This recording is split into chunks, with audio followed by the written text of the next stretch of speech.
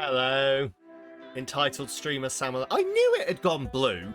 Give me a second. This fucking lighting system. I left the room for like 2 seconds, came back, and then all of a sudden this is blue. It's not supposed to be blue. It's supposed to be pink. Fucking lighting systems. Mind of their own fucking own. I walked in and I went, that pink thing looks rather blue. Anyway. So that's why you have mods. I guess. What's happening after now? Nothing. I just don't want it to be up there the entire time. But to be fair, I could have it up there the entire time, couldn't I? Hang on, fuck this. It's time to assert myself. Is that what she said? Maybe, maybe not. You and your N64 clip will have to tell us. I'd forgotten about the N64 clip. Anyway, we're starting off well.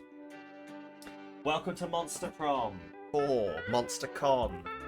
I've genuinely not played any of the Monster Prom games before. How will we know this is a hashtag ad? I'm a dumb member of the pub. I mean, is the... I was about to say, is the thing in the corner not enough? But apparently fucking not. Anyway. I've been looking at this. It popped up and it said that there were settable trigger warnings. So I was like, okay, let's have a look. Drugs? Okay. Filters events including mention of drugs. Toilet humour. I can turn off toilet humour, which I think is so delightfully puritanical. Too graphic. Filters events with written depictions of sex and or violence that some may find too graphic. To be clear, the game has tons of both. But these are the ones we think are too much for some people. So I love that this is going to be full of sex and graphic stuff. But then there's some stuff that they think is potentially too sexy and graphical. Welcome on in, Marianne. And then highly violent. Written depictions of violence that some may find too explicit. I mean, we're obviously leaving them all on. Also, I can turn on and off creepypasta content? The fuck is this game? You thought they'd be right up my alley. They probably are right up my alley. It's weird. I've never got around to playing any of them. And then this opportunity came up and I was like, do you know what? Fuck it. Let's do it. And then trigger scene plot type lines randomly is eh. But like, I love that there's creepypasta content that I can turn on and off. There's also a streamer mode. And the only thing the streamer mode does is replace the end credits song. Replace the credits song with a safe oh, the credits song. Yeah, so that's the end credits, isn't it? So the credits song is apparently not safe to stream. I kind of want to know what it is. I kind of want it to just be like, it just opens up and it's just a bit of fucking Breaking Benjamin. Just like, blah. Anyway. But before we do this, there is one other thing that we have to do. And that is, I'm going to close the game and open it again. Because this is lovely and chill, but you're not getting the full effect of how this game opens. We all need to join me now as I do a quick reset and we just jam out to the Monster Con theme. Which I think is just fantastic, and I was hoping was just going to be playing continuously on a loop. Watch the game not open again now. Oh, here we go.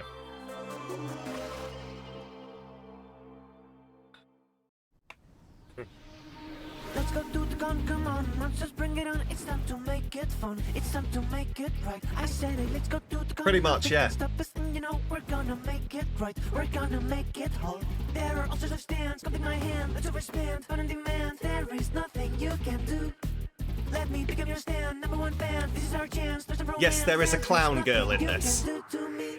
Monster, monster, monster. Monster, monster, monster. Yeah, I'm a nerd, I'm a weeb. Everybody club with me. Monster, monster, monster. Monster, I mean, this might be the credits song, but I would imagine this would be fine to stream. I don't know.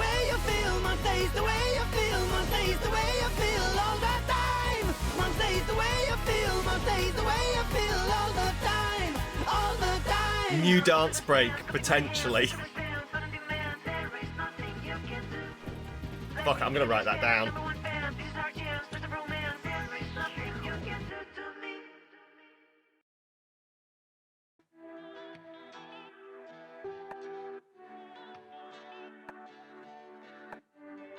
I don't know. Maybe that's the opening credit thing. Hello there. Hello. Whoa. Why? What? I wrote something on my to-do list and it closed the game. What? Anyway, let's try that again. Oh no! Oh no, we're gonna have to listen to it again. Oh no! I genuinely didn't do this on purpose. Let's go do the con, come on, monsters, bring it on. It's time to make it fun, it's time to make it right. I said it, let's go do the con, nothing can stop us. And you know, we're gonna make it right, we're gonna make it whole. There are all sorts of stands, come take my hand, let's overspend, on demand. There is nothing you can do. Let me understand, number one fan, this is our chance, there's a romance. There is nothing you can do to me. Monster, monster, monster, monster, monster, monster. Yeah, I'm a nerd, I'm a weeb. Absolutely not, Paul. Monster, monster, monster. I imagine absolutely fucking not. I'm a weirdo, I'm a geek, come with me, we'll feel complete. Monster is the way you feel, monster is the way you feel, monster is the way you feel all the time. Monster is the way you feel, monster is the way you feel all the time, all the time. There are alternate stands, coming my hands, let's understand, fun on demand, there is nothing you can do. Let me begin your stand, number one fan, this is our chance, there's a romance. Anyway. There is nothing you can do to me.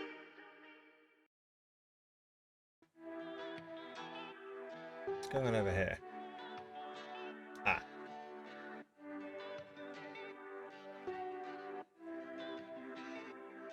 Cool. Considering who the producer is, you sure have some expectations. Yes. Ah. Get a bit of Jesse Cock. Anyway. Cool, we're going to start playing. Hashtag ad, hashtag spawn, hashtag I'm going to finish this coffee while the game starts. Just watch me start the fucking game. And it just plays that again as the intro to the game. I won't be skipping it. Do you want us to teach you all the ins and outs of the games, or have a bold, mysterious, tutorial-less experience? I probably want the tutorial. Do you want to hear awesome voice effects, or would you rather make them up as you go? Oh.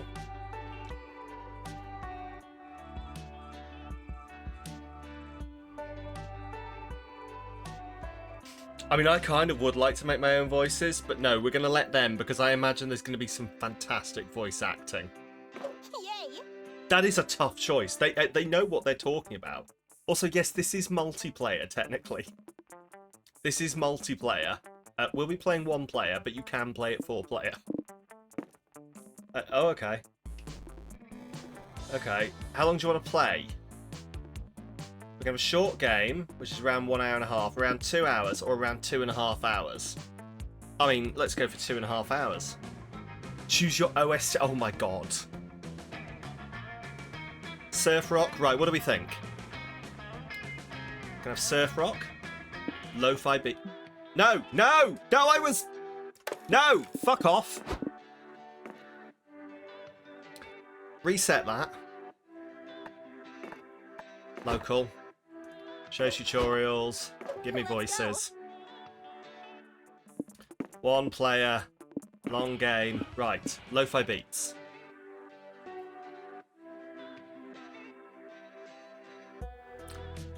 Kawaii future bass.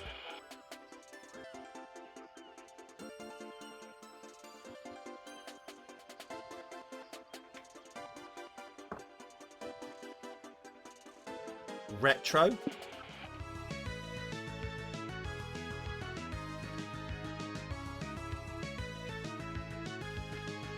Or fantasy.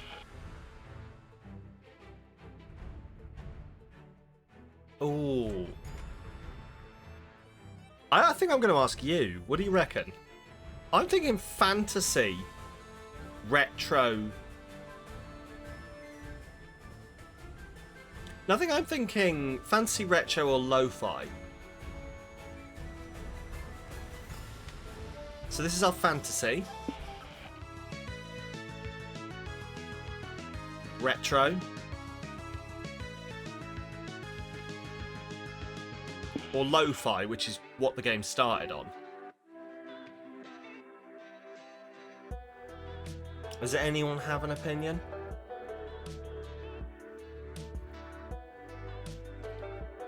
Otherwise, I think I'm probably going to end up going with fantasy. Let's not lie.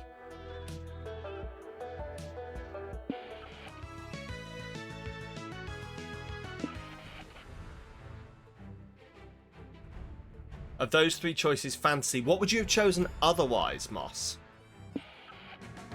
Were you thinking some surf rock or some kawaii future bet? Surf rock, okay.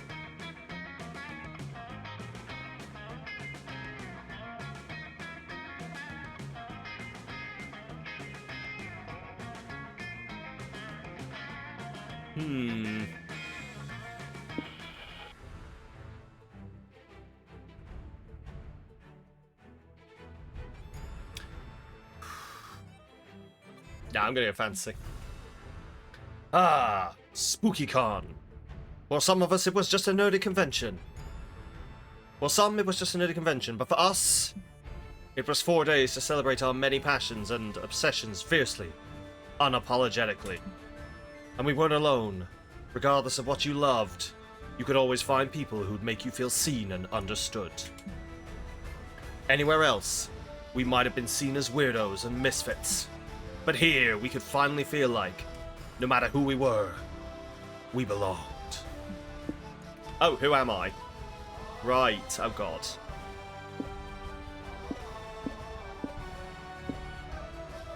There are DLC characters you can get.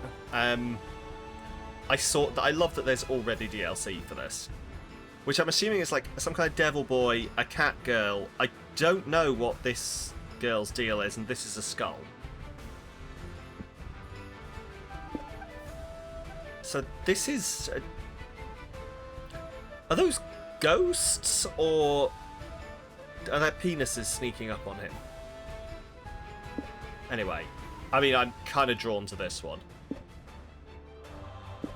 I mean, rating our protagonists, I'm not going to lie. I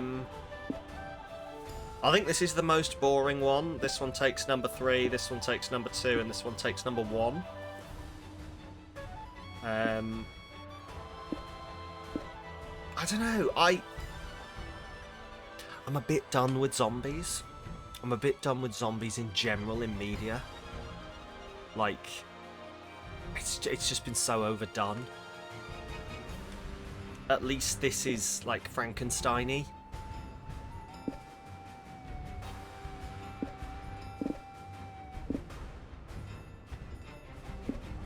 Okay, we're gonna go with this. Name Red. Pronoun she.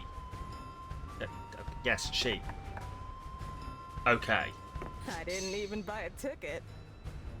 Didn't even buy it, you're gonna get thrown out the con. But as dreamy as SpookyCon was, it also came with its own set of pressures, some of which we already knew so well. At the end of those 4 days, the after party loomed over our heads, posing that one evergreen question. Would we get a date for that night? As uncertainty plagued our hearts, we couldn't help but think of the 6 hottest nerds at the con. Are you ready for the 6 hottest nerds at the con? Think those are the same 4 pro tags they've used for all the games. Oh, okay, interesting. That is interesting. Cool. I'd say, like, I've not played any that. Maybe I should go back and play the previous games. Like, I didn't realise how, like... Yeah, I didn't realise how up my alley it was going to be. Like, I've heard Jesse talk about the games before, and I've heard Jesse talk about how they threw in some real, just, like, fucking left field moments in some of them. Just, like, real kicks in the dick storylines that you can accidentally uncover. So we're looking forward to that. The 4 hottest nerds at the con. Zoe! An eldritch cutie who went from endless deity and harbinger of the destruction to author of the renowned fanfic, Prom. Liam de Leoncourt. 4XX. What is that? Oh fuck, have I got to do Roman... Is X... Hang on, is XX... XX is 1010, so is that 100? 400? But what? No, why is it 4XX? Because why are we... I don't get it. Anyway. M is 100, so what is 4XX? Whatever.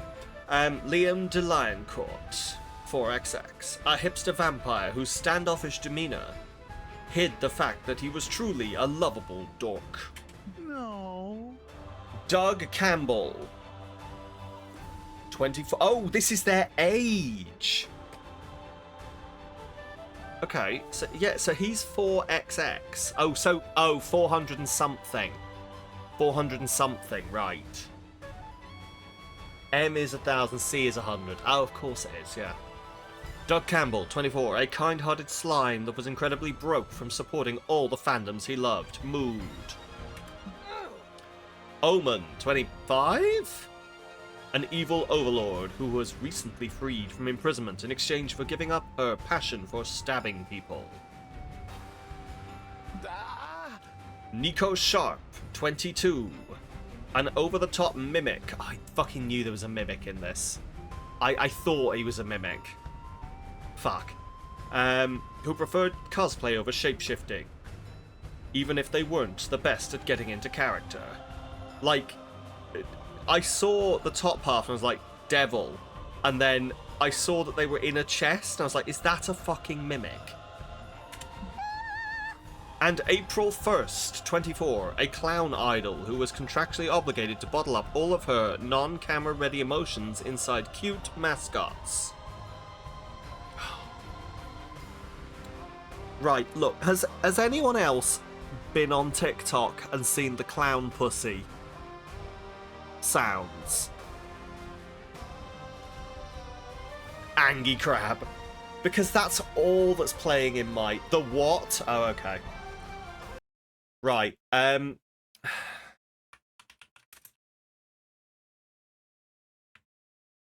give me a second.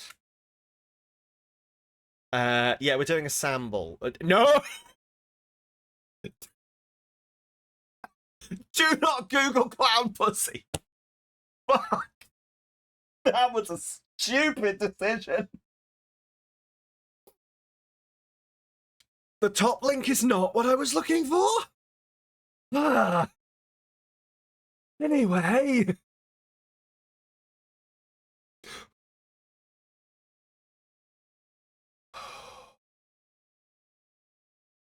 What?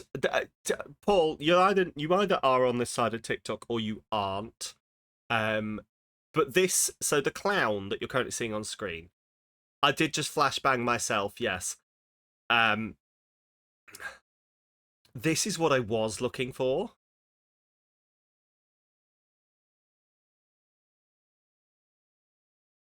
Ha ha, big kazunga songs, honky ponky clown pussy, clown pussy, clown pussy, honk honk, I'm coming.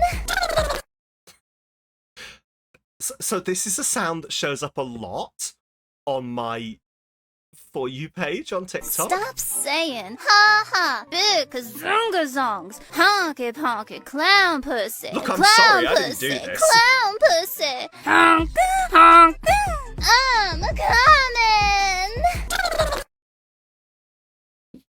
Clowns are not the king.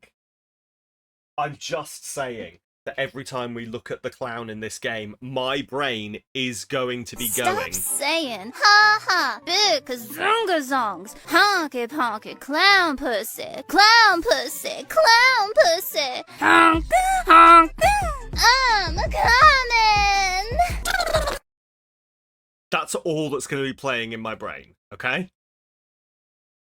So if I'm just Samkovsky, no. Samkovsky, always fuck no. Look, I'm sorry, No. okay? No.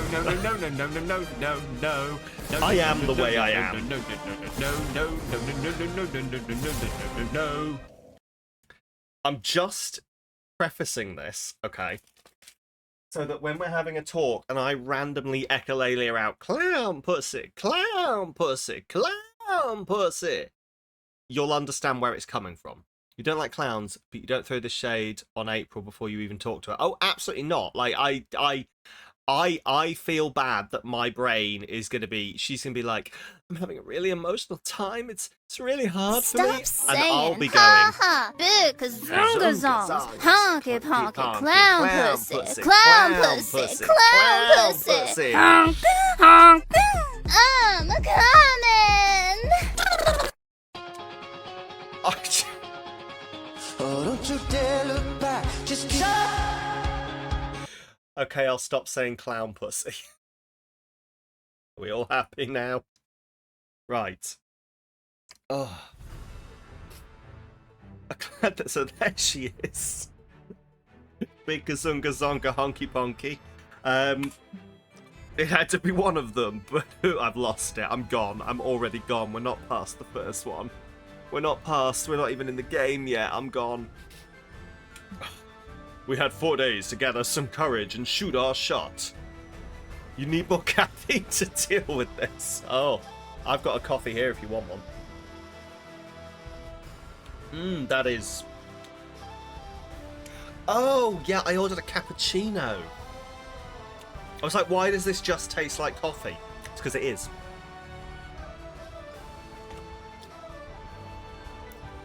You know, you're playing Expedition 33, and that world suddenly is a lot more alluring now. No! Expedition 33 is really fucking good, though. And, like, I don't blame you, but please stick around. We might be raiding Jesse Cox. We have 4 days to gather some courage and shoot our shot. What was the worst that could happen? Being rejected and alone the rest of our lives? Ha! Okay, that's it. Your team April will not stand with you being mean to her. As with Romancylvania, you put your stake in the ground, we'll stick with it.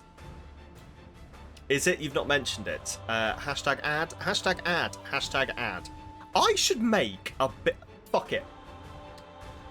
I should make a big, over-the-top, really fucking annoying, memey hashtag ad button I can press that just flashes it all over the... Fuck it, I'm doing this. Oh, Leo's type. Thank you, Leo. You're the best. Right. We've had our fair share of love and rejection. This surely wasn't our first rodeo. As we had grown to know ourselves better, we realized we felt more confident. Now you'll have to choose 3 things you like. Oh, fuck. Each like is tied to one or several romance options. I won't make a... No, that's your thing, Paul. Right, before we go any further, does anyone have... Like, Moss has put his stake in the ground. Add headphone add-on. Who... Right, does anyone have any immediate favourites out of the gate? Because Moss has put his stake in the ground.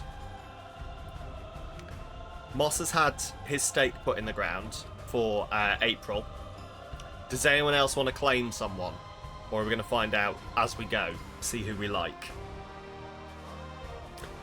I'm not going to lie, I'm also kind of liking April. Although I bet this guy gives good hugs. Moss is staking April. You have no idea who any of these people are, but you would platonically hug the slime. Oh, don't worry, I don't know who any of them are, but I reckon this guy gives good hugs. And big kazunga zongas, honky ponky. Right. Your likes will soft lock you into some ROs you'll encounter more often. You can correct this soft lock by meeting other ROs in the food court, which you'll see later.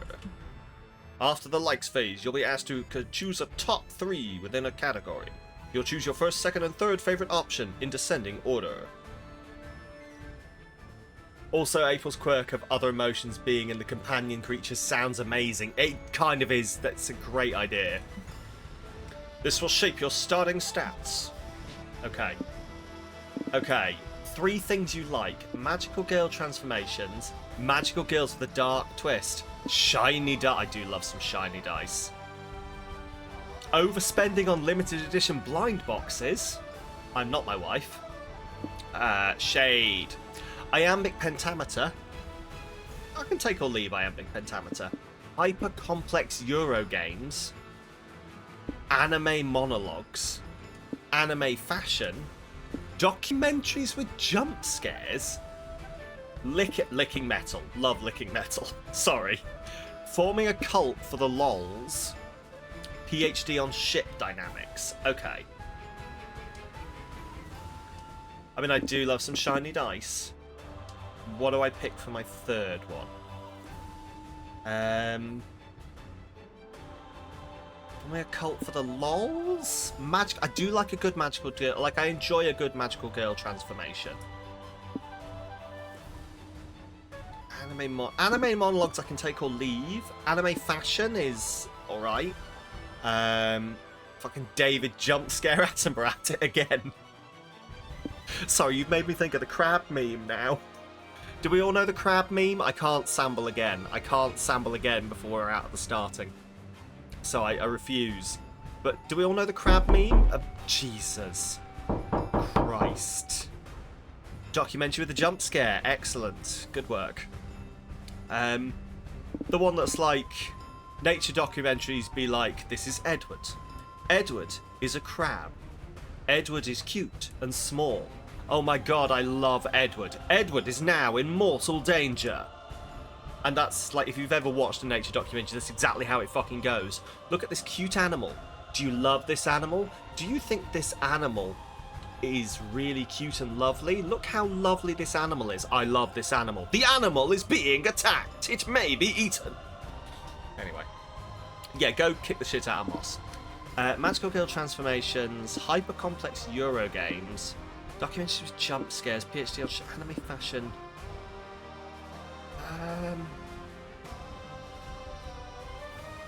I don't really know what to pick for the last one.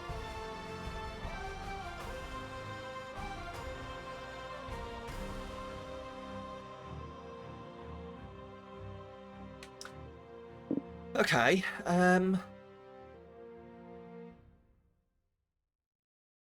I mean, I do kind of also enjoy the limited edition blind boxes. After all that shade I threw at my wife. Right. Choose your top 3 favourite Pokemans? Wait. What are these? What? Hello, Badger. What? Your top 3 favourite Pokemon? I mean, this... That girl's fantastic. Let's also go with business lady. I don't understand the question.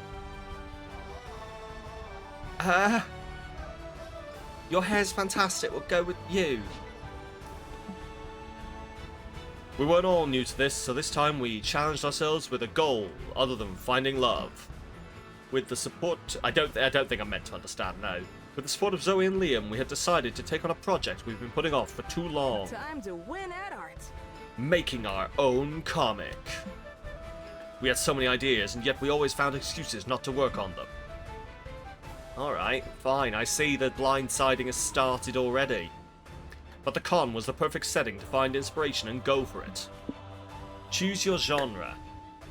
Punching or kissing? Why not both? Fuck it, kissing.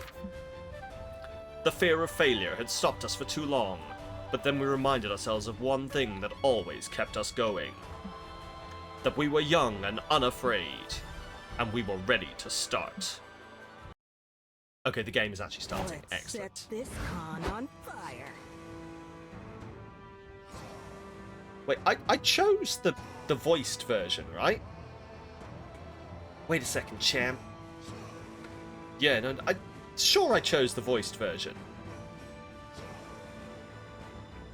No need to rush into this. We're here to give you some tips on how to do cons the right way. Think of it like some sort of tutorial. God knows you could use one of those. As everyone knows, the main activity of a con is finding love. Yeah, I know it isn't really, but this is Red we're talking about. Look at her, she's probably aiming to get a date at the big con after party. Ah yes, the silence speaks volumes. Well, if you want to get a date, you better get to know the other person and what they look for in a potential partner. Yes. Exactly. Do they share dreams and fears? Are your visions of the world in sync? Are your souls truly compatible? Too complicated. Let's say someone's personality can be defined through 5 traits. Smarts, boldness, creativity, charm, and fun. Sure. Where's neuroticism? I pride myself on my high neuroticism stat.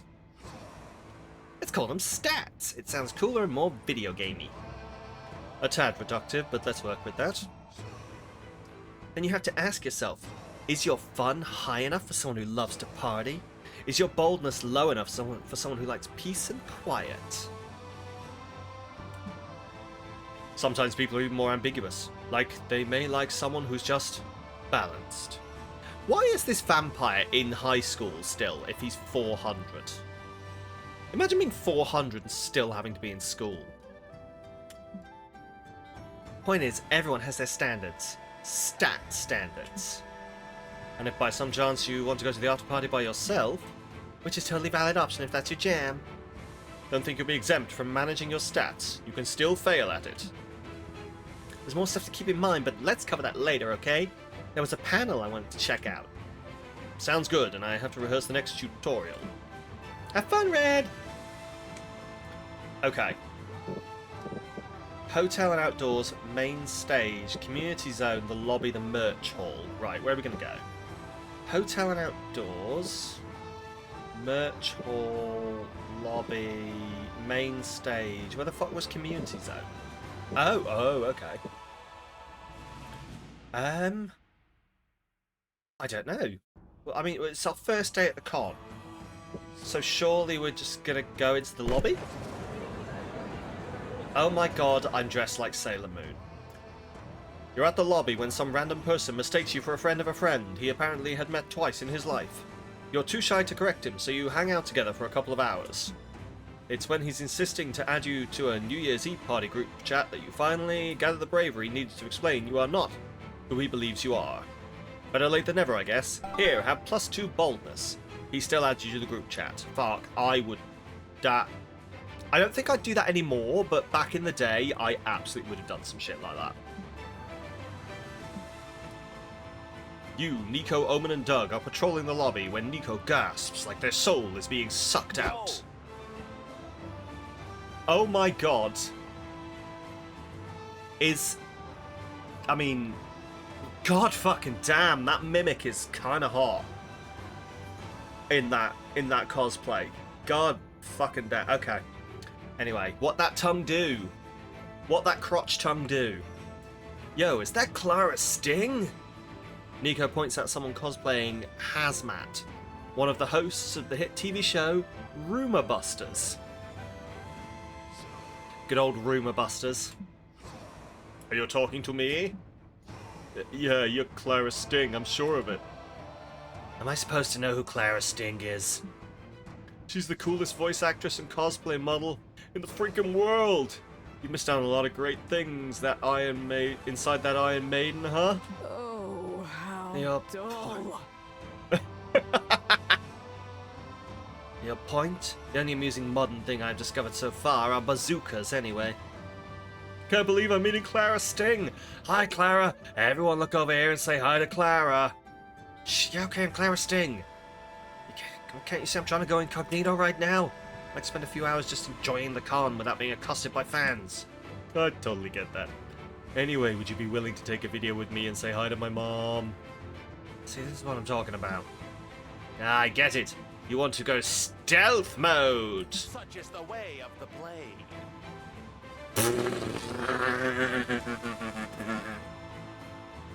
Oh, you fucking nerd. I'll help you. I'll be a whisper in the wind. I can disappear into the shadows and attack before they ever see me coming. What? Attack who? Pulled off many stealthy assassinations during my villain days, so this will be a breeze. I mean, I don't really want to kill anyone, but I'll do anything for you, Miss Sting. Look, nobody's killing anyone. Just don't blow my fucking cover. If nothing else, some stealth could help offset your loudmouthed friends.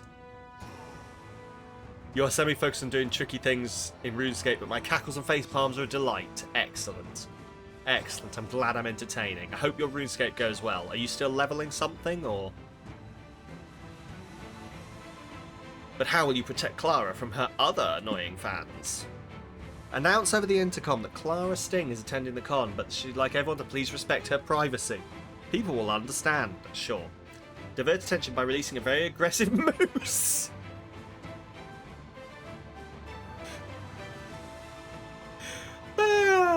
Oh, to have access to an aggressive moose. Oh. Wow, this really is two sides of the spectrum. Respect the privacy or release an aggressive moose. I mean, personally, like, I think this is the bad choice, but this is just the bad choice or the bad and hilarious choice. Ooh, what will I choose? Doing high-level Slayer tasks than you usually do, so you try not to die. That is fair. That's insane. So insane that it has to work. Are you sure? A moose seems lackluster. Is it not simply a horse with horns? Oh my gosh. God, no, have you seen a moose? Moose. Mooses? Moose? What's the plural of moose? Is it just moose? For some reason I want to say meese. Moose. Moose are fucking huge. They are, like, think how big you think a moose is. It's bigger than that. Okay? Imagine how big you think a moose is. It's bigger than that. I can guarantee. Even if you've seen a moose and you think that's how big a moose is, I guarantee you a moose is bigger than that sometimes. How big can they be? Later, you're staring at the moose that you found in the woods, conveniently located within walking distance of the con. Fascinating.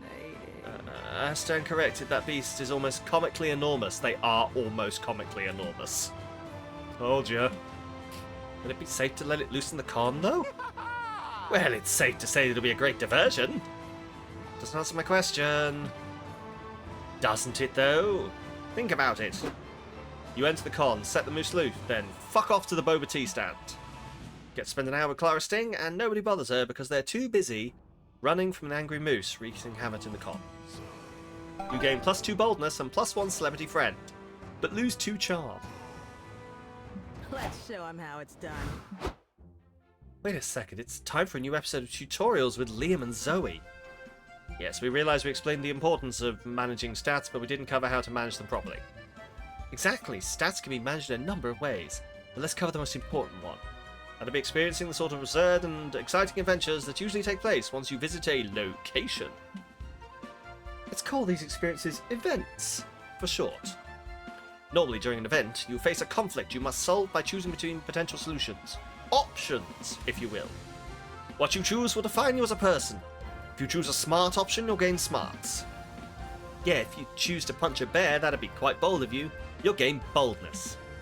But stats are also lost when choosing an option. Every path not taken is a stat lost. Which is to say, if you choose the smart option instead of punching the bear, then you'd gain smarts, but lose boldness. Just try not to punch a bear, okay? Liam, let Red punch a bear if that's who she is as a person. Anyway, there are a few more ways of managing stats, like, Liam, let's write those down in a manual or something. I really want to go check out those limited figurines I told you about.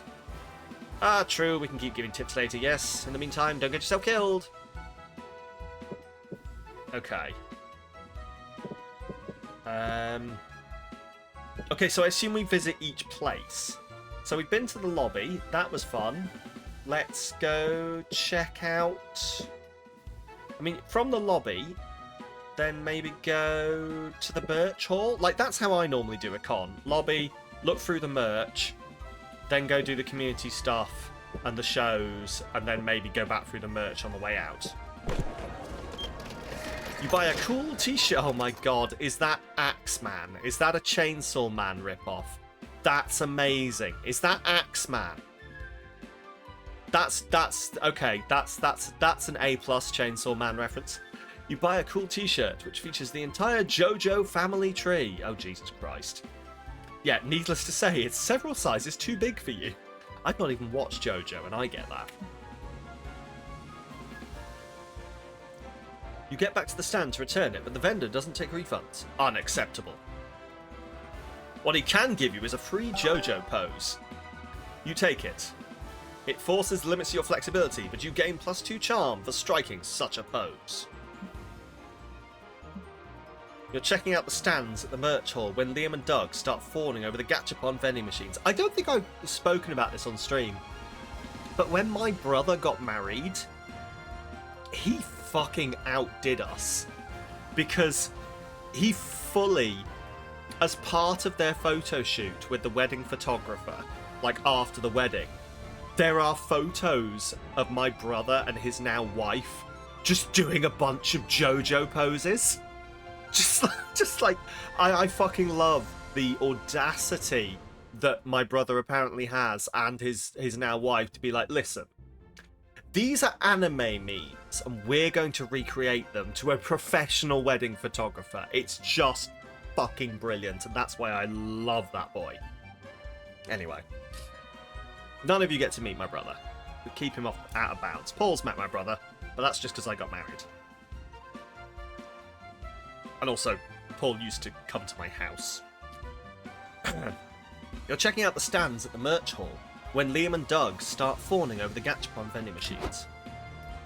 Liam, check out this one. This Gachapon is filled with ID photos of random people. So authentic. What a brilliant concept. It forces us to look at strangers with fresh eyes to truly notice them. Who are these people? Are they targets assigned to the buyer to find and murder them? No, you just collect the pictures. I understand. Wait, no I don't. I gotta have it. Okay, these specific gacha may not be your thing, but look at these buff birds. They're birds, but they're very muscular. This game is now appealing to Drissy. Shout out Drissy. You should all like Drissy. I admire a plastic... That didn't work. Did that not work?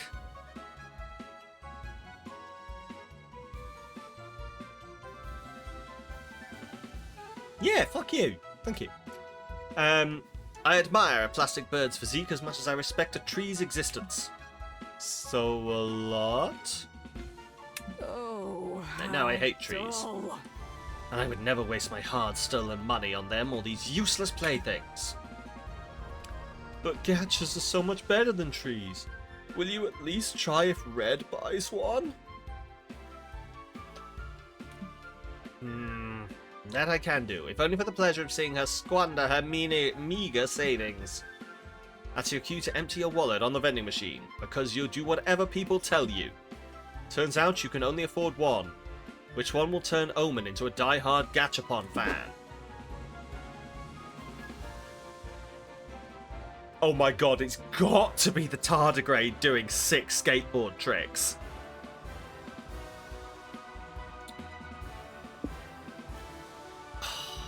The little creature in a silly pose of abject terror as if they were hit by a spell that turned into a gacha. See, I think this is the one that's gonna be... This is the right option. But... The tardigrade doing a skateboard trick. I want a tardigrade doing a skateboard trick. Oh, I'm gonna have to pick the right option, aren't I? Fuck. Tokyo, Japan, the offices of a big gacha company. Gacha designer Shoichi Fukube is a nervous wreck. He was supposed to submit a design for a new gacha series by tomorrow, and he has nothing. Fukube-san, you better have a hit gacha by tomorrow morning, or the only thing that will be left of you here will be your ID photo. I won't disappoint you, Mr. Takayama. On my honor. After a long ride home, Fukube meets his brother, who has taken him in during this rough patch. Come on, Shoichi. You got this. Inspiration will strike at the last minute, I'm sure of it. Dejected, Fukube stares at his face in the mirror. Suddenly, a strange figure appears behind his reflection. The figure whispers, "You know what you have to do." I can't. You can, and you know you will, the figure replies. It's almost midnight and time is running out. Fukube visits his brother. Shoichi, what's wrong? Can I help you? Yes. Yes, you can. His voice trembles. He starts doing strange hand gestures as though performing a spell. Shoichi, what? What are you doing? Forgive me, brother. An explosion of colour and light swallows Fukume's brother, frozen in place as he realizes his terrible fate. Anyway, back to the con. Ooh, I fucking love this. Yeah, you fucking do. Look at that expression of pure dread and horror. It's sublimely realistic. But they're just silly little toys. You can put them on your desk and look at them while you're working. Yes, Omen, that's the magic of gachas. You have a point. This horrified visage will make me laugh and keep me motivated to inflict pain and suffering wherever I go. That sounds like a win in your book. You gain +2 smarts for knowing what tickles Omen's fancy. And if you do well enough, you might be the one tickling Omen's fancy.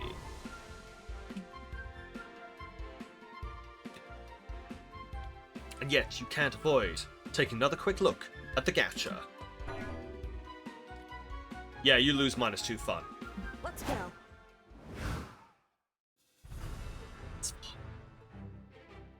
Smart and bold is the way I seem to be driving. I don't feel like I've had much... I don't know if I've had much chance to get creative. Sorry, what's going on here? What is happening? So this thing is opening at the top. But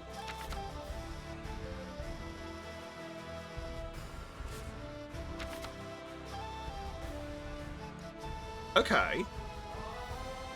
Wait, is this showing me where I can get things? Because look, things keep appearing over these. So, bold, that's, I'm going to guess, fun. Charm?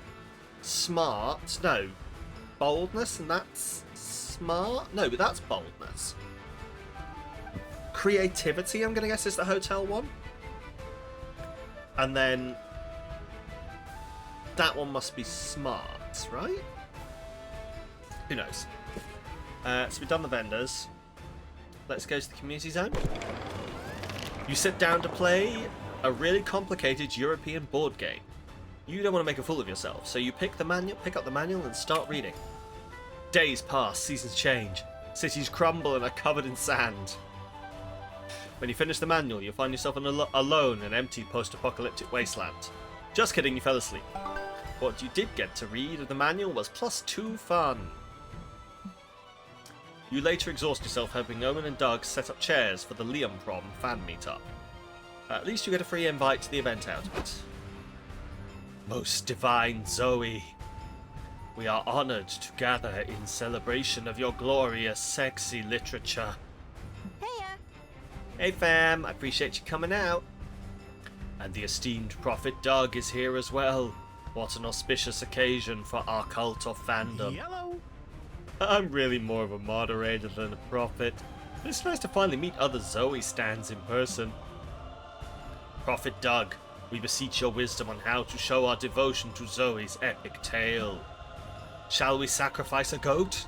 Perhaps one with a man bun to be most on theme. Yes, spill the blood of the Liam goat. No, this room is carpeted. Go eat some refreshments and talk about which Liams are tops and which are bottoms. That'll bring me the most pleasure. It's an honor to receive a missive from the goddess herself. To the snack table! Ooh, I fucking love this. I finally see the appeal of this fan fiction thing. You never told me it garnered such a strong following of minions. They're not minions, Omen, they're fans. Don't order them around, I just turn them on with my writing. What's the point of that? Surely you indulge them in at least some recreational torture? She tortures us with her cliffhangers, maybe.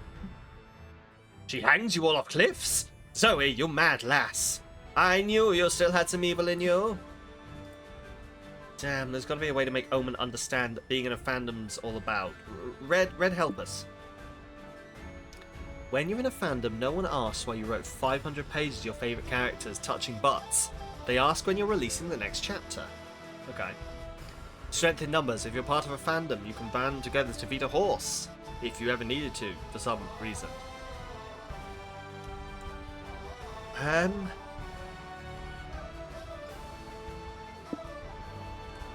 of I mean, that's what I think would appeal to her, but that's like, or beta moose, which is just a horse with horns, as we established earlier. Fuck it, this one. What? I do not follow. Don't you have some characters you really like? Like, really like? Yeah, you know, characters you could think about for hours. When I was young, I marveled at the heroic feats of warriors of legend. Like Brachius of the Blood Spear, or Astafex, Scourge of the Astral Realm. The people would gather, raise their drinks in pride, and sing of the warriors' heroic deeds around the fire. It was a magnificent time. Well, the fanboy's pretty much just like that, but we gather on Discord and AO4 instead. AO4. An archive. So, archive of our own. Alright? It's alright with an O. Alright? I do like Discord on principle, but what are these 4 A's of which you speak of? It's a fanfiction archive. Let me search it for you. Brachius of the Blood Spear and Astafex with an X right of the Astral Realm. Here, there's 78 results. These are like epics. And pretty much you can check the tags to see if you might be interested in the story. Like this one, plunging his blood spear into my heart. Brachius, Astafex, enemies to lovers, only one bed, butt stuff. And we're in the ads while I recover from the only one bed butt stuff. Ugh.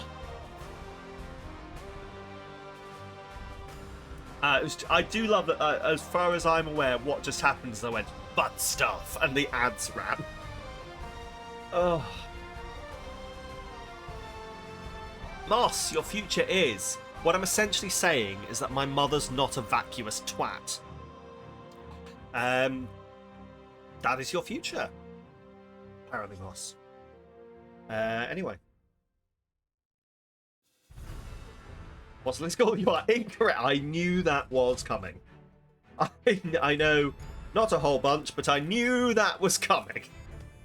You are incorrect.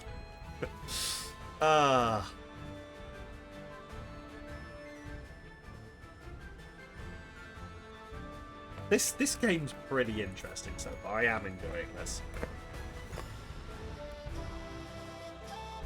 I'm also apparently healing my. Oh, there we go. Hang on, I've made my coffee brand safe.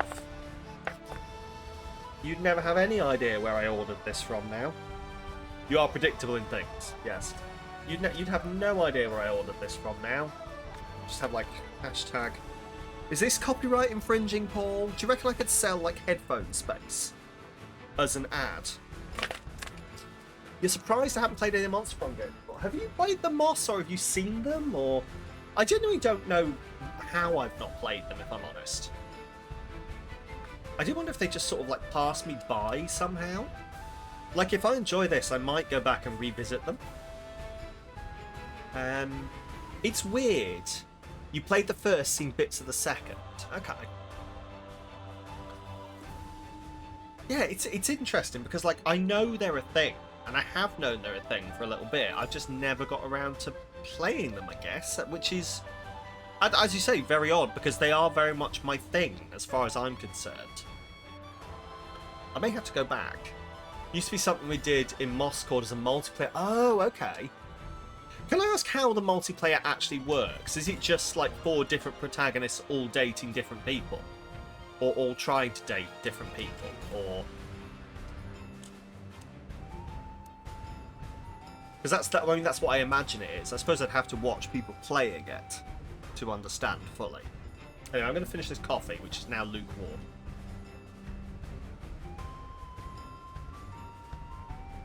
Which will be great, because we'll come back from the ads and I'll be fucking wired. Also, shit's going on down here. What's now?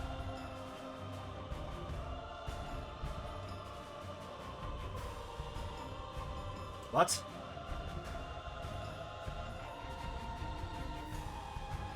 Sorry, apparently I'm being told I missed a birthday? fuck did I miss that?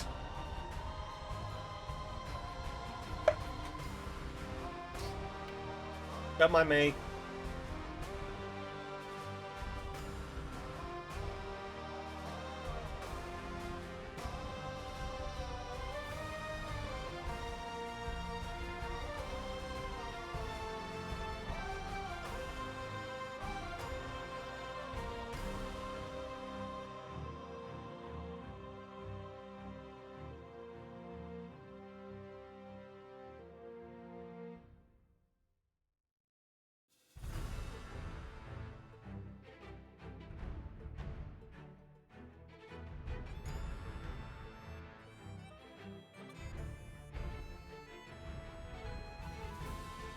Fine.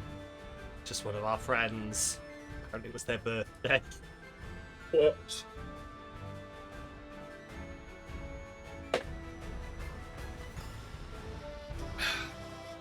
Anyway, onwards. Multiple pro tags trying to date differently, or why did you remember? I didn't remember. I just saw the messages going through. Like, I genuinely thought it was next week. I thought it was his birthday next week. I don't know how I've done this. Anyway.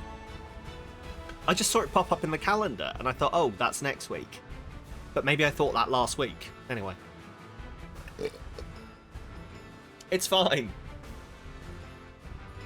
Anyway, AO4. Hello, darling. I've always wondered what it would be like to feel Asphyx's rear in my hand. Apparently dozens of other people wanted the same thing, and now you can share that passion. Anyway, butt stuff, indeed. See, Omen? A fandom's cool or what? Shut up. I am reading. 3 hours later, Omen seems more convinced on this whole fandom thing. Progress. You gain +2 creativity and lose 2 boldness. I'm on fire, baby. I'm on fire, baby. Right. The main stage or the hotel? I mean, I guess the main stage next and then go back to the hotel at the end of the day, right? That sounds right. Main stage. Game post-mortem. Domino. You sit down to watch a post-mortem discussion of the game Domino. You learnt the first iteration had no pieces at all, which made playing quite difficult. The 7th iteration added the crucial rule that forbids eating your own pieces. An hour later, you know more about Domino than anyone in your age group, which actually isn't hard, but still, +2 smarts for you. Then you meet up with Doug, Zoe and Omen to get autographs from a famous anime voice actor. Oh, how dull. This is asinine. Obtaining some random motherfucker's signature is not worth waiting in line for 1 hour and 45 minutes. Depends who it is. For me, voice actors no. But then I know, like, for... not to single anyone out, but Kel, maybe that would be a thing. Kel knows voice actors much better than I do. There are specific voice actors that I would be into getting autographs of, but am I into getting their autographs because they're voice actors, or because I like them as a person, is the real question I would have to answer there. Like, am I getting an autograph from Matt Mercer because I'm like, damn, I loved you as McCree, or am I doing that because I'm like, oh my god, it's Matt fucking Mercer, you know? Anyway. Oh no, is that how long we've been here? We're gonna miss the panel we wanted to see. Shit, you're right, there's only one thing to do. We gotta cut the line. What? But cutting is so mean. It's the only way to get the autograph and steal the and see the panel. We have literally no other choice. I could be persuaded to do something mean, but will this not taint my redemption arc? Well, you were bent on world domination before. Line cutting is less evil than that. That's character growth, baby. Oh, jeez. What about me? I never did evil stuff before. Is my character shrinking? No, for you, Doug, this is an unexpected but welcome anti-hero moment that makes you more complex and cool. Oh, nice. But Zoe is fucking great. I am coming around to Zoe. For some reason, we've not spent any time with the clown yet.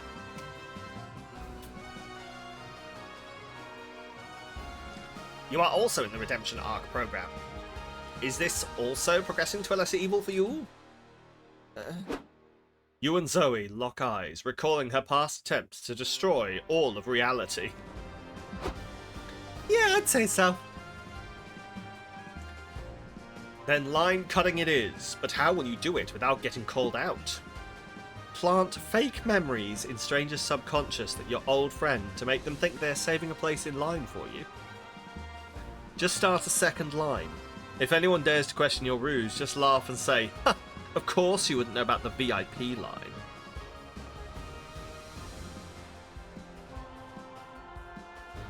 Ooh. I mean, this makes us such a bunch of dicks. But, like, what's more dickish? Just starting a new line and being an arsehole, or purposefully altering someone's memories? Now that I think about it, this is probably more dickish.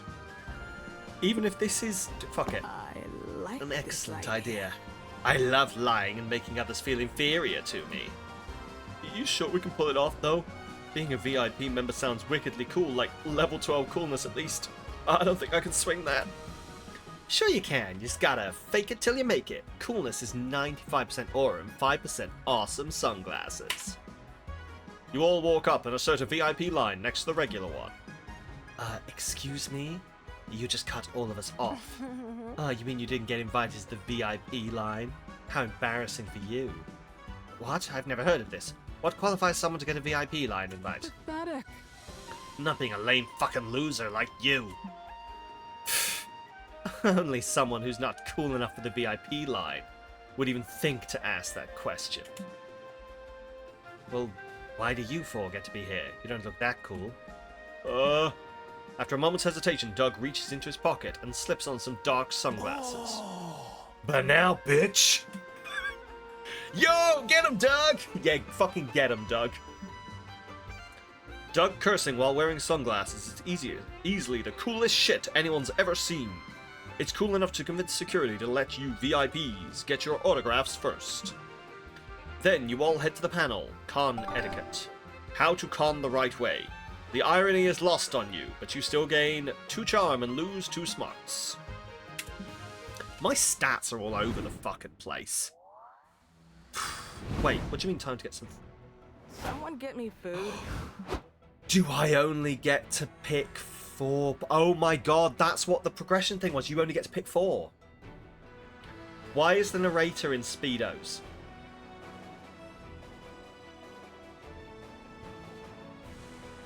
Can I date the narrator? I'm not gonna lie, the narrator's ripped. The narrator could get it. Welcome to the food court. You'll be visiting this place twice per run.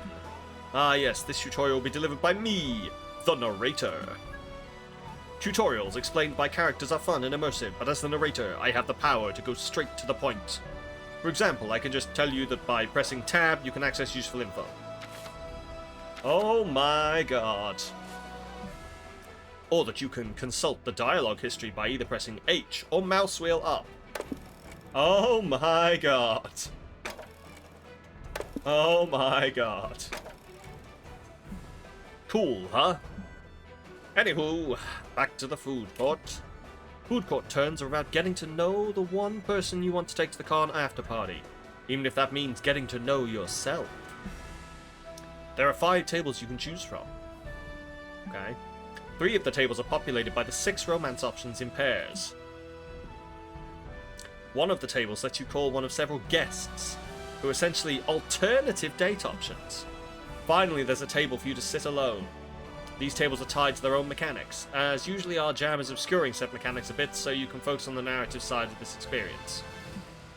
By playing, you can slowly but steadily learn how everything works. But if that's not your style, we've added helpful explanations to everything in the manual. Feel free to check it out. Just keep in mind that each table only allows for one player. Now go choose a seat. Okay. Okay. I kind of want to know what the guests are that you can call. But also I could talk to Honky Ponky. I need to stop that. Yeah, these become really important choices if you're multiplayer, I can imagine. I kind of want to know the guests. Who the fuck are any of you people?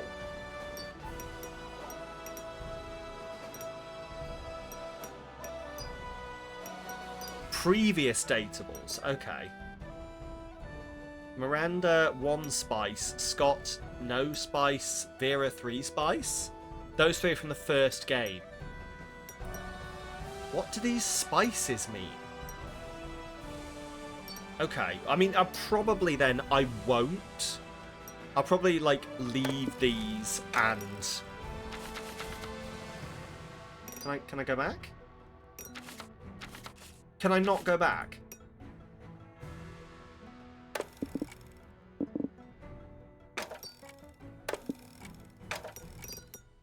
Well, that's annoying. Okay.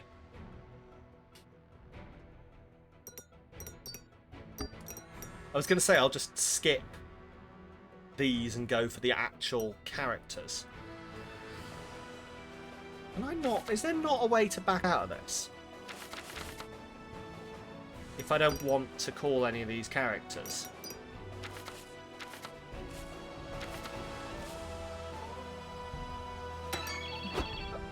Well, didn't mean to do that. You invite Vera to join you at the con. Sure, I'd love to go. Really? I didn't think you'd be interested. Of course I am. I have money to launder and merch is the perfect cover. What a generic and stupid... Vera, tell us, what is your type?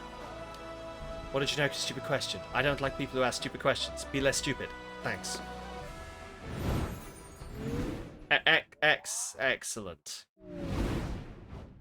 Ooh, another Well, that awesome went. idea. Well... It's time to work on the comic. As your creative mentors, we've prepared very original questions that will spur extraordinary ideas. We've written 2 per day. You're welcome. Once the exercise is done, you might see no comic just yet. But you have to trust the process, Red. Your efforts will come to fruition by the end of the con. Totally. How you choose to answer the exercises will impact the script to the resulting comic. I recommend that you remember, or even take note of, every option you choose during this exercise to better savour its impact once we get to see the resulting comic. And there's more to these exercises. All these choices will shape you as a person, which is to say they will affect your stats. You'll feel these changes each time you solve one of the exercises. And there's one last thing I love about creative work. When several people collaborate, it changes them all as a group. That's right! My personal advice is that even if one person is answering an exercise, the whole group should discuss it. To be clear, you'll gain a lot of the stat tied to the chosen option, but you'll lose the stat tied to the option not chosen. And these stat effects will equally affect all players. Shush that voice, it's breaking the immersion. Ugh. Anyway, enough procrastinating. Zoe is right, it's time to work on your craft. Hold this pencil and let the mind wander. Con is a whirlwind of activity and overstimulation, but somehow you find time to work on your comic. Time to brainstorm. Okay, what trend from the early 2000s should come back already?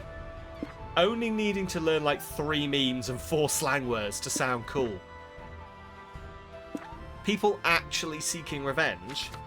Delicious tobacco. Why did this trend die out? Or wearing pants?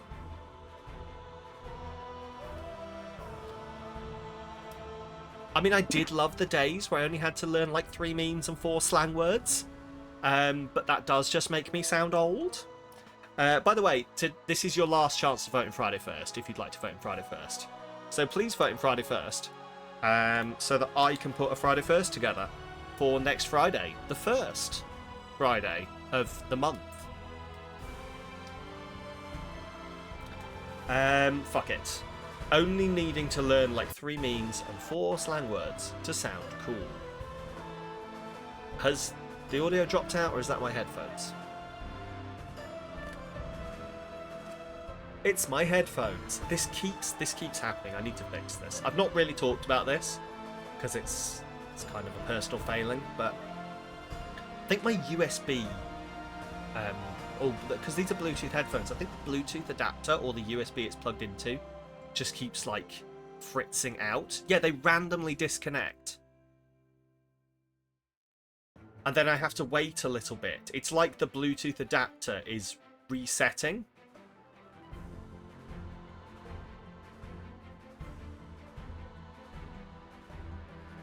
Yeah, because then it's not reconnecting. Give it a second.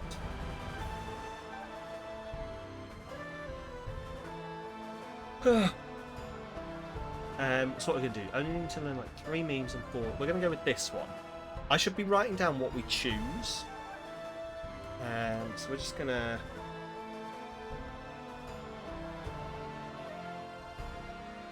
take that, I'm going to drop it into one of these.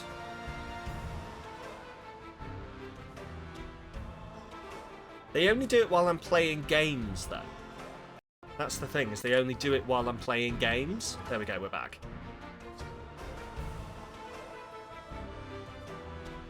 Or at least that's the only time I notice it. This one. What's your strongest asset when on a first date? You taste like pumpkin spice latte. You have strong yet graceful knees. My knees are strong, but they are not graceful. Your eyes are soulless, almost as if they were 2 sexy empty holes. Or you can transform into a tiger. Leo, your future is... Don't stop! Don't stop! My knees are permanently grazed, and not for fun reasons. What's your strongest asset when on a first date? Your eyes are soulless. I do have soulless eyes, in my own opinion, so we're going to go with this one.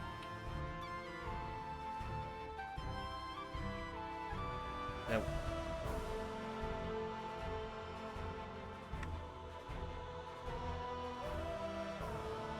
There we go. Do that. Boom. The soulless eyes is green. It's because you walk into things. Is it? No, it's because I keep fucking falling over, Moss. It's a new development, but I keep falling over. Also, it used to be bruises from walking into things, but I do genuinely just keep falling over. I don't know why. But again, like, I kiss the floor. I've kissed the floor a lot this year. Before 2025, it did not happen to this degree. She is a harsh, harsh bitch. Time to get back to the car. Right. Here comes the MVP. Stop right there. This is the stat police. We're here to test you on your stat knowledge. I thought so. There's 4 things. We can only go to 4 places. I understand what this means now. We can only go to 4 places. And that's why we missed the hotel. I get it. Stop right there. This is the stat police. We're here to test your stat knowledge. Just kidding. It's us, Zoe and Liam, renowned creators, verified hot people, and knowledgeable tutorial dispensers.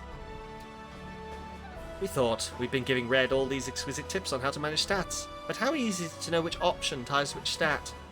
Yeah, some options will be easy to interpret, like how punching a bear feels very bold thing to do. But some will require quite a lot more nuance, and it might be harder to tie them down to a stat. I'm not gonna lie, I've not really been thinking about what stat I'm getting out of these things. I've just been choosing the option I like. Am I supposed to be thinking about what stat it's improving? Whoops. Should crowdfund one of those parkour how to fall courses. What, so I can do? I already did a beautiful roll. Yes and no. Excellent. Which is why we've written all the specifics to every stat in a manual for you to check, which will be available within the customize menu. So even if an option might not feel tied to a specific stat or even more than one, you just gotta take your time, try and analyze what's the biggest clue within the option and which stat stat relates to that specific clue. Or you know what? Just ignore stats and choose whichever option feels more interesting to you. Live, fail, have fun. That is exactly how we're going to be playing this game. Oh, there we go. Oh, my body woke up. We're going to live, fail, and have fun. I must agree with Zoe here. I must agree with Zoe here. Just try not to fail too much. Let's go play some DDR so I can see you fail too much. Let's go, but don't be surprised if you're disappointed. See you around, Red. Right, where are we going to go? Check out the hotel. We haven't checked out the hotel and outdoors yet, so let's go there. You get an ice cream cone at a food stand. Damn, you ate it too fast. Brain freeze! Feels like you can't move. You stand still for what seems like ages. The entire con passes in front of you. You imagine everything you'll miss out on now that you're forever frozen. Suddenly, the brain freeze passes. After such a traumatic experience, your neural pathways have been changed forever, effectively giving you true creativity. Afterward, you're walking to the food trucks when you pass Doug carrying a boomerang of all things. Hello. Hey Red, what do you think of my new boomerang? It's certainly a boomerang. It sure is. Freaking love this thing. Boomeranging is going to be my passion from now on. Why? Because boomerangs are cool. You throw them and they always come back to you. Watch, I'll show you. Doug throws the boomerang. It doesn't come back. That is exactly my experience with boomerangs. Ooh, I lobbed it. Why? Oh, it's just fucked off. Oh, okay. Why is it not coming back to me? It's curved ever so slightly, and it's just not come back to me. Doug is me for real. Moss, your future is... Would you like Daddy's seed? Daddy seed?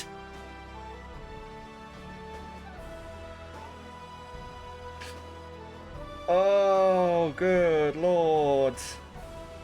Anyway. It doesn't come back. I think I know what I did wrong. One sec. Doug goes to retrieve his boomerang. Okay. Excuse me, Sam, while I take your bot out back and have a word. Oh, Lord. Try this again. Return to me, my friend. Oh, darn it. What's my future?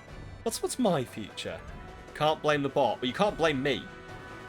You can... No, why? I haven't done it. I didn't do this.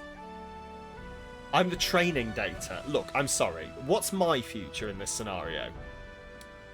Darling, the door has disappeared. I don't even know how to fucking interpret that. Sure. It's fine. Third time's the charm. I can do this. Is this boomerang broken or something? You can't watch Doug trudge back and forth to get the boomerang anymore. It's too sad. There must be an easier way to make it come back. I'm gonna die in a swimming pool with no ladder. Probably. Right, if found, please return to Doug on the boomerang. It'll mix the badassery of boomerangs with the wholesomeness of trusting people's kindness. As he tried throwing it straight upwards, it's so much easier. This one, I think. Good thinking. Oh, good idea. Should I have my last name and address too? Nah, you don't want to be the first guy to get doxxed by a boomerang. Okay, but I'm at least going to glue a picture of myself on it so people know who I am. It's not like it's going to go so far that whoever picks it up can't see me from a distance. Doug writes the message and glues a picture of himself to the boomerang. Now let's try this one more time. Fly high, little guy! Doug throws the boomerang right into the open window of a moving bus. I mean, it's a really good throw, at least. It was, wasn't it? I just hope I didn't hit anyone. What you don't know can't hurt you. Want to get a snack? I'm starving. You and Doug head to the food trucks and get churros. Huh? You know, Red, I've been thinking, maybe it's not so bad that I lost the boomerang. It wasn't that cool, right? Yeah, no, totally. In fact, I was thinking, hey, you there, you're Doug, right? I found your boomerang. You did? Thank you so much. Where'd you find it? It hit me in the head while I was on the bus. At first, I was pissed. But then, yes, it does turn out that this snake man, I've started doing a serpentious impression. Shut up and don't sue me, Netflix, or who? No, it's Amazon Prime. Don't sue me, Amazon Prime. At first I was pissed, but then the boomerang and I went on this where are his eggy boys? They're off talking about tax evasion. We went on this crazy misadventure and, well, I won't bore you with the details. The point is, I went searching for its owner, and I finally found you. Take good care of this thing, okay? It's a keeper. I will. Thanks again. Have a great day. Whoa, Can you that was believe so it, Red? cool. Must be a sign that I'm destined to be a boomerang master after all. They say insane shit all the time. Bank accounts created by the shadow government. See? Fucking love that. Anyway. It's like this boomerang fixation won't be off the menu anytime soon.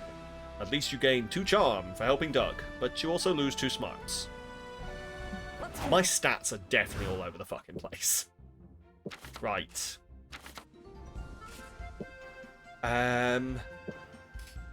Merch hall, community zone, lobby, main stage. I mean, we've got to go to the main stage. We've got to. If we've come to a con, we should go see some of the con things. Right. Fighting game archetypes. The grappler. Big arms to grapple you. Usually they have kidneys. Misdirected urge for hugging people. You decide to watch a panel discussing fighting game archetypes. Your main goal is to determine which archetype you'd be. Are you a grappler? Are you a zoner? I don't know what these terms mean. I mean, I can guess what a grappler is. I've no fucking clue what a zoner is. By the end of the panel, you realize you're a very rare lover. A highly ineffective archetype of fighting games. Makes sense. You are a better fit for a dating sim. You gain 2 smarts for achieving such self-awareness. Vera arrives and is keen to visit a meet and greet for her favorite newspaper cartoonist, Carl Onslow. You thought Print was dead, but apparently not for her. Mr. Onslow, sir, it's an honor to meet you. Oh god, are you just here now? Are you just here now? I don't want you. Oh, for fuck's sake. It's an honor to meet you. The understated humor of your strips always makes me smile, even after reading about tightening financial regulations. Thank you, my dear. Hearing that was just to pick me up. This old man needed. Is something wrong? Well, I've signed a new contract with a big corporation. Why does that rock my dad? To be fair, I see it. It seemed a good idea at the time, but now I've thought about it a bit. Maybe $40 was a bit on the low end for the rights to my life's work. Sir, can I have a look at your contract? The cartoonist hands the contract over. Despite its length, Vera makes quick work of it. I see. Sir, I happen to run a law office of irrelevant legality. Please let me represent you. I'll get you out of this. You do that? Thank you, young lady. That's very kind. You all go find the corporate representatives the cartoonist deals with, and of course, they turn out to be... Hello! Oh my god, it's a leech and a fucking mosquito. Hello! You're not worrying about your contract again, are you, Mr. Onslow? I thought you made your funny little pictures for the love of it, not the money. You're lucky we don't charge you for the privilege of getting to see them in print. Now you say that, maybe you have a point. No, they don't. Listen, you two. I'm Mr. Onslow's new legal representative, and I'll be renegotiating this contract. No offense, but I don't think you can take negotiations with us. You'll be begging for mercy by sunrise, legally speaking. I doubt it'll go on that long. You'll be the one on your knees long before then. Also, legally speaking. Big talk from someone who's already made a crucial mistake. You can't renegotiate a valid contract, and believe me, when I tie something up, I make sure it's tight. Don't you worry about that. My co-counsel, Red, has already discovered this contract is invalid, haven't you? Far be it from you to contradict Vera. How do you invalidate the contract? I cannot believe I've accidentally just accessed what is clearly like the fan service for people who played the previous games. And I'm sure this is really like, oh my god, it's Vera, but I've never played them. I'm like, oh my god, will you fuck off? I want the clown. Claim the contract was signed under duress. You threatened him to sign. Framing someone for a crime is okay if that someone is yourself. Argue the contract is null and void because Vera is actually the cartoonist financial dominatrix, and a pre-existing contract establishes all his work belongs to her.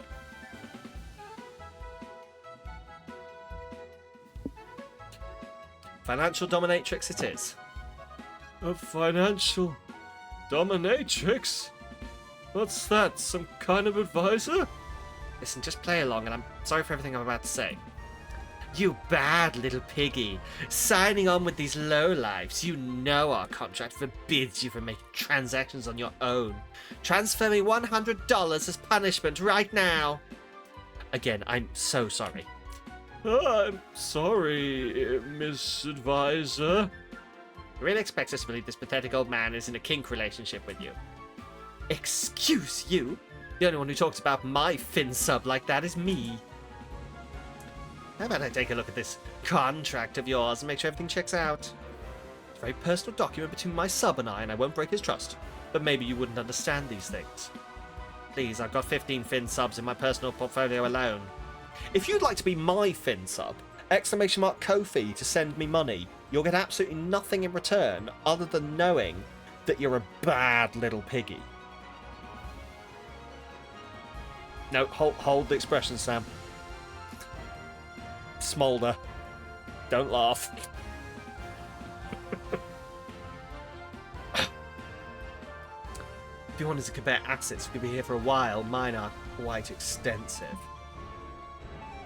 She certainly sounds like she knows what she's doing. If word gets out that we stepped on another Dom's toes, we'll never attract any subs, I mean talent again.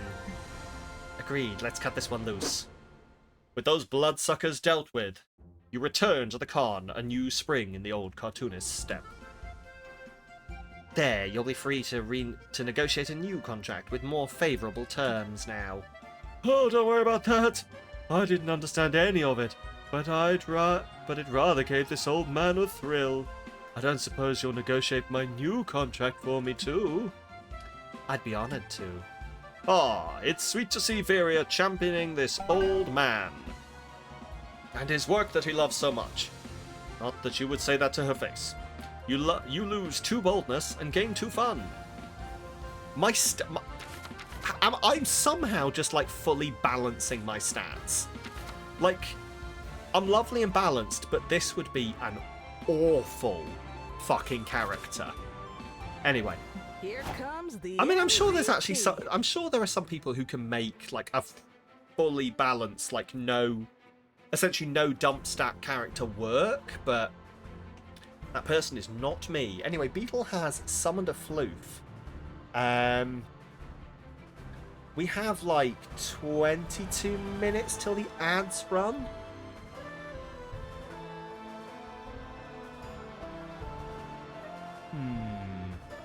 But I'm going to do it anyway. I'm going to grab that just before we start anything else because I'll get swept up. So I will be right back with a cat. And you all just think about your current position and why you've been a bad boy, girl, sentient object, they, them, animal, sub, switch.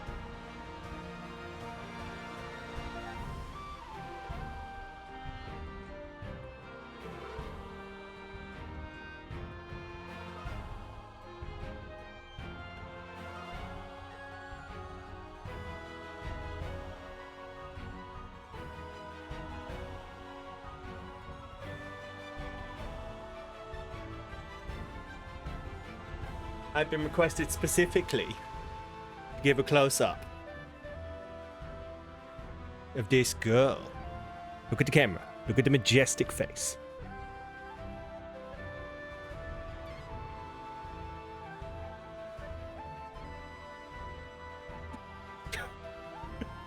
Why do you keep shaking your head when I pet you? What is happening? What are you shaking off, you strange creature? Are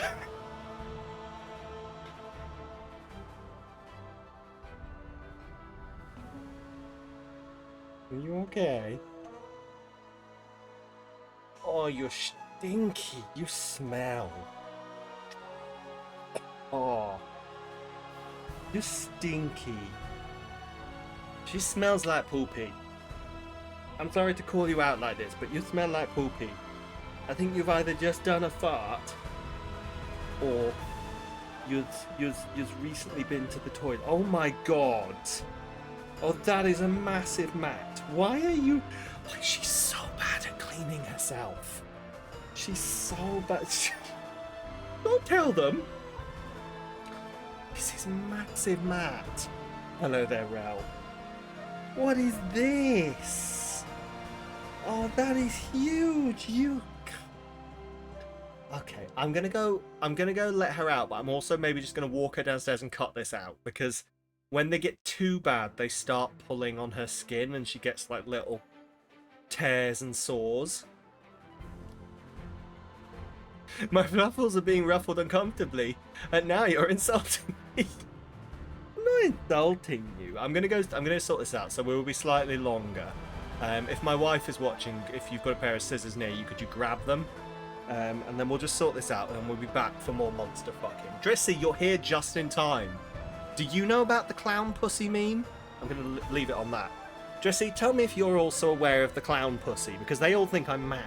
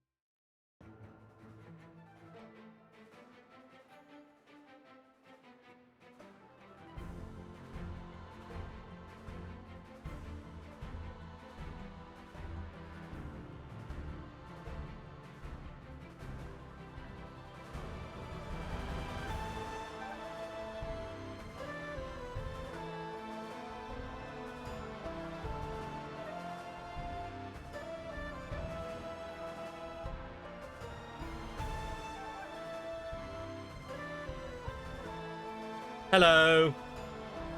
Hello. You don't. Oh, do you not? Do you not know the clown pussy, Drissy? Songs, honky ponky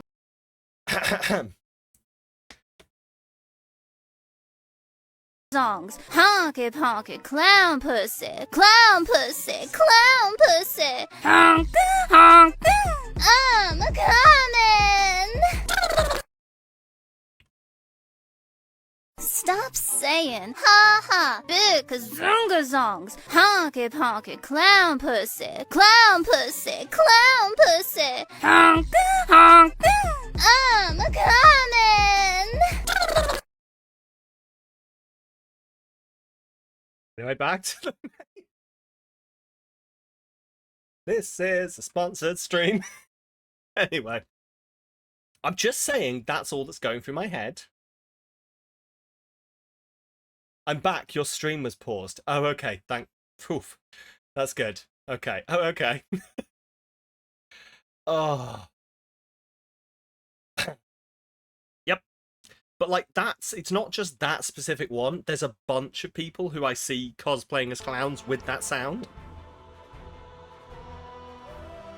To Sam, it says more about yourself, but it came up on my TikTok normally. Yeah, that's fair. That's fair. Anyway, Drissy, hi, welcome. Welcome to the Monster Fucking Expo. We're yet to actually, like, we haven't actually run into the clown yet. Let's go to the lobby, maybe? You're tired from the shenanigans at the con, but a severe case of FOMO prevents you from going back to the hotel. If you take a power nap here in the lobby, you'll be well rested and technically not miss out. Lots of people trip on you, but they say nothing as they imagine you sleeping as a cosplay performance referencing some movie or anime. That's why you uninstalled TikTok. One of your new phone's essential apps. Oh, see, I enjoy TikTok. It's not all shit like that. Some of it's shit like that. But then some of it's genuinely really quite good. So. You get some rest and +2 boldness from not giving a single fuck. That's entirely fair, Moss. Like, it has very much taken a lot of my free time, so do keep away if you don't want to lose that. Omen and Doug are manning the first aid booth to fill their con volunteer hours. You and Nico decide to go visit them. Paging Dr. Nico. Where is the fucking clown? Why are we not spending any time? Okay. Thanks for letting me chill with you guys. Watching all of this first aid is a great opportunity for me to practice my doctor character. Good, I'm just happy today's been slow. No medical emergencies in sight. Somebody help me, I'm having a medical emergency. The Clussy. Oh, please don't call it a Clussy. Shut up. Oh, pipe down, you're fine. I'm literally holding my intestines in my hands. Yeah, I'll have to wait until food to speak with April. So, rub some dirt on it and walk it off. Is there a doctor here or what? I'm bleeding out over here. You only have an account because promises were made with someone present and now it just sits on your phone. I keep meaning to do that. Do you still want me to duet you? Or oh god. Jesse, I make so many promises and I feel so bad about all of them and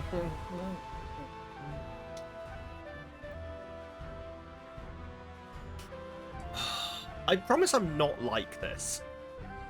I just does anyone else do this where enough time has passed since a thing and you failed to do it that now it's awkward to bring the thing up? Anyway, so doctor here or what? Bleeding out over here. The on-site doctor is at the furry meetup on floor 3 right now. Me, I'm a doctor. Aren't you just cosplaying one? Exactly. The fact I'm cosplaying as a doctor, just when this person needs one, is probably fate telling me that I'm ready for my big role. You feel bound to do it. Yeah, me too. But then I feel like if I bring it... No, Trissy, I forget nothing. But then it's like... it's been 6 months. If I do it now, what if the other person has forgotten it? And then they're like, oh yeah, I remember. You let me down. You know?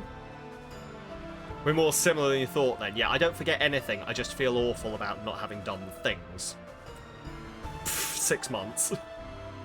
But yeah, you know what I mean. Nico, this guy's really hurt. He needs a real doctor.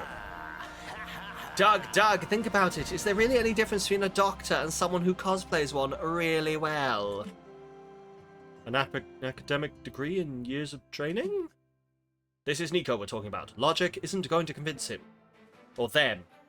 Actually, yeah, I've been thinking, I think the mimic uses they, them pronouns. Which makes sense. They're a mimic and they shapeshift. Do something to stop them from accidentally killing this guy before the real doctor comes back. Convince the injured person to play someone healthy so Nico doesn't malpractice them to death. Only one thing stops TV doctors from doing their job. Relationship drama. Introduce a love interest and a will they won't they plot to keep Nico too busy to commit manslaughter. I mean, yes. Well, that's my cue. Alright, since there are no more conscientious objectors, I'm going to prep for surgery. Better do this fast. Who's playing the love interest? Me. High school improv club, don't fail me now. Perfect. You'll be Dr. Doug, the sensitive cardiology surgeon with only one heart he can't fix. His own. Oh, That is boring. dull. The love interest should at least be someone interesting, like a badass ninja with an even more badass katana. You politely ignore Omen as you scribble Doug's script and send him out to dazzle Nico. I'm Doug. Good afternoon, Dr. Nico. It's me, Dr. Doug, your colleague and will they won't they friend of 8 years. How are you? Ah, Dr. Doug. It's always a relief to see your smiling face in these grim halls. Can't save them all. Why can't we save them all, Doctor? If we can't save them, how can we ever save ourselves? Line.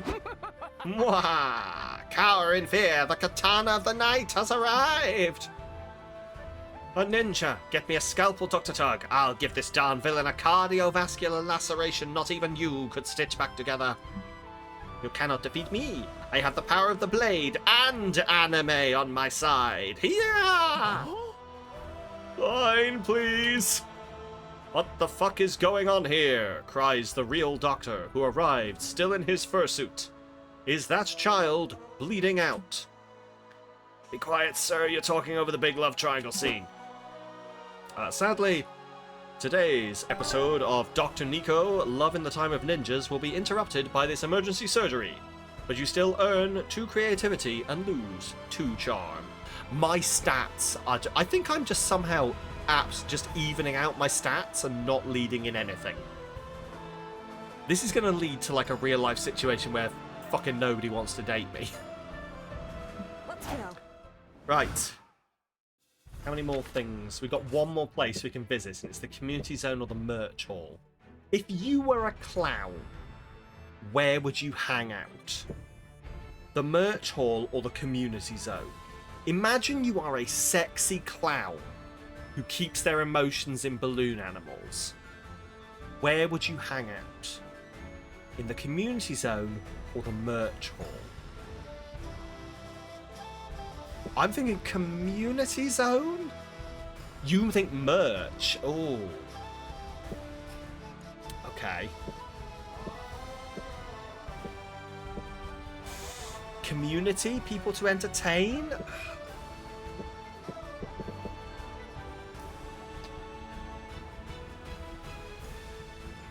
I'm going to take these nice dice that I was given as a present. I've not rolled them yet, so this is my first chance. We're going to roll a beautiful... Fuck it, no. But yeah, we're going to roll this beautiful D4 here. It has a liquid core. She's probably in the fun one. Let's have a look. So, fun is the community zone, and then I'm going to assume charm is the vendors. I mean, I'm going to roll this anyway, but then I'll just, like, ignore the dice. Which I believe... I'm practicing to be a DM. I believe that that's a power you get as a DM, is to just ignore the dice. So,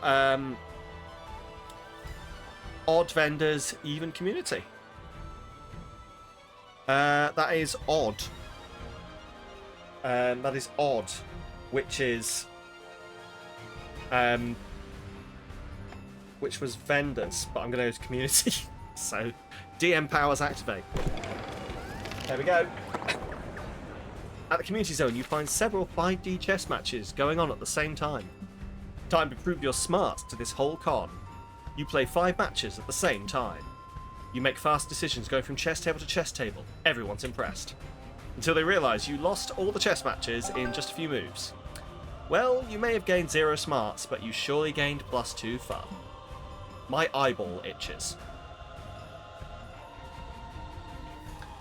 You, Zoe, Omen, and Doug.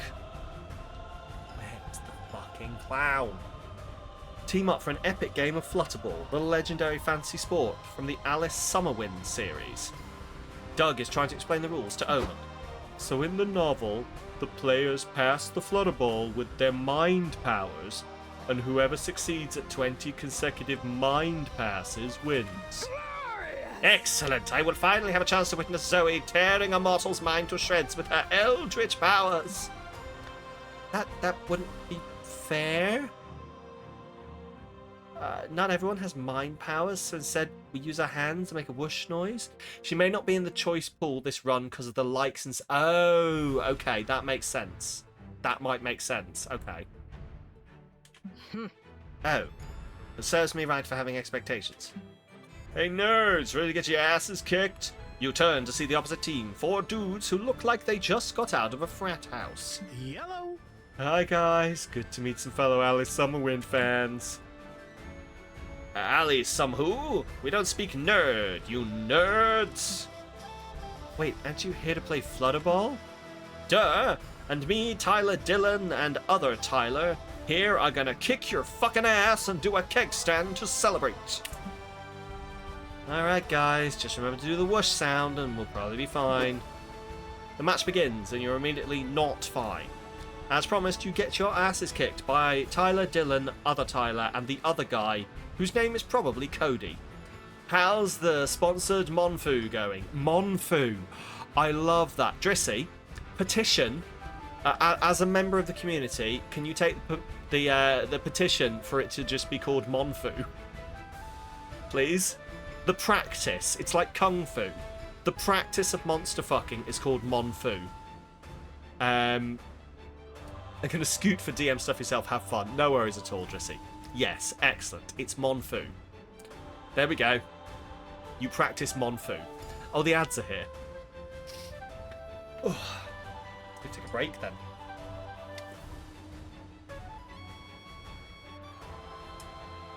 Oh. Speaking of DM stuff, I do need to.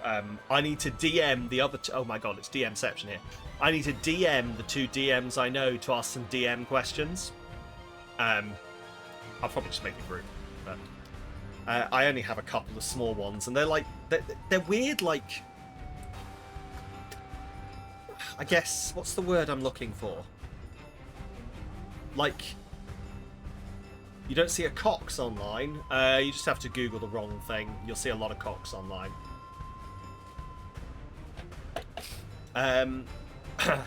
Niche question. They're not like niche. They're like mechanic. Like, but not game mechanics. Like prep questions. Like making sure things run smoothly. You'll understand when I fucking ask. Okay. You'll get it. They're like making sure I've set this up correctly type questions. Anyway. Yeah. Glad I could help with the naming. Excellent. Yeah, thank you, Dempron. Good to see you. The Monfu is going well.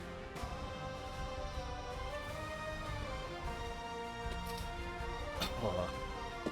Run smoothly. But you know what I mean. Like, make sure that I've not immediately shot myself in the foot from the get-go and everyone dies in the first half hour. Which would be hilarious, but also, like, I've made so many notes. Please don't die in the first half hour.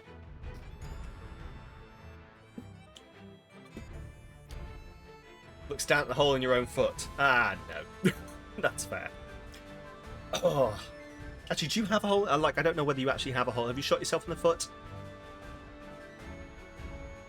Also, here's the thing. Like, so the phrase "shot yourself in the foot," I guess I've always thought of, like, shooting yourself in the foot with a gun. But I wonder if it's older than that, and it actually just, like, goes right back to people who would, like, shoot arrows into their own feet or stuff like that. I don't know. Love you, bye, Drissy. Take care of yourself. Right, we need to fill time, so I'm going to make a tribute. That was a bad tribute. We're just going to blow some bubbles. This is your completely unentertaining. This is your being completely unentertaining. This is the content you do not crave. We're just going to sit here and we're going to try and hit the camera with a bubble. Did that hit? Let's just see. Oh!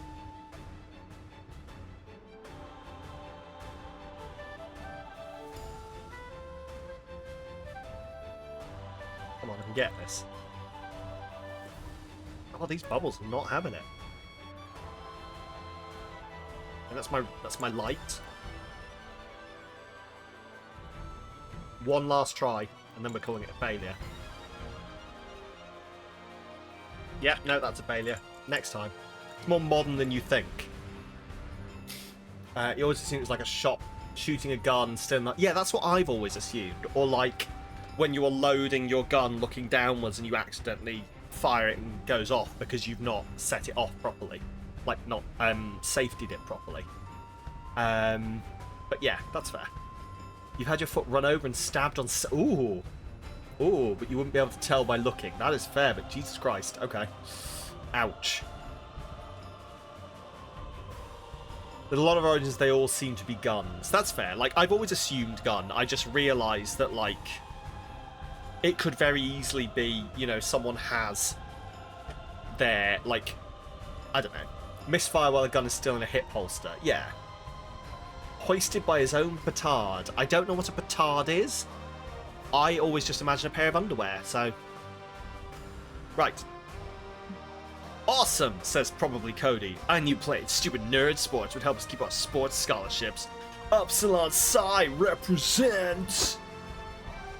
Guys, what are we gonna do? I keep saying whoosh, but my mind passes are too weak for some reason. Oh.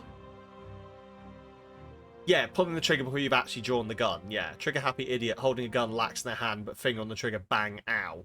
That's what I've always assumed. Or, like, while loading it, like, or loading and doing stuff while it's facing down and accidentally setting it off because you've not taken the adequate, like, safety precaution. Like, you've not put the safety on, stuff like that. But anyway. They might be slightly stronger, but we've got a weapon they don't have. My knife? No, Omen, our knowledge of the franchise. God damn it, Zoe, why do you never choose violence? Bet there's some flutterball rule that can give us an edge over them, no matter how strong they are. Red, any ideas? A weapon to surpass Metal Gear. Add a dog to your team. Little they know, it says nowhere in the novels that a dog cannot play the sport. Shoot them in their knees and tell them it's a rule. It's not, but since they haven't read the novels, they don't know.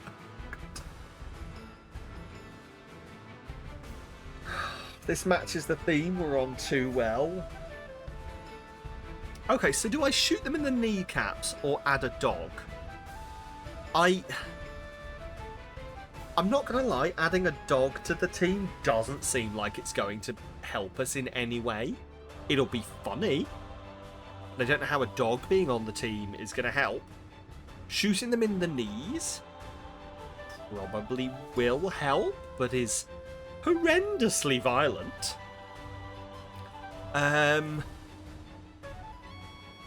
Who am I trying to date here?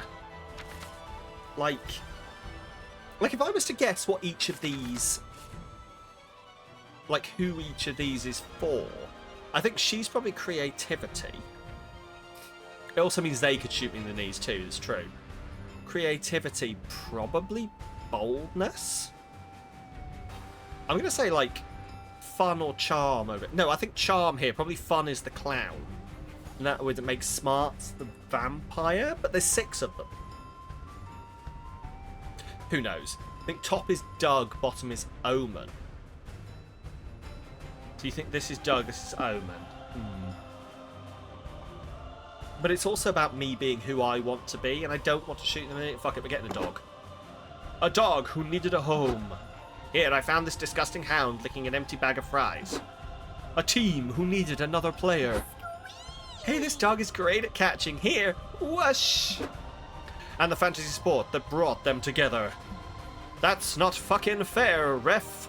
A dog can't play whatever this stupid sport is. The rulebook is clear, the ref replies. There's nothing against a dog playing flutterball, as long as he says... Oh my god. Please tell me people get what this is referencing. Do you get what this is a reference to? Please tell me it's not just me. Because I don't want to have to explain Air Bud to people. Anyway. Actual line from the movie Air Bud. There's nothing in the rules of basketball that say a dog can't play. Oh, is there not? Damn. Well, I guess anything that's not explicitly written in the rules. Air what? Air Bud. It's about a dog that play. It's like a Disney movie style thing about a dog that plays basketball, that like joins the basketball team, and like at near the end there is genuinely a bit where they're like, this isn't fair, a dog can't play on their team, and the ref's like, there's nothing in the rules that says a dog can't play basketball, so I'm gonna have to let it slide. Anyway. Woof. Wow. He just said it.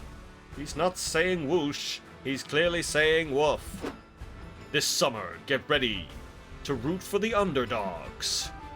Ow, this dog just bit my balls! Nothing in the novels against that either, the ref says. And the literal dog. Did you see that? This mongrel just bit Dylan's genitalia. Finally some violence. Flutterbud is coming to a theatre near you. Tabs, welcome in. Enjoy your quote. What did you get? Don't touch me, Larry, you're creepy. I love you, though. You don't watch much sport films. I don't really think it's a sports film, to be completely honest, but yeah, I get you on that. You Game Plus, it's just a shit Disney movie. It's just that genre of movie that you watch when you're a kid that's just not very good, really, but... You gain +2 fun for resorting to the inclusion of a dog in the sport, but you lose 2 boldness for not resorting to guns. Time to get back to the con. I'm on fire, baby. Okay, we can do more conning. Right. So we've got boldness, fun. Oh, so these are always the same. This is always fun. This is always smarts. This is always creativity. This is always boldness. This is always charm. Okay. So what do I... Like, if I was trying to work out what I wanted to do to level up, I don't really know. Is there a... I don't know what this meant. These are my likes. Red, the mainstream. Oh god. How dare you. I feel like there's another menu here, because there's supposed to be a... Oh look, I can change the...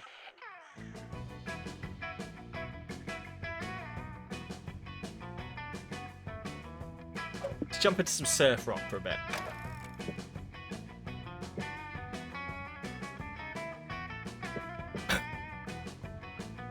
Right. Because it said there's a manual, but I don't know how to get to that screen. You know? Anyway. Let's... I don't know what this is. I'm gonna guess this is the date thing at the end, so we're almost halfway through. Right. I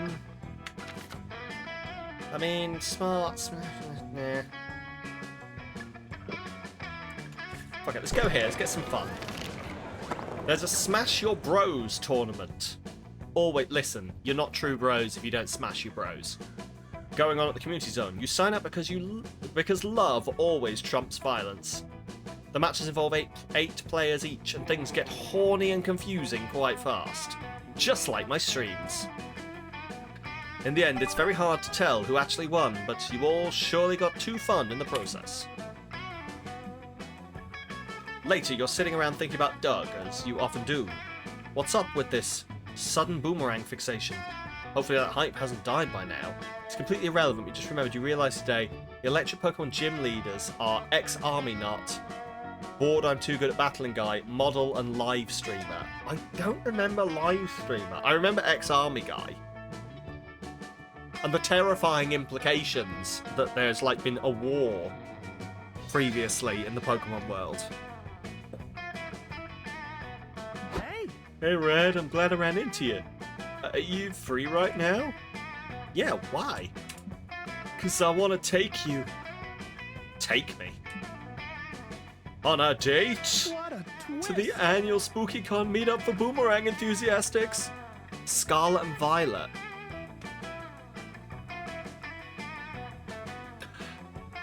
Oh, is that's... Hang on.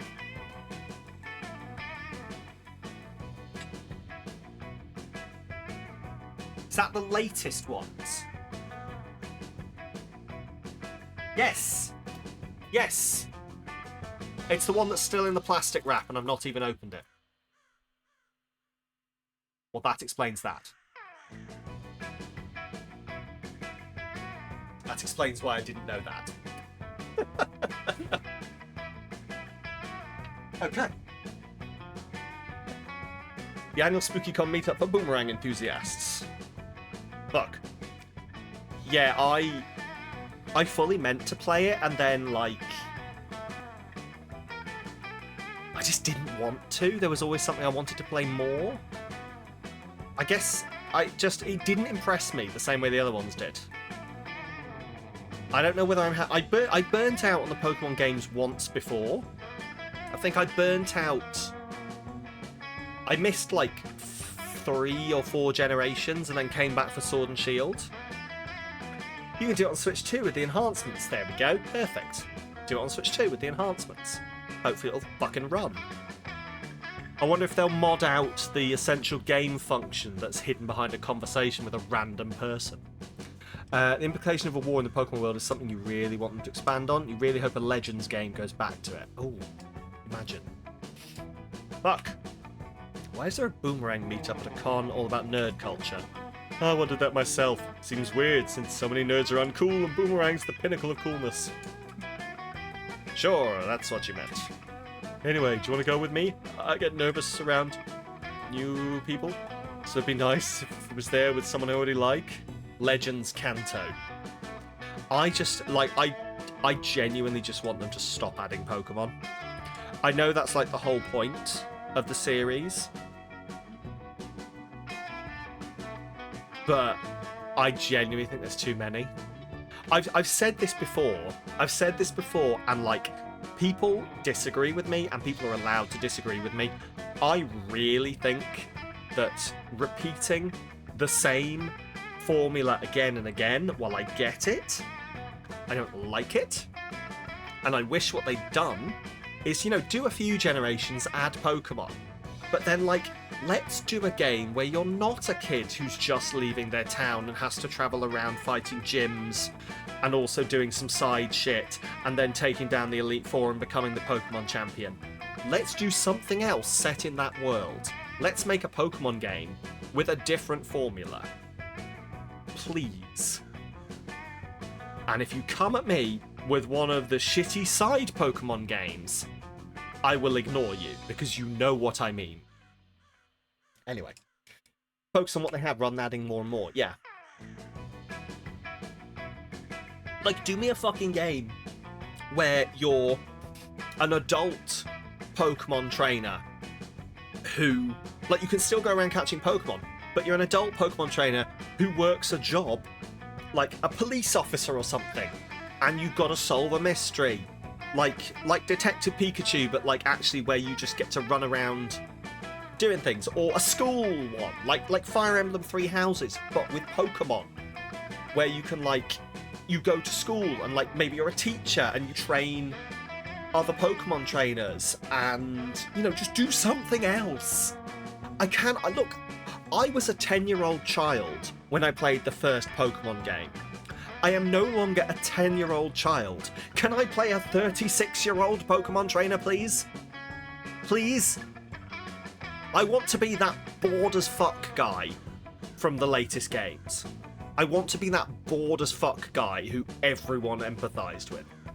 Anyway. I mean, the latest Pokemon series doesn't really do it. She's going on a whole last adventure on the run for some... Oh, nice. No, absolutely. Let's do the tangent. I love it. Let's tangent as much as we want. Anyway.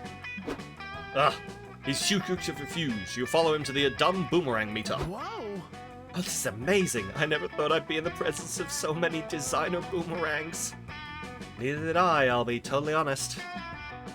I really hope these people like me. I'm only an amateur boomerang expert. They've got to be, like, experts. Actually, they all look as wide-eyed and wet-eared as Doug, throwing their boomerangs and doing the walk of shame to go retrieve them. Still, Doug clearly needs a confidence boost right now, so why don't you give him a tip on how to impress his fellow boomerang dorks?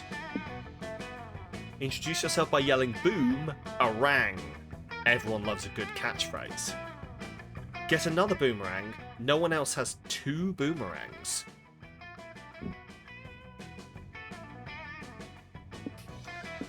That one. That's perfect. What would I do without you, Red? Doug confidently marched up to a group of boomerang enthusiasts chatting around a table. Doug. Hey everyone, my name's Doug. Boom! A rang. What did you just say? Don't be shy, double down. I said, boom! A rang.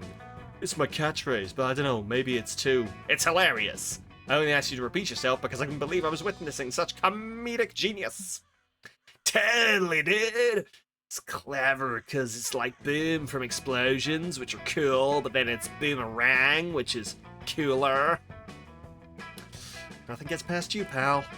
Tell us more. We need more boomerang puns. Okay, let me think.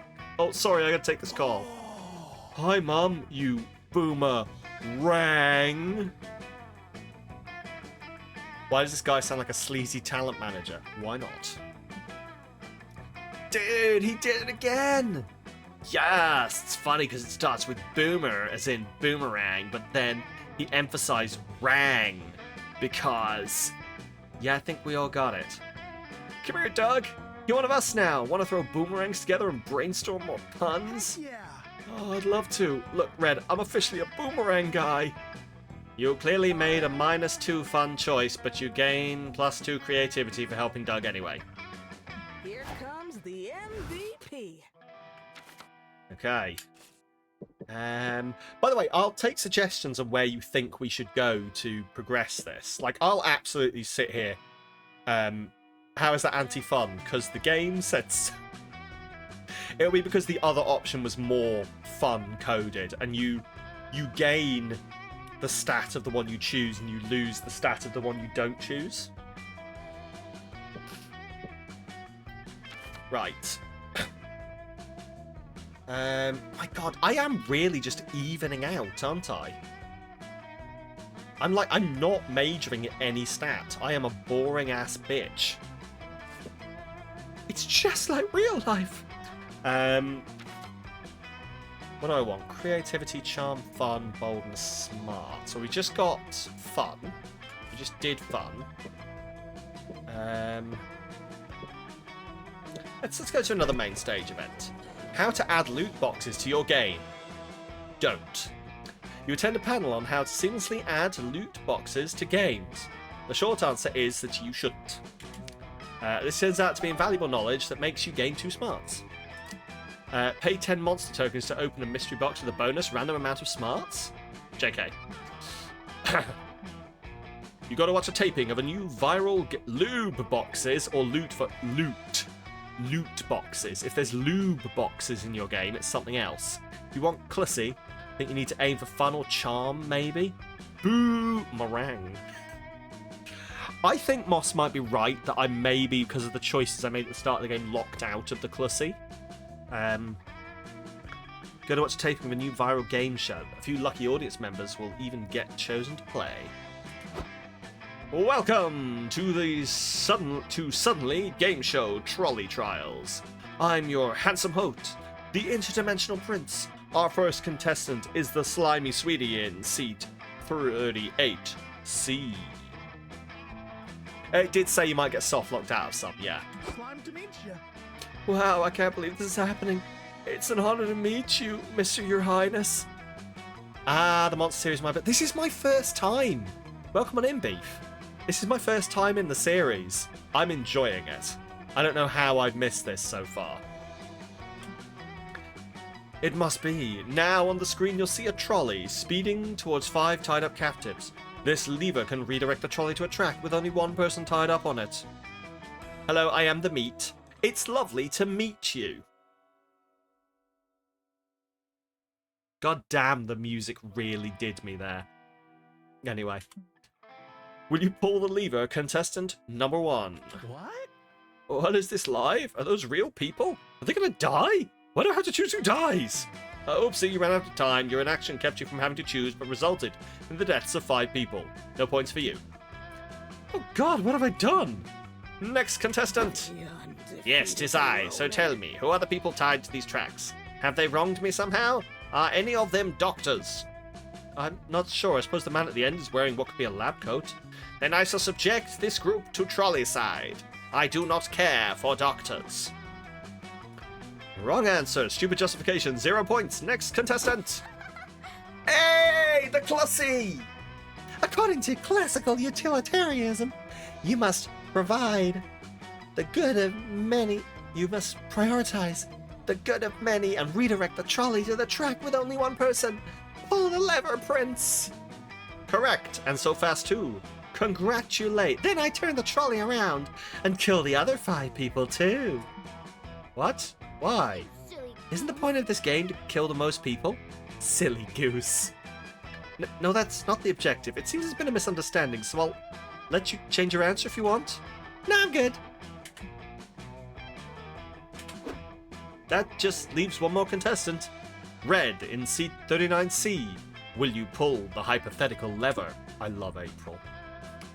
Use your phone a friend lifeline so you can defer the responsibility to someone else. Defund the trolley infrastructure of this hypothetical city. It has only brought terrible transportation, several dead people, and no ethical clarity. That one. Oh my, that was our super secret correct answer? It's also the answer that puts an end to this program. I don't know how to feel about this. Wait, did you just win without killing anybody? That seems counterintuitive. Red's a winner because she saved everyone. In this dilemma and every dilemma that could have been. She's a hero. Love how you've just adopted that now when you told me to stop earlier. What, the Clussy? Yeah. It's become a thing. Anything that gets said at least 3 times then enters canon. Sadly, it's the rules. Is this what it takes to be a hero? Pass. Fuck the haters. It's not often you get to be a hero and get the interdimensional prince fired in 1 day. Win-win. Over the next few weeks, you meet with city planners, government officials, and trolley operators, dismantling the whole establishment. God knows why you're qualified to do all of this. But God knows why this city's public transport relied on killing innocent people in the first place. So whatever.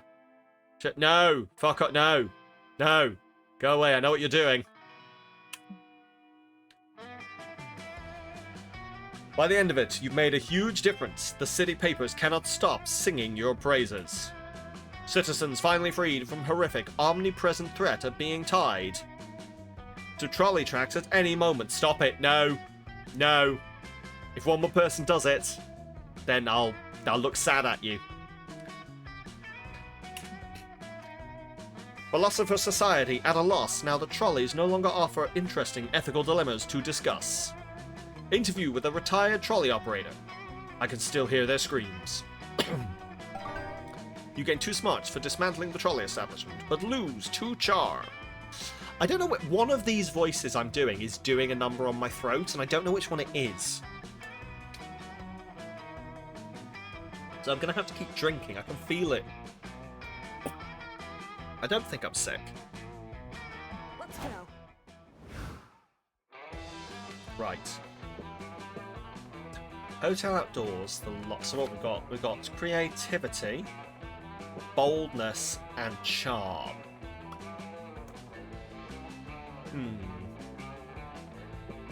Let's just go to the vet. Let's just make decisions based on things I want to do. Axeman! You find some teenagers selling their own fanzines. Ah, so cute. You check them out and they are awful. As far as you remember, you had better taste when you were their age. You show them how it's done. You make your own zine right in front of them. What a mentor. You leave it on their stand so they can sell it. They don't seem to like you, but that awesome zine you made gets you 2 charm. Later on, you, Nico, Omen, and Doug are checking out the rigged carnival games section of the con, where you find a stand featuring a shallow pond of goldfish. Stop this nonsense now. What fresh bullshit is this? It's goldfish scooping. If you manage to catch a fish with a paper net, you win the fish as a prize. It looks cool in anime, but in reality I feel kind of bad for the fish. We need to get them out of here. I believe in you, my young pupil. A paper net and your will of fire are the tools with which you can change these fish's fates. I'll save you, little buddies. I can do this. Focus, Doug. Feel the movement of the water. Sense the goldfish's intent before it senses you. Doug tries to feel the water, or whatever, but alas, the paper net rips on the first try. I failed them. Ha! You suck! I bet I could scoop up a puny fish with 1 severed arm and chains wrapped around my whole body. Omen is in fact wrong. Fuck off, you stupid fish! Good luck escaping my fist! I'm going to punch the shit out of the fish. Peace, young Omen. Anger dulls the reflexes. How can you lend the fish a hand if you close your fist? Omen is punching the water, while Nico seems set on just giving fake deep advice. Stay calm, fishies, we're coming for you! Your friends are collectively losing it. It's up to you to free at least one of these fish. Can you do it? Write a very convincing eviction notice to make the fish vacate the pond. To catch a fish, you need to think like a fish. It's time to go method. Right, so I think this is going to be smarts, and this is going to be creativity. And while this is the one I want to do, I think it will make me lose smarts. But then, I don't know whether I want to be thinking so deeply about this, and like the actual stat changes it's going to put on me. And I maybe just want to play the game. Like, it's one of those weird situations where I kind of love in this kind of game just finding out what happens when I make decisions. But also there's obviously an... Why is it so fucking warm in here? Oh, maybe I am sick. Catch fish you need... I'm gonna go method. Fuck it, I'm just gonna play my character. Oh, genius! Yes, you're a genius, Red. But I am not a fish. First one is always a play it run, then you can do... Yeah, exactly, then do stat runs. This plan is idiotic. You can become a fish via the magic of theatre. Going method allows you to inhabit the mind of someone else, like a fish. Don't want to tell you to go for the stats, just play. Yeah, that's what I'm thinking. Like, that is how I would play this, and so I'm going to try and just ignore what I think these are going to do. Teach me, Nico. How do I become a fish, methodically speaking? First, close your eyes. What do you see? Shut up. Nothing, you dolt. I just closed my fucking eyes. Wrong! You see the sea.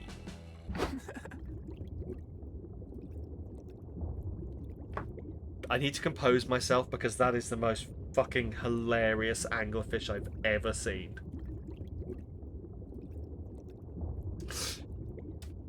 We're fishes now. Your home is the sea, but the sea you see is not the sea. It's your imagination. Yes, I see it.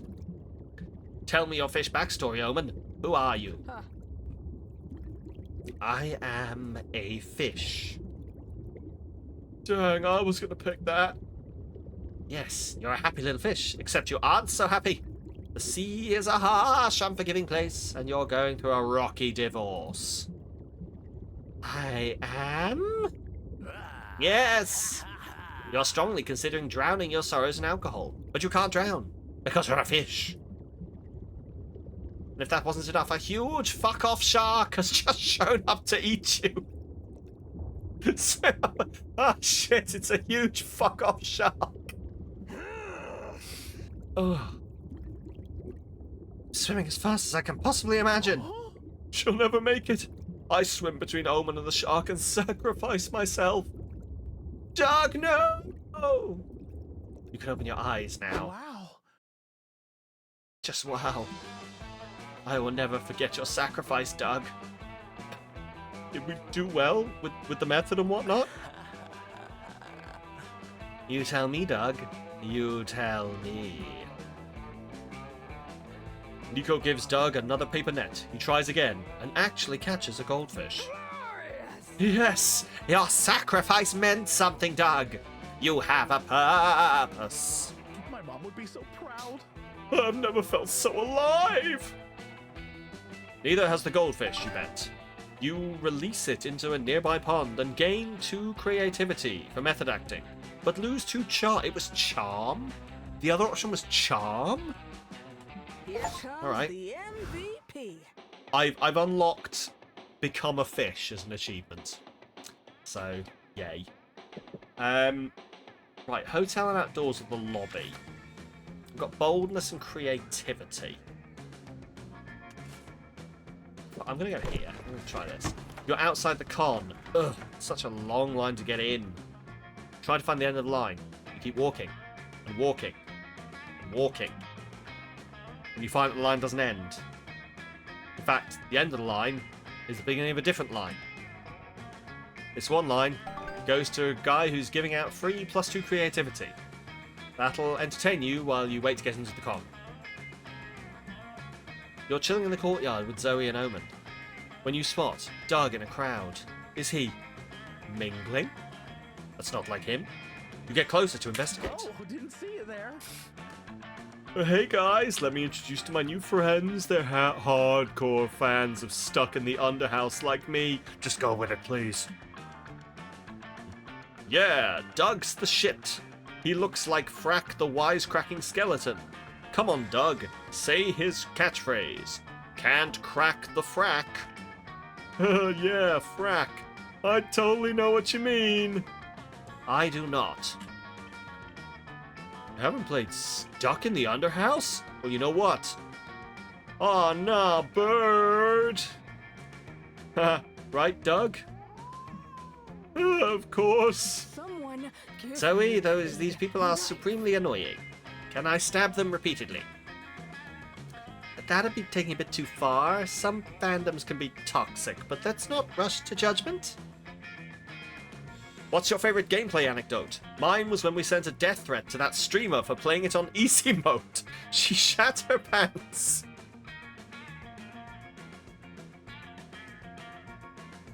Oh, too close to home. That was a total frack fest, another fan says. But I liked it even better when we doxed that fake fan who'd drawn a picture of Frack eating ass. Can you believe it, Doug? Totally. He should have remembered not to frack the crack. Dude, just saying it wrong. It's lucky we met IRL. I'll be doxing you right now. I stand corrected. We need to save Doug before he gets bullied, or worse, he becomes an asshole too. Trust carcinization, a proven form of convergent evolution in which non-crab organisms involve a crab-like body plan. If you wait long enough, these fuckers will become crabs and leave Doug alone.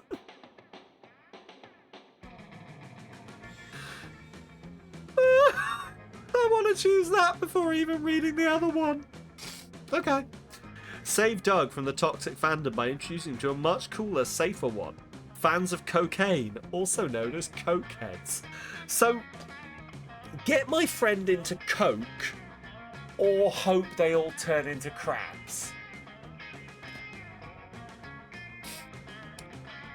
What in the ever-loving fuck is this game? It has the best sense of humour of any game I've played in a while. This game is so up my fucking alley. Jesus Christ, I love it. Let's hope they all become crabs. You look up an article on carcinization and show it to Zoe. Okay, this is the coolest shit I've ever read, but I wouldn't get too excited. Like, don't quote me on this, but I'm pretty sure it takes a really long time for evolution to have discernible effects. Silence, Zoe. Red is writing a bright future where we all have exoskeletons and built-in weapons, and you're spoiling it! I beseech you, tell us more about it.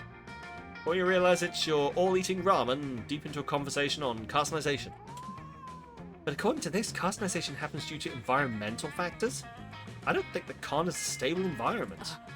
But I wanted these fuckers turned into crabs now! Give me crabs or give me permission to stab them!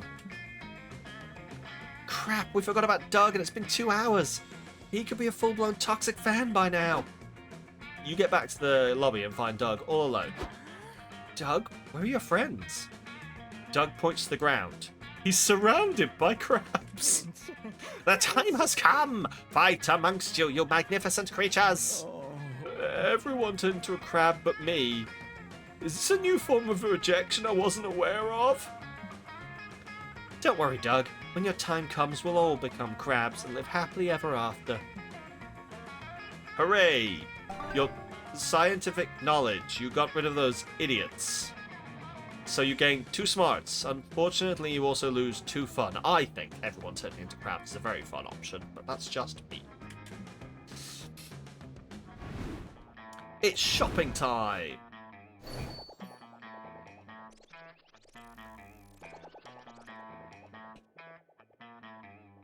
So does anyone else see Alistair from Has Been Hotel, or is it just me?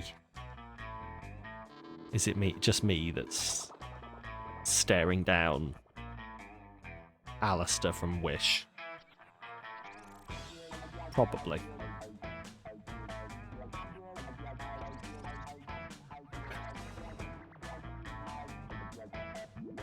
Welcome to my humble stand, stranger. I wish I had a mic effect so I could do the radio voice. Because I'm not fucking doing that on my vocal cords. They'll fry. Here you can get beautiful figurines with amazing properties. They have all sorts of effects which you'll discover as you unbox them. There are different mystery box categories, each one tied to a different type of effect. I'll give you some clues on the effect types once you start looking through the boxes. So you choose which box category you want, and before you open it, you'll decide if you want to keep it for yourself or give it to a friend. A balance between order and chaos. You can control which type of effects you want, but you won't know exactly which figurine of that category you'll get. And don't fret. If you aren't a fan of surprises at all, there's a category that guarantees no effect at all. Ready for an unboxing? Let's do an unboxing, chat.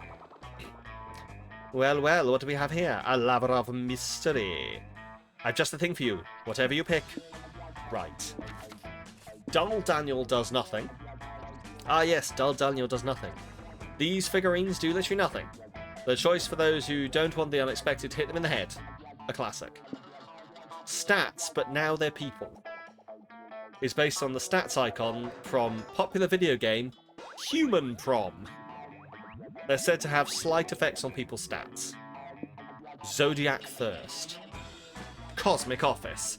Includes a first selection of 6 out of the 12 star signs you can date on the acclaimed dating sim. These figurines are said to have non-slight effects on people's stats. Want to test your fortune?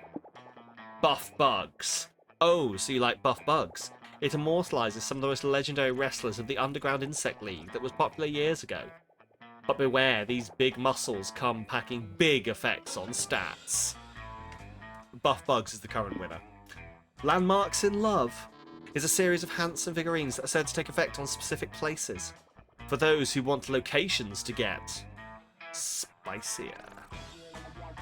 Ooh, spicy locations. Okay. My Weird Little Village brings to figurine form some of the most popular neighbours of this cosy yet creepy game. They're said to be cursed. They may profoundly impact your own self or the ones you're trying to romance. You don't want your locations to be spicy, thanks.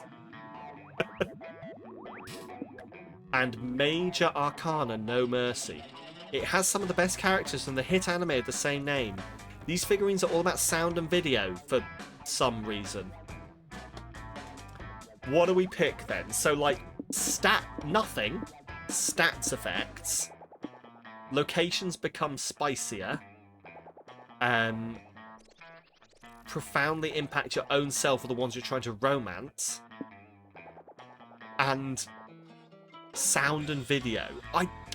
See, these are all the game effects, but this one is gonna it's gonna change things in the game, isn't it? And I kind of want to find out. What do we think? It's essentially stat changes, making things different. Fuck it, yeah, let's try it. Okay. The High Priestess. It's the second major arcana, the High Priestess. She loves an audience, and for you, she will conjure one. This item makes you hear an audience that acts quite erratically. This item is for red. Okay. Okay, we have an audience. Ah, good choice. Only a true connoisseur would pick my best item at random. Day 5.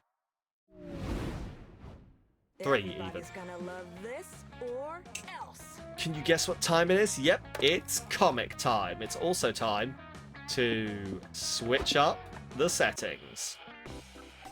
Let's have some retro. Am I okay? Why'd you ask?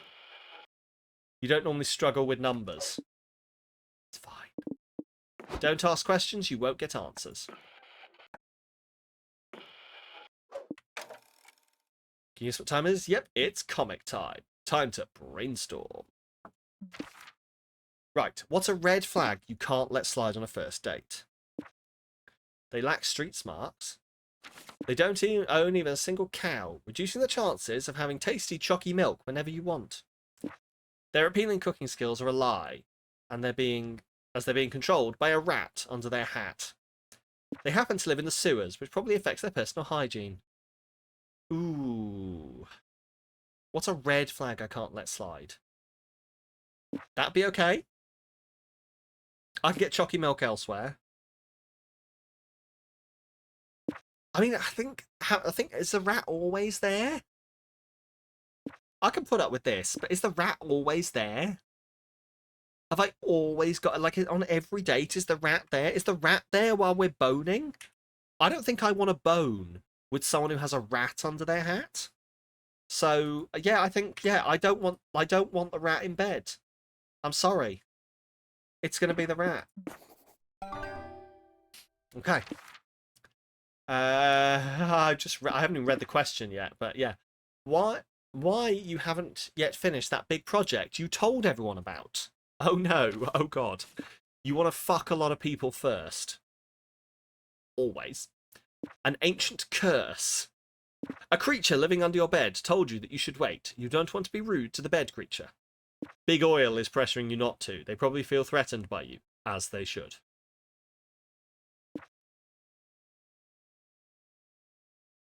Gonna go with this one. Just pop you in there. I've been saving, because it said that's to save these so you see how it affects the story, so I have been saving them. Fuck a lot of people first. Okay. Time to get back to the con. Let's set this con on fire. I think I've somehow accidentally murdered the music. There we go. There we go. Right, where should we go? So, what was... So that was... Yeah, that was the other dating, like, sitting down and talking to people stage. Then we got another comic, another day at the con, and then I guess this is the date. This is, like, the final dance thing. Why do I feel like I've not dated... Like, I don't feel like I've actually dated anyone. Or, like, had romantic altercations with anyone. This is 25th of April. You never know. Could be. This was released on the 24th of April, so... Right, creativity is my top stat here. The perfect date indeed. Let's do some more creativity. Not too warm, not too cold, just need a light jacket. You're chilling in your hotel room when suddenly a man dressed as a rat breaks in. He runs around while yelling, "I am the rat! I am the rat! Look at me, the rat!" And then he leaves as confusingly as he came. You call reception to complain. Ah, yes. It happens sometimes. Apology, man. We can compensate you with true creativity. Fuck it. You'll take that. Later, you're having a lovely time playing cards with Omen and Doug in the hotel room. Hello. Man, I'm getting hungry. You guys want to order room service? Room what? Room service? You order off a menu and the food gets brought to your room?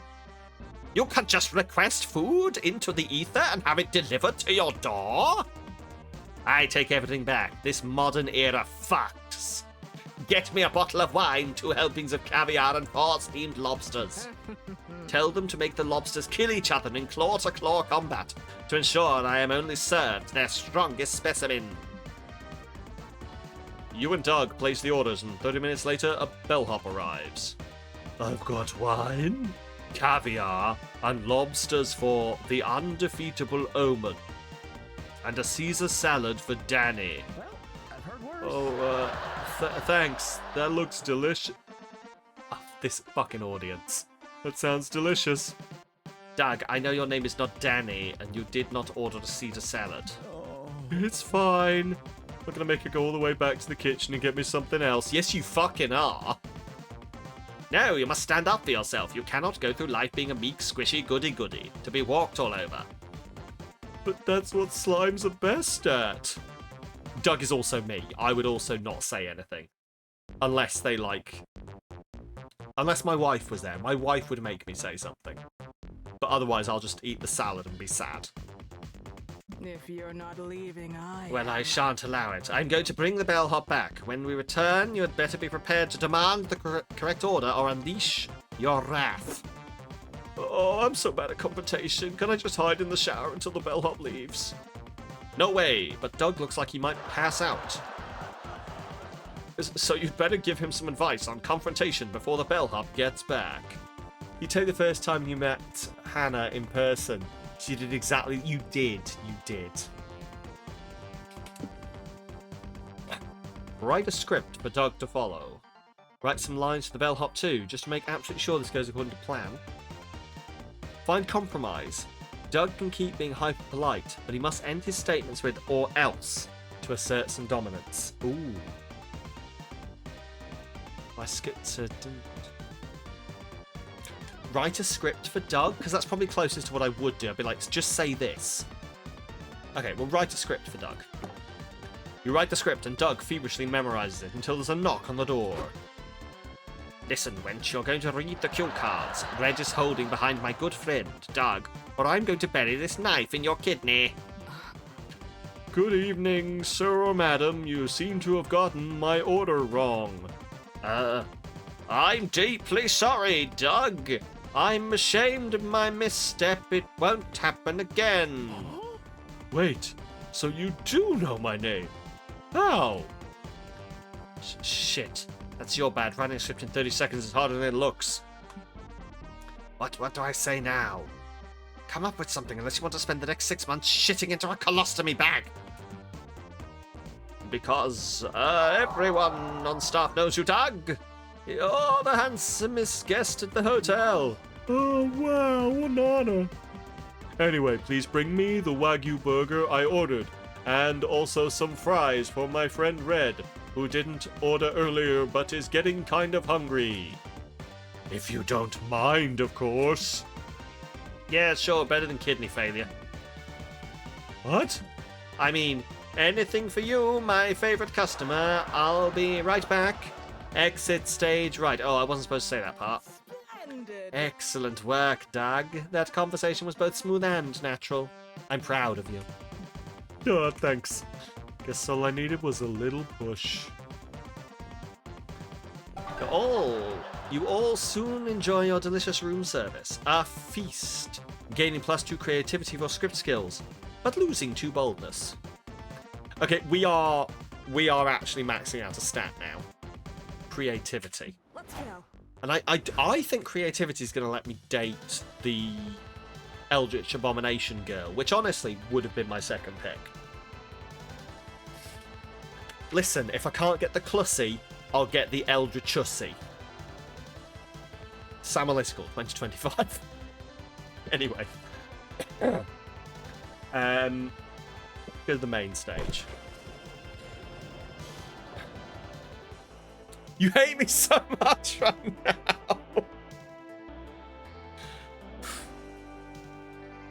I am what I am.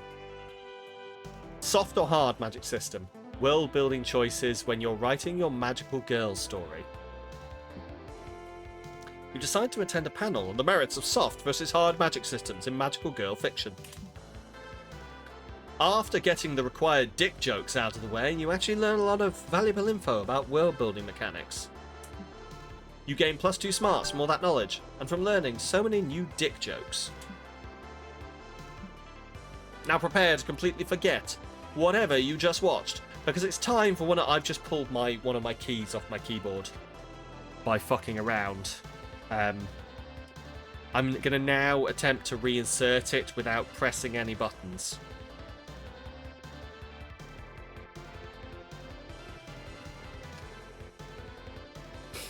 Now press completely forget what you just watched, because it's time for one of the biggest events at the con, a Q&A with world-class game dev Hayato Kamada.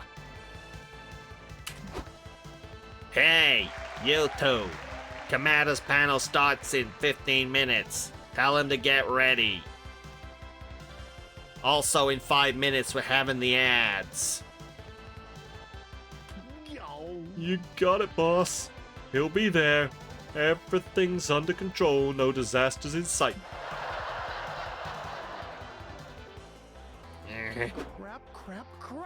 Crap, shoot, Gus, frishing done. It was so fudged. We're so fudged right to heck. Your commitment to family-friendly... I've forgotten this guy fucking existed, if I'm entirely honest. Family-friendliness is admirable, Doug, but can someone tell me what the fuck is going on? Well, Omen and I were told to hang out with Hayato Kamada and make sure he came to the panel on time. And we did an excellent job. Con volunteering is just too easy. We were superior at hanging out with Hayato Kamada. Until we lost him, that is. You lost him? How? Let's see. First, we took him to the corn dog stands to get lunch. Then one thing led to another, and we bet him $20 he couldn't do a backflip. Best $20 I ever spent. Then we had a spirited debate on whether or not the color red actually enrages bulls. We could not agree, so we went to find a bull to see if it was true. But apparently the only place you can find bulls in this city are zoos. Such is the absurdity of this modern era. Somebody pinch me. It was fun. We got to look at lizards with the creator of Solid Lizard himself.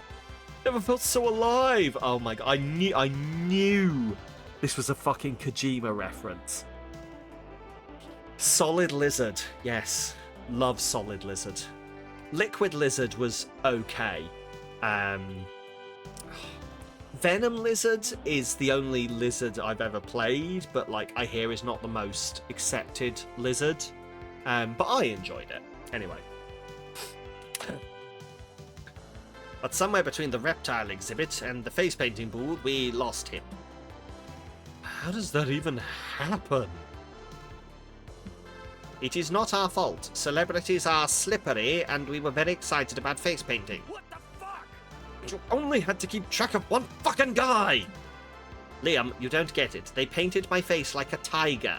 Like a tiger! Can you imagine that? Oh, you better help them find Hayato Kamada before the panel starts. Probably going back to his game's roots, going full stealth mode. Look for boxes moving conspicuously. Compare notes with Kamada's stalker. Every celebrity's got a stalker that knows their every move. I think he's under a box.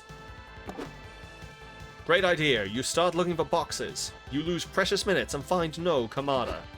This is not working. Of course it isn't. It was an absurd idea. Fuck you, vampire. Never stopped us before. None of you noticed how Hayato Kamada emerged from a nearby box until he shoots Liam in the leg. Ah, my leg. I win. You win what? The most famous asshole to ever shoot me award? No, I win at hide and seek. I was playing with Doug and Omen. Yes! I suggested we raise the stakes by betting that he could not shoot Liam in the leg before we found him. Ooh, I fucking love this. This is the best $40 I've ever spent. Right, gosh, how did I forget about that? Do not berate yourself, Doug. Today was an eventful day, and being a volunteer is stressful. True. Stress is the real stealth killer, isn't it? No, it isn't! Maniacs hiding in boxes and shooting people in the leg is! This was awesome. Thanks for doing this with me. Lately all my games are about carrying boxes. I forgot how fun it is to hide inside a box. And to shoot people. This is... oh my god. Oh, we're talking about Death Stranding, aren't we? For fuck's sake. Okay, cool. So glad you had fun, Mr. Kamada. We can play again anytime you want. Whoever writes these games is fucking spot on. Fucking great. What? No. Come on, Liam, be a good sport. The panel is saved, and you later play more hide and seek without shooting Liam. So even he has fun. You gain 2 fun and lose 2 smarts. Let's show him how it's done. Right. Oh, Jesus arse fuck. Sorry. Right, where else are we going to go? We've got 2 options left to do. We've got Community Zone and the Lobby. Go to the go to the community. So Community Zone is fun. That's boldness. And this is charm. Like charm is currently looking to be my, like all of those are my lowest stats. Guess we'll go to the. Let's go to the lobby. You're strutting down the lobby, proud of your. Oh, we're in the ads. We will pause because the ads are on. How are people enjoying the game so far?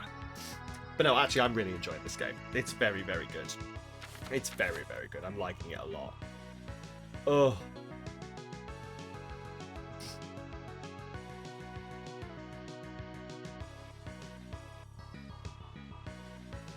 Very, very much liking it a lot. So I'm just checking on the Discord while we look through things. You know, I really like this game. Like this, it's a lot of fun. I think. I'm quite interested, like what I'm gonna end up with. Yay, go Leo! Finish your Slayer task. I am genuinely interested, like where we're gonna end up dating wise, because like I don't know if this is just how the games go. I don't feel like I've actually dated anyone, you know what I mean? Like I feel like if this was any other dating game, there would be clear indications who I was dating, you know? Whereas we're like quite far into this now. Like we're probably about 2/3 of the way through, and we've not quote unquote dated anyone.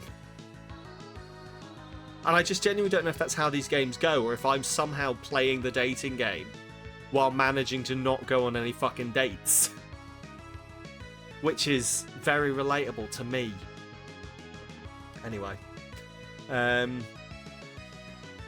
While we do that, though, I am going to take a very quick bio break, and I will be right back, and then we will get back to the dating. But yeah, if anyone knows these games, I know there's a couple of people in chat who played these before.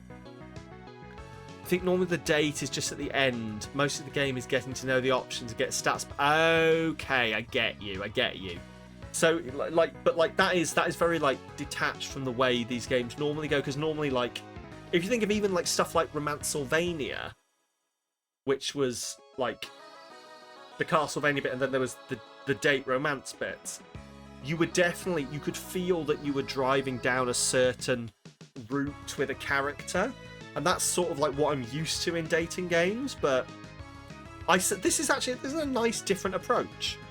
Like, weirdly, it's more like real life, because this is absolutely how you end up dating people. It's not that you just, like, pick a person and then, like, follow a path.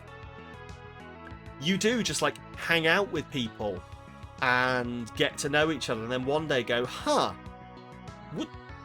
we get on really well. Would you like to go for a coffee? Would you like to hang out in person? And then things just evolve. Like, it's not like you follow like, dating sims are a bunch of bullshit, essentially. Sam 2025. I'm gonna go toilet.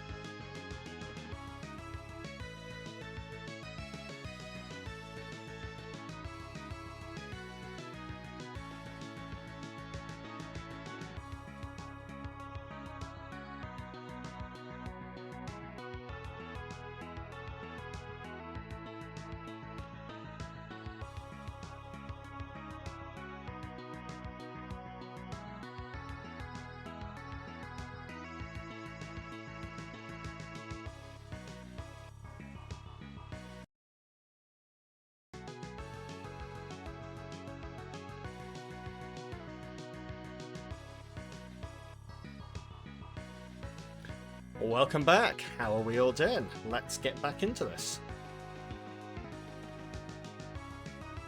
Right. Thank you for the quote, Leo.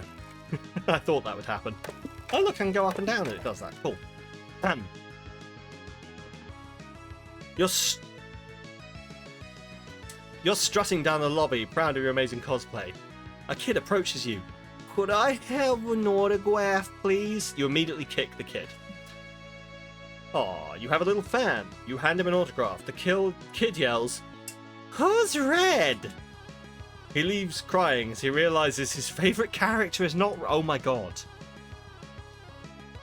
I mean, to be fair, if I personally was walking around in a cosplay and a kid came up and asked my autograph, it might take me a moment to process, but I probably would work out they probably wanted the autograph of the character I am, because kids are fucking stupid.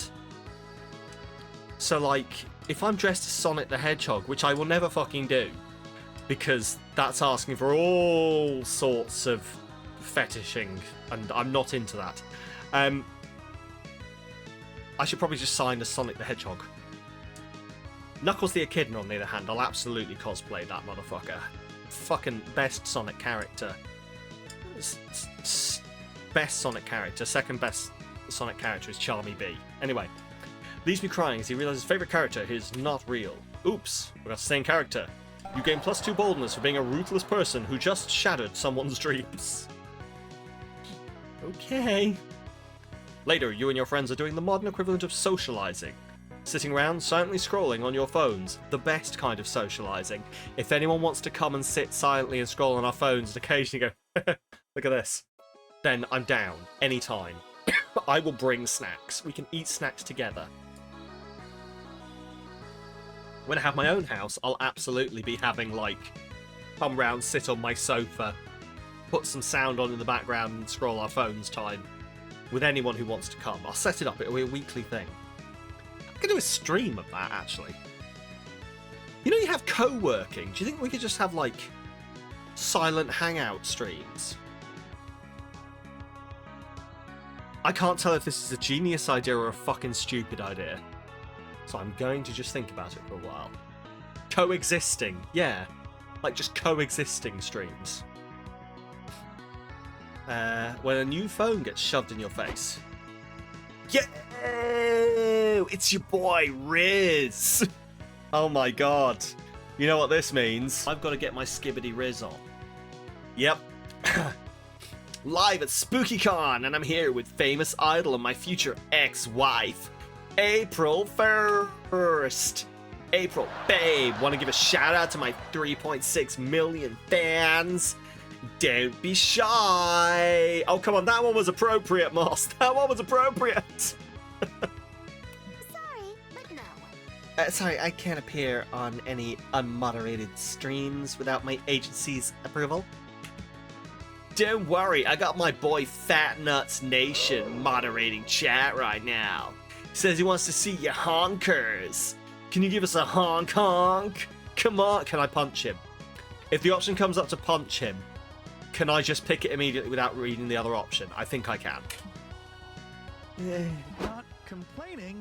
Mr. Riz, was it? Sorry, but you're kind of sitting on my chair. You'll be ripping his head off. Yeah, agreed. You say purely because April is here. I accept that. Kind of sitting on my chair and also my body. Dude, what? I thought you were just a really sticky beanbag chair. Anyway, I'm guessing you've got, what, 15 subscribers at best? What? No, I don't stream. I don't have any subscribers. Then make like a chair and shut the fuck up, alright? The hot people are talking. Someone give me. Well, I think I speak for all of us when I say that this man's vibes are atrocious. Can I stab him? No, Omen, you can't solve all of your problems with stabbing. No, not all of them, but this one, abso-fucking-lutely. I beg to differ. Yeah, come on. Oh, it's the thing. Yeah, come on, let's stab him. Stabbing's fun for all ages. Not true. Stabbing should only be performed with a responsible adult. Look, he's a banshee, which is a type of ghost. Stabbing wouldn't even harm him. This is a great teachable moment for Omen. Everyone, How can we solve this problem without stabbing? So stabbing him's officially off the table. Damn. Better think of some other way to get the streamer to go away. Use the biggest streamer repellent. Liam reading freeform poetry. Borrow Omen's knife. Stab it with another knife. Omen's knife will die and become a ghost knife. Proceed to that one. That one. That one. Great plan. You grab Omen's knife. Hey, that's my knife. I'll kill you if I had another knife. Good point. You need another knife to pull this off. Maybe you'll find one in April's purse. That girl has everything. Red, wait! You find 2 wallets, a lipstick palette, a bra, a finger. Is this a gun? And finally, a serrated knife. You stab Omen's knife with it. No! You stab the Banshee with the spirit of Omen's knife. Kind of feels like stabbing cold butter with even colder butter. A stab wound? R.I.P. me. But hey, these are the risks you take to live an unlife of hot takes and streaming fame. Smell you later. Epic. Good thinking, Red. That was so inventive that it almost makes up the fact that you stabbed someone. Yeah, it was really nice of you. Thanks for getting rid of that guy for me. But if you ever meddle with my purse again, you'll find out just how many weapons this thing can hold, capiche? Huh. Yes, Balloon Crab. You? Okay, Omen. Oh. My poor knife. I think I understand now why stabbing people is bad. Sorry you had to find out this way. You all go outside to hold an impromptu funeral for Omen's knife. Very emotional. You gain +2 boldness and lose creativity. I think that was the most creative option available, personally, but... Oh, there was more gay water in my gay water bottle than I thought, and now I've got gay water on my chin. Right. I'm on fire, baby. Ooh, okay. So merch. I am dribbling for you, yeah. Like a pro basketball player who's got a concussion. Right. Community zone or merch hall. So community zone is fun, and merch hall was charm. Like if I want any chance of clown pussy, clown pussy, clown pussy, big honka zonkas, honky ponky honky ponky, then we probably need to do it here, but like I'm assuming it's fun. Ah, fuck it, we're gonna go here anyway. You're feeling lucky. You enter a Poker 2 tournament. These nerds sure play hard. You get a Royal Flush, which would be great if one of the other players didn't play Zackrant, Commander of the Nether Galaxy. Lucky for you, you had a Helmet of Chaos up your sleeve. You equip it to your Royal Flush and beat the shit out of Zackrant. Hell yeah. All this nonsense makes gambling at least +2 fun. You follow the sounds of what you think is a rap battle, but instead find a fast-talking auctioneer leading a rare merchandise sale. I hear $200 for the first edition of She-Hulk #1 comic. A going once, a going twice. $2.50. Sold to the slime with the pocket full of pennies. Dog, you doofus, you overpaid. The comic's cover clearly states it's worth a mere 40 cents. I know it's weird, but the Year of Mortality has taught me that overpaying for stuff is a staple in con culture. I gotta have it. It is. Right, die-hard collectors would kill for a comic book like this. Really? People kill for this shit? Must be powerful artifacts indeed. The next item up for bid is a 2013 A Kill la Kill figurine, complete with mint condition removable panties. Is it bad that a part of me is like, is that a real thing? Or is that a joke? Because it could genuinely be either. Oh, booba! Relatable. I offer you $1 million for the over-sexualized plastic woman. But whoa, Sold to the big spender in row H, no refunds. Mwah, cowering fear. I, the undefeatable Omen, have laid claim to the indomitable boobs. Tell me, what power does this rare, glorious totem possess? None, beside the power to make diehard collectors cream their jeans, I guess. I'm wearing shorts, actually. I mean, what? That's it? What the fuck did I buy this for? Do you know how many Doomsday devices I could have bought with that money? Oof, unless you want to listen to Omen bitch about this for the rest of the day, you should convince them this anime figurine was a good investment. It's a powerful morale booster. If you stare it with intent, you'll feel strong motivation filling your body. Oh god. Isn't it the ultimate weapon? The high boob mass increases its bluntness, while the nipples masterfully sculpted under the lingerie can easily poke an eye out. So, it'll give you a boner versus you can boob someone's eyes out. Boob people's eyes out.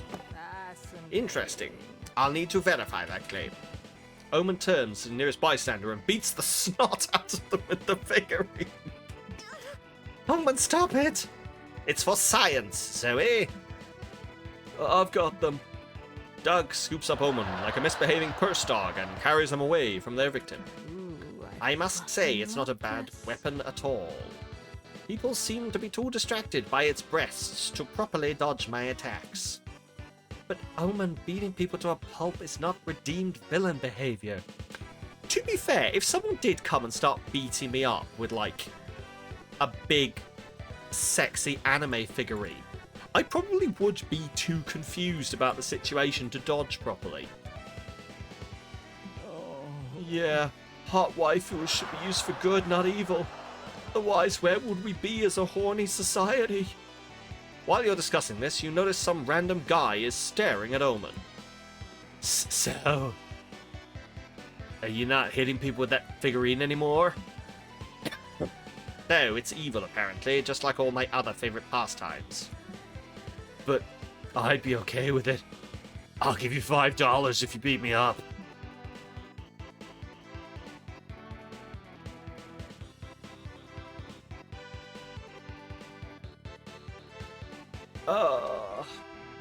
Good old con culture.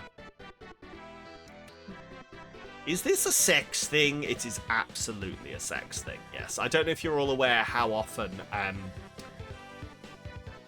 feminine cosplayers get asked to step on people in their costumes, like physically step on them for money. Like, I'll give you $5 if we can take a photo of you kicking me in the nuts. That kind of thing. Yes. Good to know. Later, Omen spends their $5 on a milkshake. They seem content not to use the figurine for violence, but appreciate that the figurine can be used for violence in a pitch. Progress. You gain 2 boldness, but lose 2 fun. Okay. Time to get back to the con. Is this our last? I don't think this is our last day of the con. No, we've got 2 more days in the con. Okay. 2 more days in the con. Right. Hotel and outdoors, main stage. To the hotel and outdoors. I'm quite enjoying, like, the stuff that goes on in the hotel and outdoors. You're chilling in your hotel room and decide to browse the room service list. Wow, they have all sorts of kinds. 6-pack of beer. Lots of fucking shoelaces! This game is made for me. Even the very concept creativity. Room service shoelaces. This game is Samalytical approved. Huh, that last one's expensive, but since money isn't a stat anymore, it'd be a net gain, stat-wise. Shortly after, someone brings you +2 creativity and several shoelaces. Imagine all you can do with this. Exactly. Oh, A+ to this game. It understands the value of shoelaces. Sometime later, you're chilling in the hotel bar with Omen and Doug. The bartender brings over your next round of drinks. Thank you, these look delicious. Doug, I'm quite sure that is not the drink you ordered. I know, but it's fine. I don't want to bother the bartender. Inadmissible. No friend of mine shall drink anything other than their preferred beverage. Omen grabs Doug's drink and throws it at the wall, shattering it. Aye, you gave my friend a drink he did not want. Shame on you, and on whatever unfortunate souls are sired into your despicable bloodline. Tremble before me. Bring him a Bahama Mama with a silly straw, and if you get it wrong again, the next thing I shall shatter is your soul. Dang, Omen, I really admire your assertiveness. I wish I had your confidence. Why, thank you, Doug. I quite like your penchant for giving me compliments. One might even say it is your best feature. As for your wish to be confident, there are a few better ways to build one's confidence than a bar brawl. Observe. Wait, no. Omen throws a chair at the beefiest guy in the bar. What did you say about my mother, you fiend? Have at thee! She fights, clearly in her element. You're not worried about yourself either. You've got a pocket full of sand and a thirst for violence. I don't think I've ever been in or seen a bar brawl. And I don't know if these are just like an American thing or if they're just like somewhere that like they're just like a trope at this point and they don't actually happen anymore. I think fights in clubs and bars generally get broken up really quickly by everyone else. Like, they don't get to the stage where the whole bar is in a fight. Clubs I go to, anyway. It's obviously my imposingness. They're like, oh, don't start a fight. That guy might kick the shit out of everyone. Doug, on the other hand... Crap. How do I make a fist? If I break my ribs, can I call a timeout? I don't know the etiquette here. Well, let's just say he's not a born fighter. But you still want to help his confidence, so maybe there's another way for him to participate in the brawl. He can be the one who keeps score with added commentary. He can hype everyone up by adding spectacular sound effects to the brawl. Commentary, absolutely commentary, right? All the sound effects. Keep score with added so the commentary, or just do the sound effects like pew, cha, wah, yeah. Commentary is more me. Has that been Doug's narrating this one? Sweet, then I'm going on a break. Later! Ladies and gentlemen, in this corner of the bar, we have the undefeatable Omen in all of her post-defeat glow-up glory. Fuck yeah, bitches! I'm in my redemption era now! And over there we've got Red, the crazy kook throwing sand in people's eyes. I didn't come to fuck around. Some listeners might assume that Omen, having half the arms, should be half the fighter. But she usually holds her own with her own mastery of the flamethrower. Die! Red's fighting style is scrappier and more erratic, but her drunkenness has somehow made her technique more effective? Or maybe everyone else is just drunker, it's hard to say. Alright, it looks like the final victims are falling and the winning fighter is Omen with 9 kills! I reign supreme! Doug, are you going to tell the Redemption Arc program about this? I fear it will impede my progress. Nah, once I get a few more of these Bahama Mamas in me, I'm sure I won't remember any of this. You're going to drink more Bahama Mamas? You're a mad lad today. A proper mad lad. That was epic.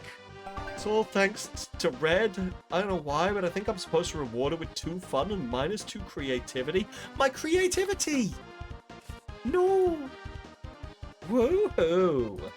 Let's set this con on fire. This con is on fire! Let's go to the main stage. Keys to a successful comic. Make one or several characters hot. Plant a hook early on. Add a shark. Sharks are cool.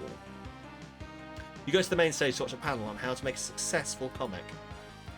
Step 1. Good artists copy. Great artists steal. Seems easy enough. There are lots of great comics out there to steal from. Like Spider-Man. Step 2. Write what you know. You know plenty about Spider-Man.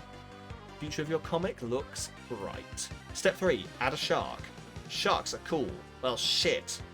Don't know that much about sharks. More research will be needed. Still, maybe there's a spider shark comic by Red in the future. You gain 2 smarts from all you've earned. Afterward, you, Omen, April and Doug go to see an orchestra perform the score from Skyrim. All you need to do is find a place to sit. Paging Moss, the Clussy is back. Hey, Hey, I found some empty seats. Let's sit here. Oh, sorry. But you can't. I'm actually saving that seat for my friend who's in the bathroom. You are saving this seat? Do you mean to imply that that sitting in any other chair would be unsafe? No, saving seats is just a thing friends do for each other. It's fine. We can sit further down. Sorry, I'm saving those seats too of my other friends. They're also in the bathroom. Okay, no problem. What about these seats? No, saving those for my friend and his cousin. Or maybe he said she was his fiancée. They're in the bathroom at any rate. prepare to die. Then they can view the concert from the toilets that they're so obsessed with. Give me a safe seat in which to park my ass, or prepare to die. No, Omen, you can't kill him. Because I'm gonna murder him first, and then I'm gonna eat his guts. Nom nom nom nom nom nom. Okay, getting that guy to give up his seats is quickly becoming a life or death situation. Convince him to let you sit. Are you sure you're already at the saving seat stage of friendship? Maybe it's a bit much. It'll make your friendship awkward. We're better friends than your friends. We have Lambos. Some of us have more than one. I mean, that's such a dick move. Are you sure you're already at the saving set? I mean, are you? Like, what it... Let's... This is by far the most insidious, in my opinion, mode. Because I'm now going to go to this guy, whoa, are you sure? Like, if you do that, what if you're not as good friends with your friends as you think you are? And you do this and they get a bit creeped out by the fact that, like, wow, you're really taking this friendship seriously. I'm not that much of a friend to you. This is a bit weird, bro. This is a bit weird. It's insidious. Let's do it. Really? I didn't know there were stages of friendship. Of course there are. Stage 1 is sending each other funny memes. Stage 2 is going to eat together.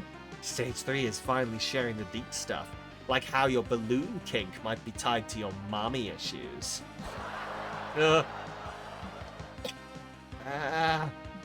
Anyway, seat saving is stage 4. The clown has a balloon kink and mommy issues. Oh man, I don't even think I'm at stage 1 yet. I haven't sent my friends any funny memes. I can help. I have a funny meme saved just in case I ever make a new friend. What are your friends' phone numbers? I don't know, come to think of it. I don't even know their numbers. Or their names, for that matter. Oh well, case solved then. It's still too soon for you to save seats for them. Oh, gotcha. Thank goodness I'm running to you all. It could set me straight. I'm gonna go find my friends and start at stage 0, telling them my name.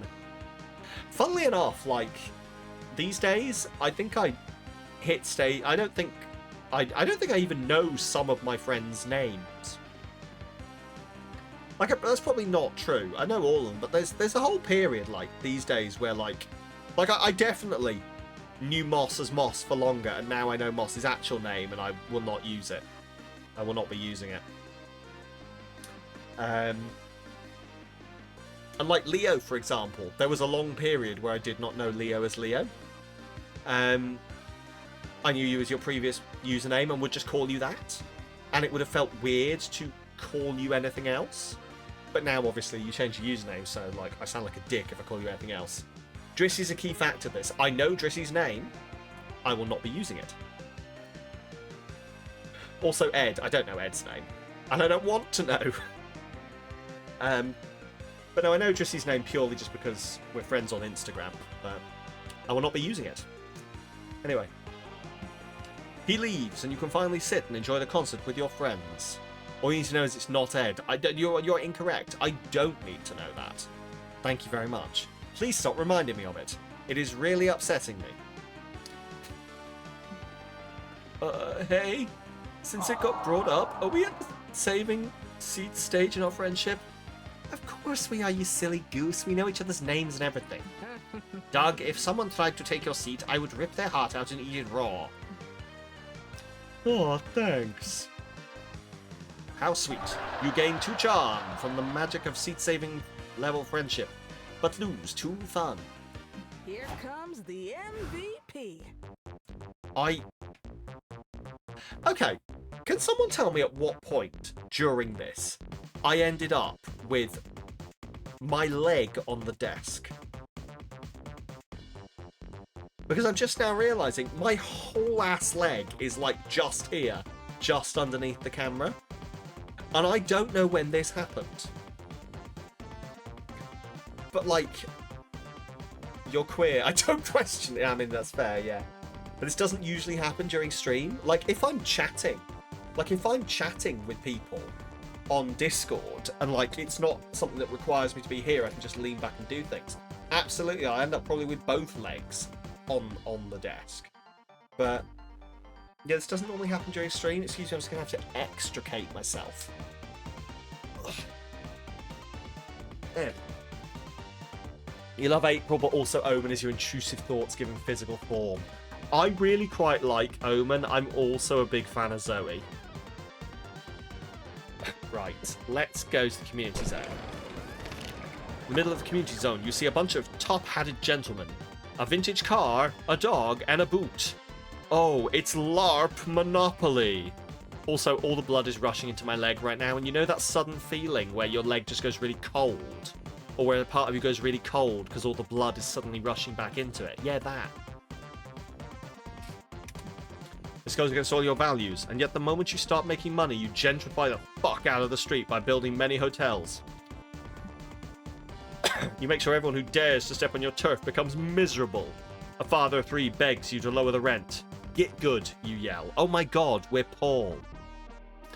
Niche deep cut for anyone who's ever played Monopoly with Paul. Don't play Monopoly with Paul unless you want Paul to turn into a fucking asshole. But like, be really good at it. And like in a charming way. It's really annoying. No, what have you become? You burn your Monopoly money and leave, but deep down you have to admit you got too fun. Time to flex your writing muscles. You're attending a workshop hosted by Zoe, author of Prom. Her popular fanfic about a world where everyone is Liam. Zoe enters the scene. Thanks for coming, everyone. I'm going to share some writing tips. Then you'll get to flash write some fics of your own. Isn't that exciting? I'm so nervous.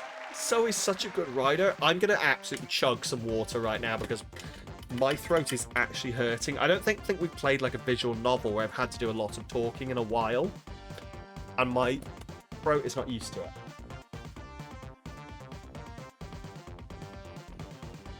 Which is a shame, because this is my fucking jam. How have I fallen out of my fucking jam so much on stream? Don't use that against me. So nervous. Zoe's such a good writer. What if she hates my work and stops being my friend and shadow bans me from reading Prom ever again? Fear not, pathetic mortals. Fear not, Doug. You've trained for this. The thousands of... I'm not going to answer that in public. Oops. It's fine. The thousands of pages of fanfiction you've consumed were all leading to this moment. Some quick and dirty tips are, well, to keep your fic quick and dirty. Ooh, I bet you like it quick and dirty, don't you? This game is doing things to me. Oh god, I'm getting Romancylvania syndrome all over again. Oh. Write as much as you want for the rough draft, then cut the excess and keep the sexy parts. Horny games. Oh, horny games, absolutely. Horny games. Horny games. Horny games. Oh. Do you know what? I should have done that for... You know, last year we did horror demos for Halloween. I should have done dating sim demos for, like... For, the love... Valentine's Day. For Valentine's Day. Fuck. That's a good idea. Also, don't be afraid to get weird with it. The readers came into your house, and if they don't like how you decorated the place, they can fucking leave. Absolutely true. Welcome to my stream. If you don't like the vibes, then cool. You don't have to be here. Bye. Proposal. Still do it, but do it on the 6th of September.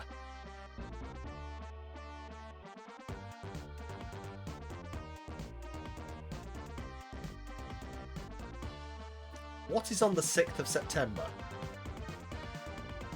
Oh my god, National Coffee and Ice Cream Day? Yeah, let's do it for National Coffee and Ice Cream Day. The day that William McKinley, the 25th President of the United States, was shot by Leon Kozolks, an anarchist in the Pan American Expedition in Buffalo, New York, and died 8 days later. National Read a Book Day.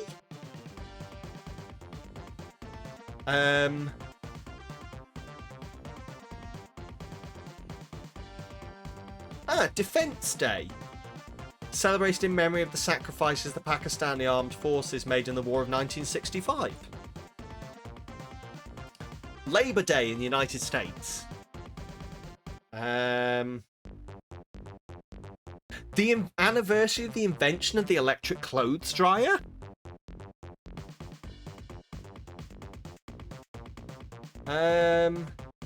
Saint Zachariah's Day.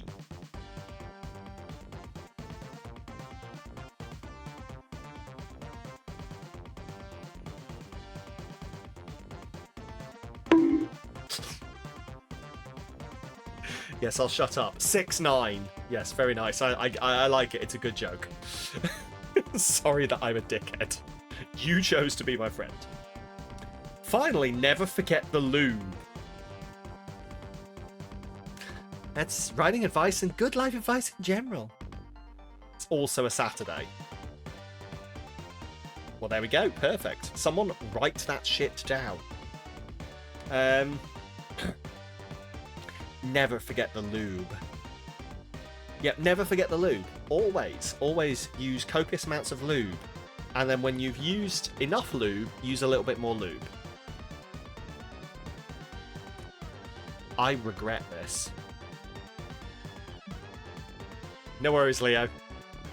Now get riding, stir my heart and my loins. I'll be around to check on you. I lubed up my keyboard, but I keep making typos.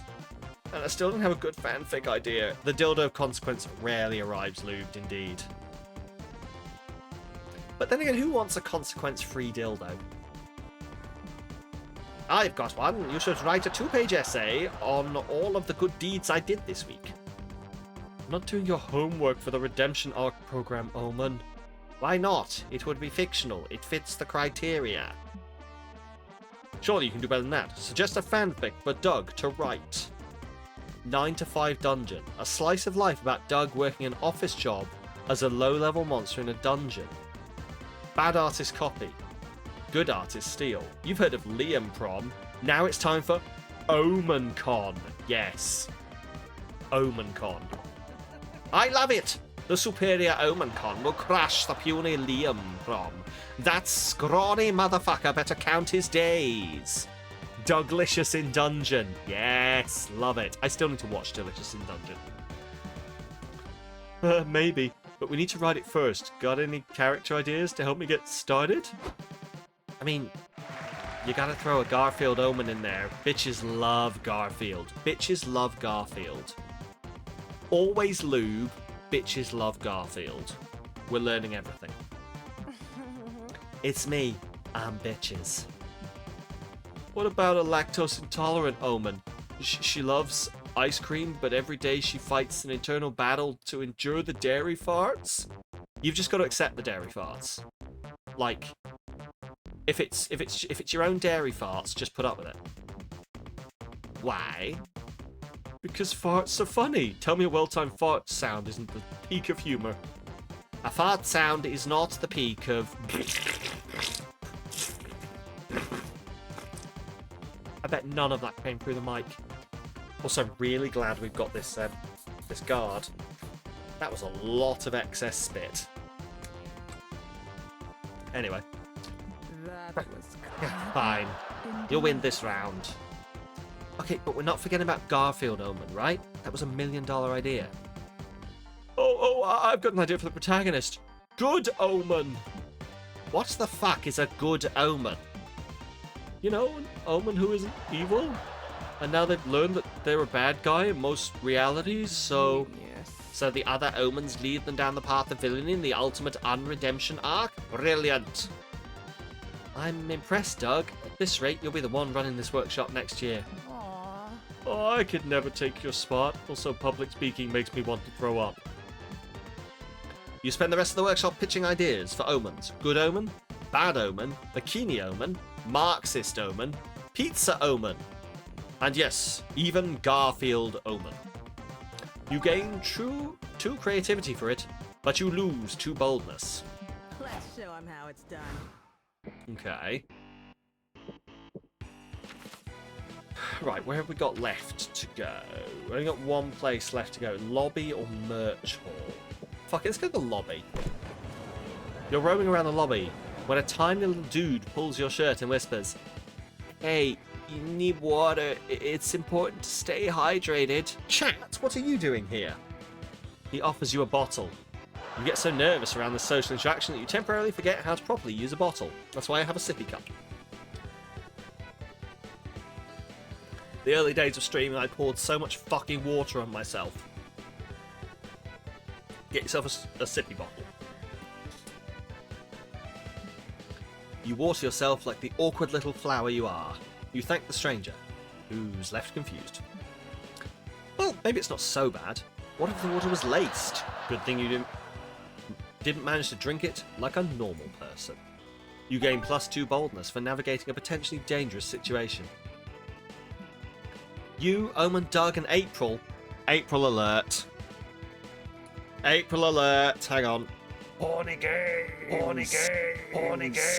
Horny games. That's the April alert. Are roaming the con, unaware you're about to be approached by a fearsome creature. A kid. Hey, maybe you see my mom? She said she'd be right back, but I haven't seen her in a while. Oh no, don't worry, buddy. You can hang out with us until she comes back, okay? No, not okay. Fuck off, I don't want to be in charge of this child. Fine. Hey, you, tall lady. Do you mean me? What? Lady. Hey, lady. Lady. What? What the fuck do you want? Made you look. Wow. I don't think it's far-fetched to assume that this kid's mother left him behind on purpose. Huh? Well, if this is a case of child abandonment, the con rulebook is clear. We have to find a place for him within 30 minutes or raise him until he's 18. Or until he dies, whichever comes first. Darn! I don't have room to bury any more corpses in my backyard, so we better go with the getting rid of him plan. Well, come on, Red. Take the attention off of me and think of a way to ditch this kid. I love her. I love her. She's clearly the fucking psychopath, and oh, there's something so hot about a psychopath, and I promise you it's not the clown costume. I mean, the clown costume is weirdly doing something for me, but we don't talk about that. Honky ponk, shut up. Use the kid to back a bet in an illegal high-stakes poker game, then just lose. Lobby the government to lower the age of labour. If this kid can be sent off to the mines, he'll become a more valuable asset. Poker. Let's do some poker. Do some poker. Okay, but where are we even going to find a high-stakes poker game? There's always an illegal poker game going on any place you go. You just have to open a door that looks like it shouldn't be opened.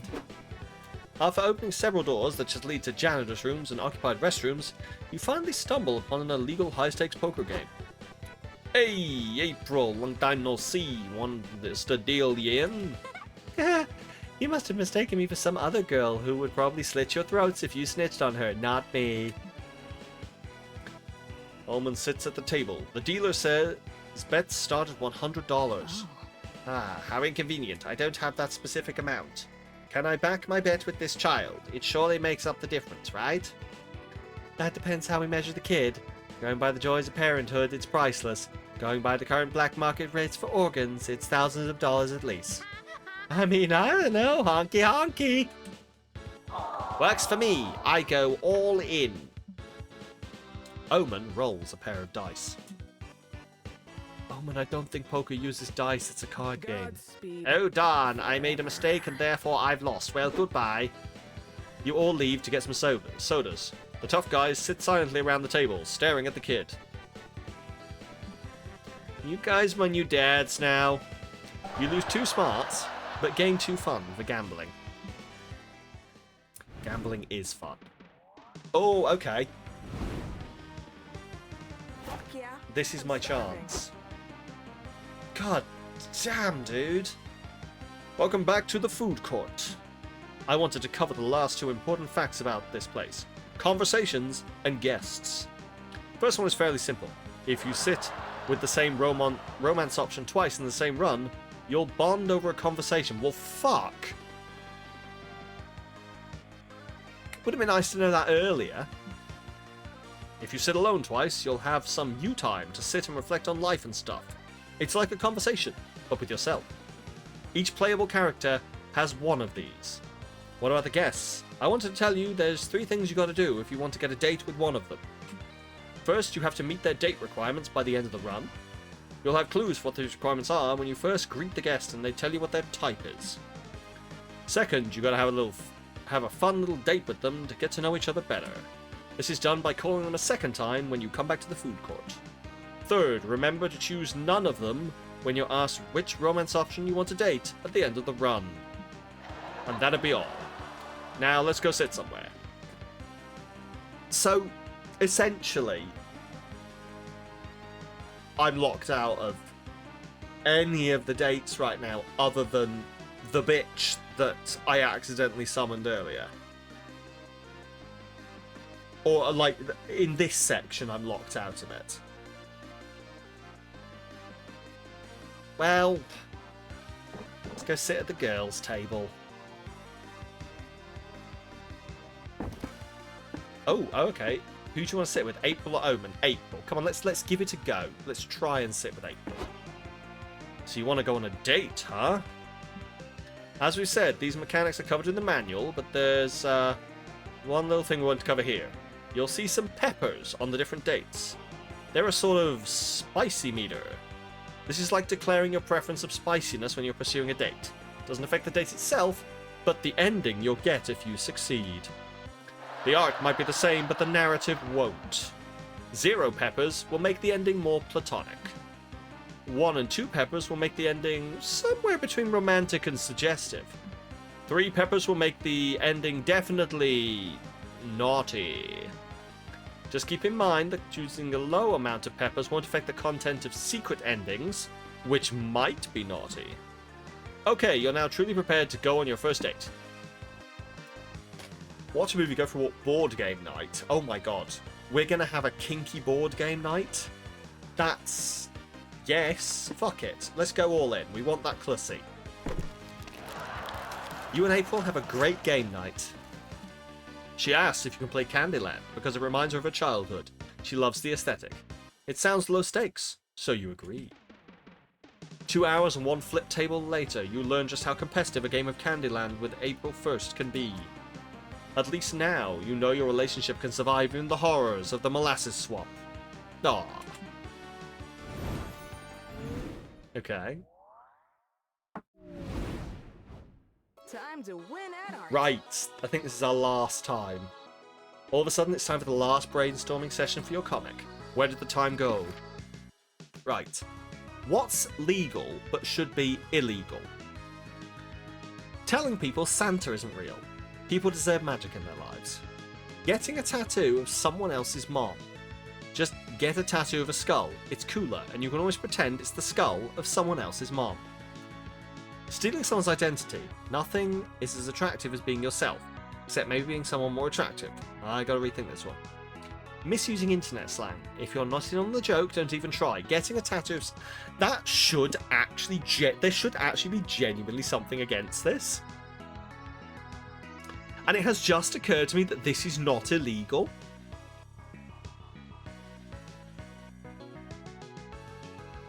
I can literally just get a tattoo of anyone, can't I? And there's fuck all you can do about it. You can all get tattoos of me. Oh, I hate that. I know what I'd do if someone was like, hey, look, I got you tattooed on my arm. No, that's awful. No, that's genuinely awful. That option needs to die in a fire. Okay, I'm just gonna like add some more. There we go. Just adding these in here so we can remember what we did. Beautiful. Right. Boldness. Underrated activities for a third date. Punching cherry trees until they blossom just for you and your date. Practice. Okay. Practice for the test you got to pass to get your kissing license. It's a thing. Studying contraception. You look responsible while also hinting that you want to fuck. Reading chapter 53 from Don Quixote's second volume. A truly thrilling page to... do you ever feel like you're not getting a joke? Studying... I mean, that's so bold. Can you imagine just being like, hey, so, I've been reading about condoms. Do you want to read about the best way to use a condom? Let's watch some videos of application. Oh no, I forgot to bring the banana. We'll have to find something else we can do it with. Would this work? I don't fucking know. I've never been good at flirting. Well, that's I'm good at accidentally flirting with people. Apparently. I'm very good at accidentally hitting on people. This has been a constant in my life. We're going to study some contraception. Right. Now to get back to the con. Here comes the MVP. Okay. There's going to be these, and then I think this is going to be where we choose who we date. So.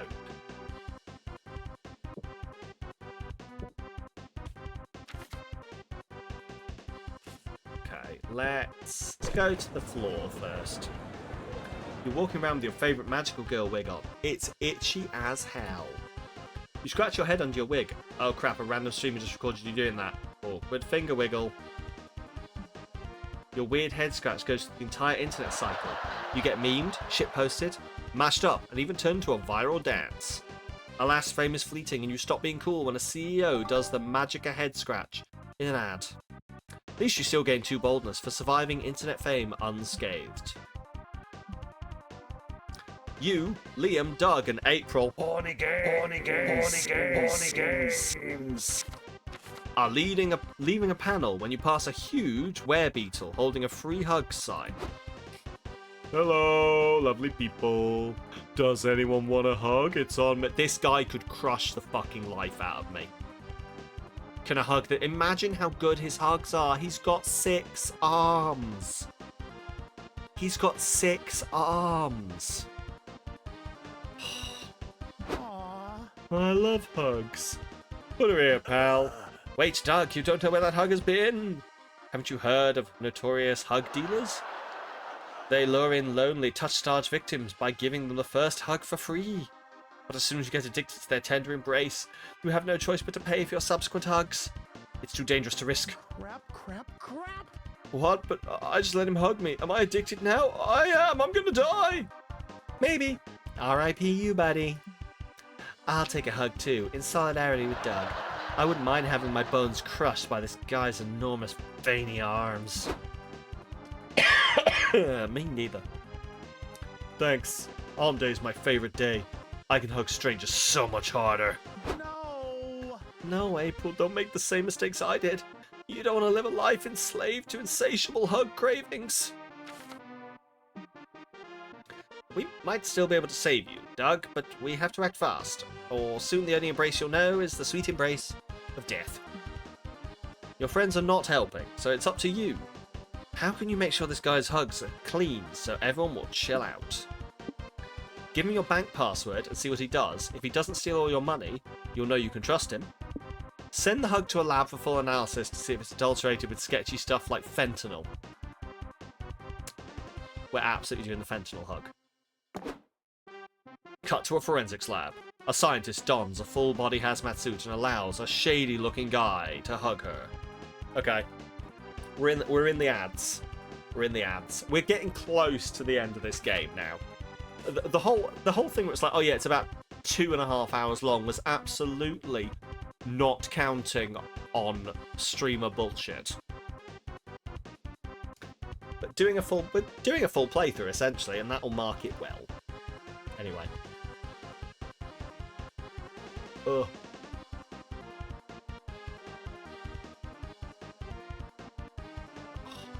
Just click my neck out. So.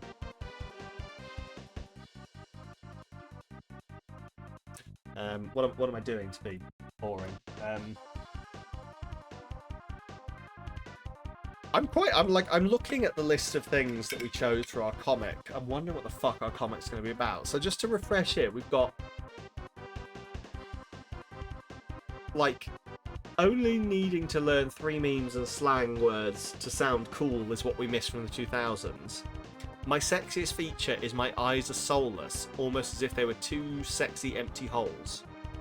The worst thing to have on a first date is that their appealing cooking skills are a lie and they're being controlled by a rat under a hat. The reason I haven't got around to doing things is because I want to fuck a lot of people first. Something that should be illegal but isn't is getting a tattoo of someone else's mom. Just get a tattoo of a skull, it's cooler and you can always pretend it's the skull of someone else's mom. And the best thing to do on a third date is to study contraception. You'll look responsible, while also hinting you want to fuck.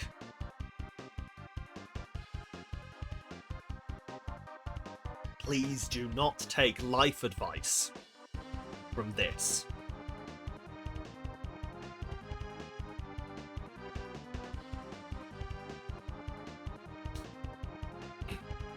Oh. Although I don't know, like, genuinely, I don't know what I'd do if, like, I would probably get the message if someone was like, hey, I want to study contraception with you. I'd be like, oh, okay, I see what we're doing here. But is that attractive or is that over the top? I guess if someone did it to me, I'd be like, oh, cool. I guess if I did it to someone else, that could very much be taken the wrong way. Intriguing. Excuse me, I just have to react big mood to a meme in the Discord. Hashtag join the Discord.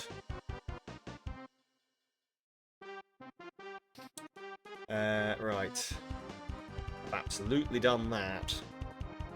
Right, oh, the ads are back. Welcome back from the ads, everyone. I did nothing but sit here and just, like, talk shit. You'll be lucky to hear you've not missed anything. Let's find out if this hug has fentanyl in it. Ooh, this hug is highly adulterated. Amphetamines, cough syrup, and a bad body odor. It must be from someone else giving me a bad hug.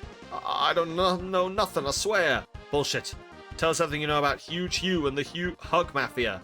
Or the only thing you'll be hugging are the bars of your cell. I don't want to die. Hi, I'm sorry to interrupt, but I may have a hug addiction. I don't want to die. You look stressed, buddy. Want a hug? Don't touch me, you're the source of my stress. But I guess a hug would help me chill out. Doug's backsliding already. Test this man's hugs, doctor, and administer 10 cc's of apathy into my friend's stat. The scientist hoses their hazmat suit off and embraces the werebeetle. A tear slowly drips down her gas mask. This hug is clean. It only has friendliness and good intentions. It evokes the feeling of your father finally approving of your choices. Oh, well, that's a relief. I'm sorry I doubted your hug, big fella. It's okay. I get it. There are a lot of sketchy people out there. What about a group hug to leave all that behind? Well, if you insist. The nice stranger tightly embraces you, Doug, and April.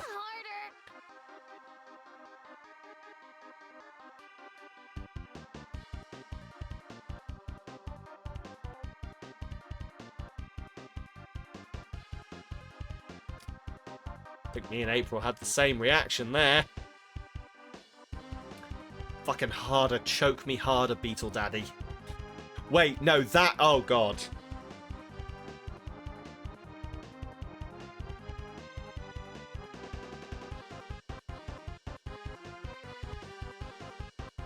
I just realised how out of context that could be taken for me specifically. The stag beetle here. Sir! Sorry. We have found the horny balloon, yes. Harder. What? Nothing! You lose 2 charm for not trusting the hug dude at first, but gain 2 smarts for trusting science instead. Let's set this con on fire. Right. We've got 3 more to go. So, let's go to the main stage. Ranking of Best Anime Butts. You sit down at the main stage to learn about your favorite art form, anime. Specifically a ranking of the best anime butts. Some of the choices are intriguing. I mean, sure, mecha robots technically have big asses. By the end, you've learned more about the panelists' fetishes than anime. But that ass-centric knowledge still grants you 2 smarts. You gotta rank the anime asses. After a riveting panel about anime titty jiggle physics, you, April, Doug, and Zoe attend a panel being held by some representatives from Twatch. Oh no. Oh look! It's Twatch executives. Hello, loyal customers. We have some exciting changes to announce. Starting next week. Yes, it is indeed Twatch. All Twatch users will have to pay a monthly subscription to use the site. Isn't that exciting? Wait, don't leave. We haven't told you that we're adding ad breaks within the ad breaks yet. Yikes. Shit, this is bad. April, are you okay? Yeah, of course. This is great news. Additionally, as an affiliate, I can't say anything bad about Twatch or any of its subsidiary companies. Honka honka!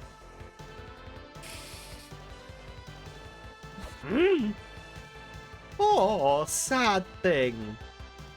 This is it. Streaming's dead. It's dead in the water, just like my dreams and that boy I drowned in 1st grade.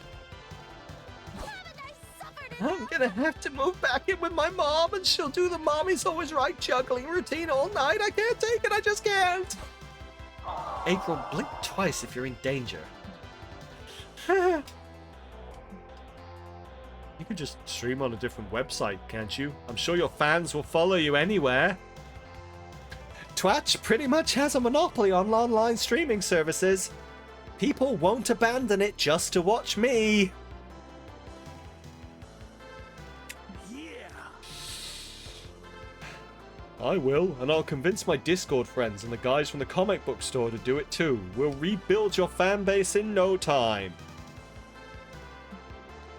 Doug's efforts are sweet, but can never recover April's modest streaming empire. There's got to be another way for her to keep her followers. Well, if there is, I would very much love to hear it.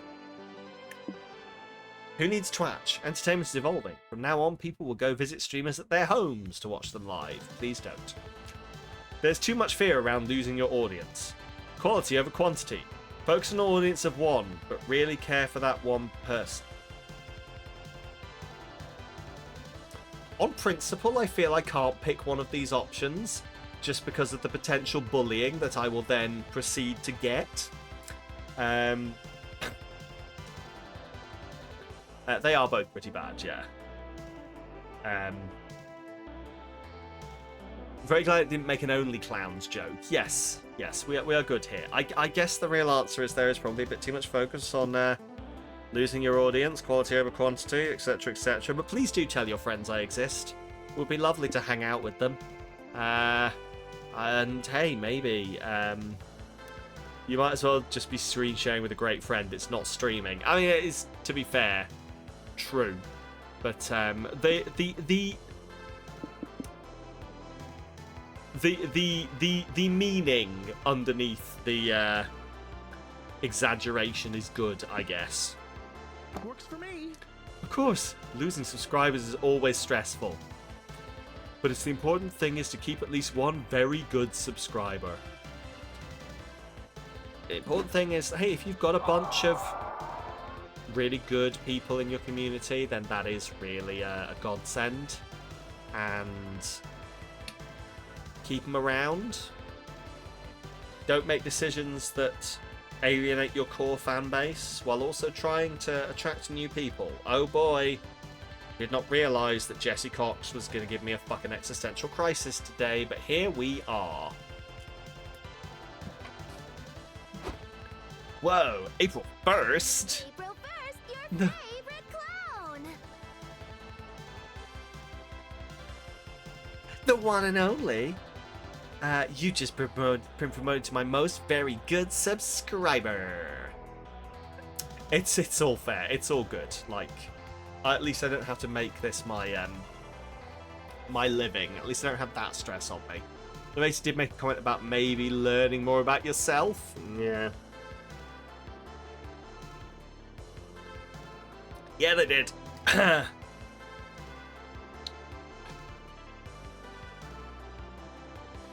That would be insidious. Do you remember what option I turned on at the start of this? I turned on streamer mode, so the game knows that I'm a streamer right now. No, they wouldn't do that. Right? Hi, do you regret being here? No. Yes, it does. Yes, it does. Oh god, this is... I'm sure they would. I'm absolutely sure they would, yes. Especially with Jesse Cox being on board, who is a big proponent of the this is all a bunch of bullshit and will ruin your life if you take it too seriously mantra. But also, gotta get that cash.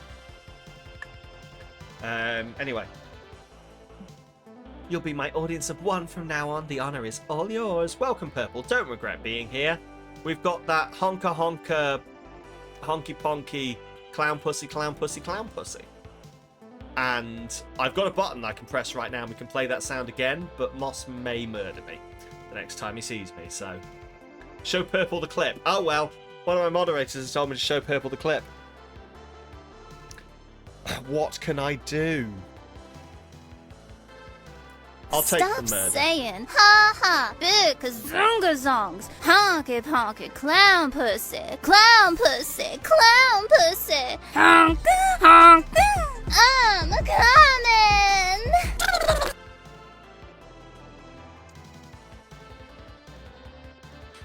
That's very nice. Thank you very much, Purple. That's really nice of you.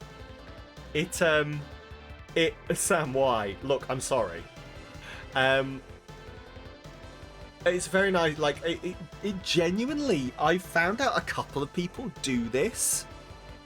A couple of people are like, hey, you should go watch this person. It blows my fucking mind. Not sharing you ever again. No, wait, come back. I'm sorry. Please ignore that. There's no honky ponky.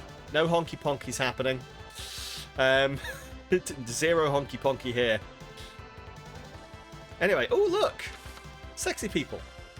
Hashtag blame Rel. No! What if I blow you bubbles? Purple, these bubbles are just for you. Does that make it better? Is it better yet? Anyway. You accept the blame, you did say it. Thank you, Rel. Oh, that's cool, I guess. Do you want to come in? I was just playing some games. Perfect. I can do a gaming stream. Show me your setup. One of your brother's first words was bubbles. That's adorable. It's all good, Rel. Don't worry. April's most very good subscriber shows you all of his computer. April sits down and plays Minecraft for a while. Hey April, when's it my turn to play? Oh, she's too focused on the game to read chat right now. The best way to make sure she sees your comment is to pay $3 to highlight it. Do you have $3? Actually, it cost $3 back when April had tons of subs. Now that she's got an audience of 1, she should charge $800 to highlight the comments. Good thinking. Good point. Can you give me $800? Then as April's moderator, I'll pass your comment directly to her to make sure she replies to you.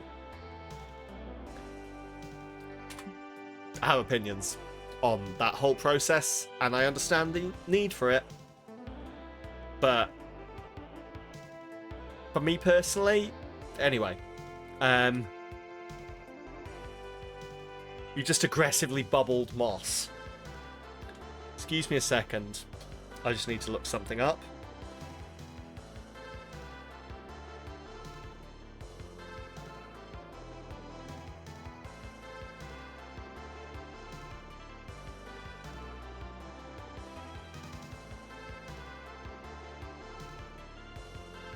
Don't look up bubbling on Urban Dictionary. Just don't do it. 2 blue bubbles at him with the same... Yes, good. Thank you. Want you all to get out of my house. Okay, well, tell April. That'll be $800, please. It's a long ride back to the con. Cheer up, April. He's clearly just wasn't the... Right. Oh my god, what the fuck? Yeah, thank you. Leo used Bubble Beam. It's not very effective. It never fucking is. Clearly wasn't the right subscriber to become your 1 subscriber. Yeah, especially considering he unsubscribed. Don't worry, April. I'll never unsubscribe to you. If you only have 1 fan, I'll be that fan. And if you have no fans, I must be dead. You're the best. Oh, you're the best, Doug. April will always have you and your friends in her corner. Plus, she still made $800. You gain 2 charm and lose 2 fun. Let's show him how it's done. Okay. Community zone, merch hall, hotel and outdoors. Let's go to the merch hall again. We haven't been there in a while. You suddenly realize your phone is dead. Good thing you're at the merch hall. You find a stand where someone's selling chargers. I mean, it's entirely up to what you're into, Purple. I leave that decision to you. You want to buy one, but you feel bad about buying something so not nerdy. The vendor sighs and draws an ooh-woo face on the charger. Sold! Oh my god, it's a charger for Beth. You gain 2 charm for your kawaii phone charger. You're roaming the booths with Zoe, April, and Doug. I don't know what I've done, but April is just now consistently always here. Amazing. I've somehow got into the April zone. When you spot a booth selling cute plushies and other merchandise. Super kawaii! The signs around it say, cuteness levels over 9,000! Prepare to bust an ooh-woo.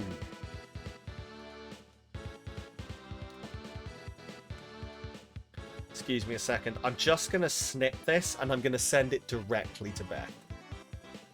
With 0 context. There we go.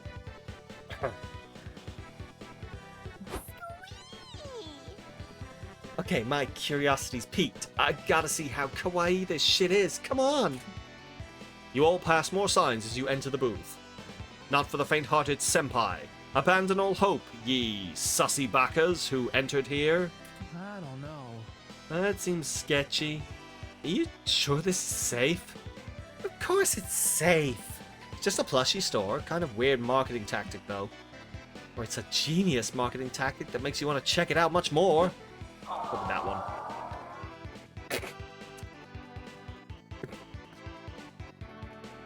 I've just generated a secure password, and I will say no more than that. The people who've seen the meme will get it.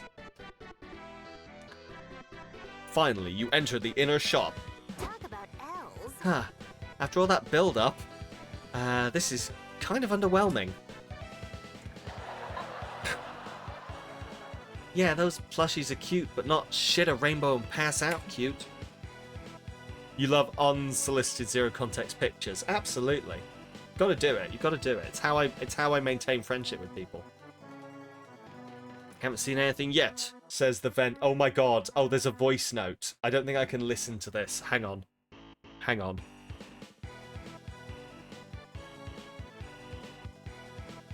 Which one of these is Discord?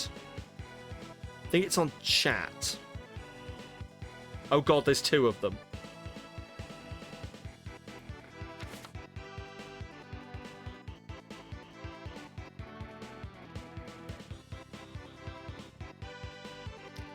Okay, I couldn't hear that, which means it's the right one.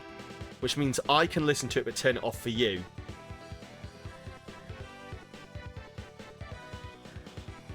Can you shut the fuck up, MonsterCon? I can't hear Beth.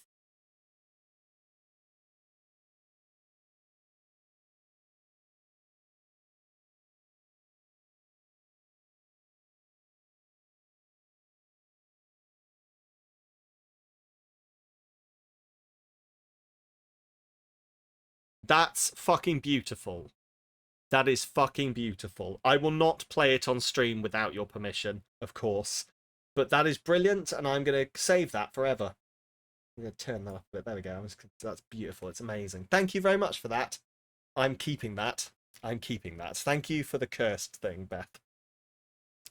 God, what have you done, Beth? You'll never know. God, what have you done? It's a Beth reading girl, and she's saying the line, oh mama.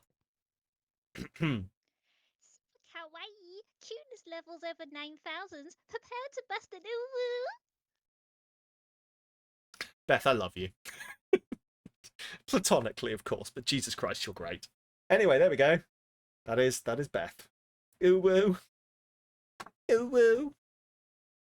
Amazing, don't you think? Like this is why we're into this game. This is why we love this game. Anyway, this game should have sound.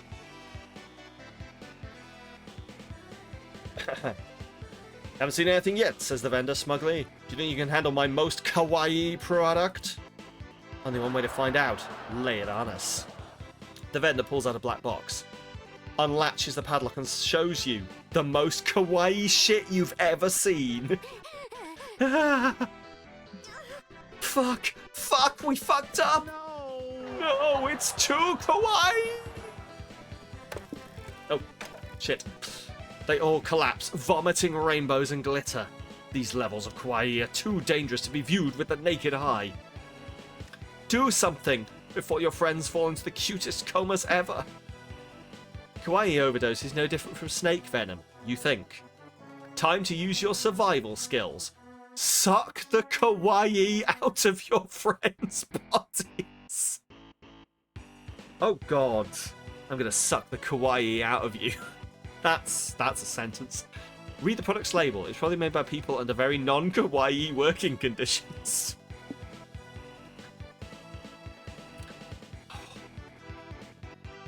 Look. At what point am I... Let's add a screen for Discord. RuneScape screen. I mean, yeah, why not? Absolutely. That's what I use my spare one for over here. It's just like running shit that I don't want taking up. Like running shit that's just like running in the background that I'm back and forth between. Like, it's got Discord on it at the moment. In fact, that's where Discord lives. It's my Discord screen. These are the programs that I specifically will want to go over and deal with in a break from everything else. Yeah, RuneScape is your idler. Anyway, I'm going to suck the kawaii out of my friends. Here we go. Good idea, but honestly, you call that idea that involves sucking your friend... You'd call any idea that involves sucking your friends good. I would. But yeah, the intention. That's the thing about a good project, is the intention of a project is not always the outcome of the project. Projects evolve as you go, and sometimes you discover new things. If we all only made things that we intended to make, then discovery would never happen because no one would ever make anything new. No one would ever make a new thing if we all had to know about the thing before we discovered it. Anyway. Fuck. Whoa, hold the phone. Is someone sucking on my ankle? You're such a silly Looks like Red is. Whatever you're doing down there. Whatever are you doing down there, silly goose? Wait, let me guess. I think I've got a good understanding of Red's quirks by now. I think she's doing leech roleplay. It must be the hot new craze. Nah, I think she's trying to suck the excess kawaii out of my system. You know, like a poison? This old screen is god-awful. Oh, is it like my... Did I show you my... Like, my screen over here is like 720p. It's an old, like... I think it can be 1080, but it's not very good. But yeah, 720p is the best I can have this on. So everything's a bit grainy, but that's why I just have, like, Discord and stuff on there, because I don't need high... Like, it's text.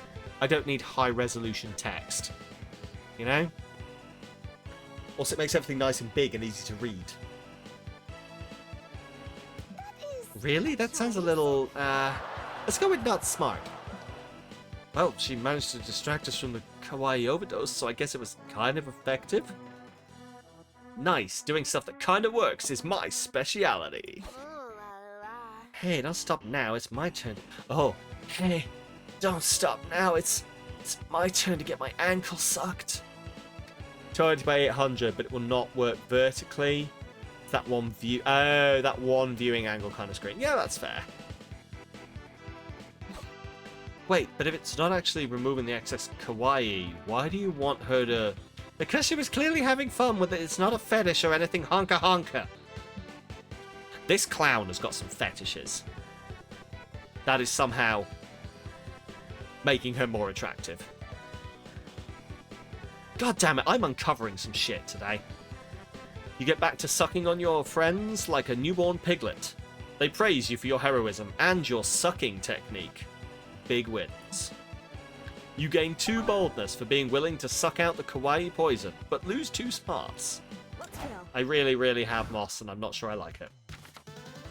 Right, what? This is our last con visit. Community zone or hotel outdoors. So that's fun or creativity. Creativity and boldness are both quite high.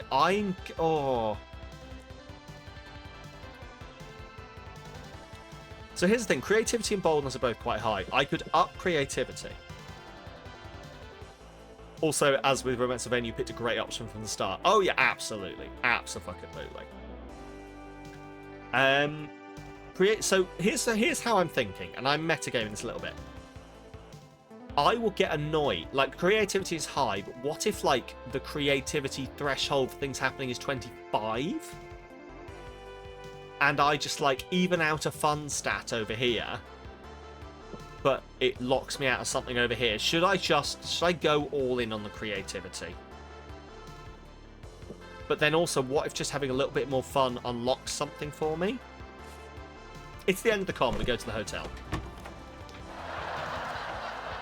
You're in the hotel room, sewing your cosplay costume when you mistakenly sew it to the bed's blanket. You could... my stomach is empty and I've been very hungry for about an hour. Food will be coming after the stream. You could unsew it, but that would mean admitting you made a mistake. Fuck that. Am I right? Up top, everyone? Am I right? Admitting you made a mistake? Fuck that.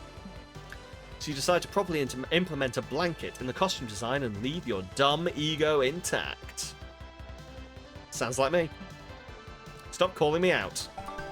But your dumb ego, leave it intact. Look at you being a stubborn dum-dum. Hang on, I'm going to do this down the camera. Look at you being a stubborn dum-dum.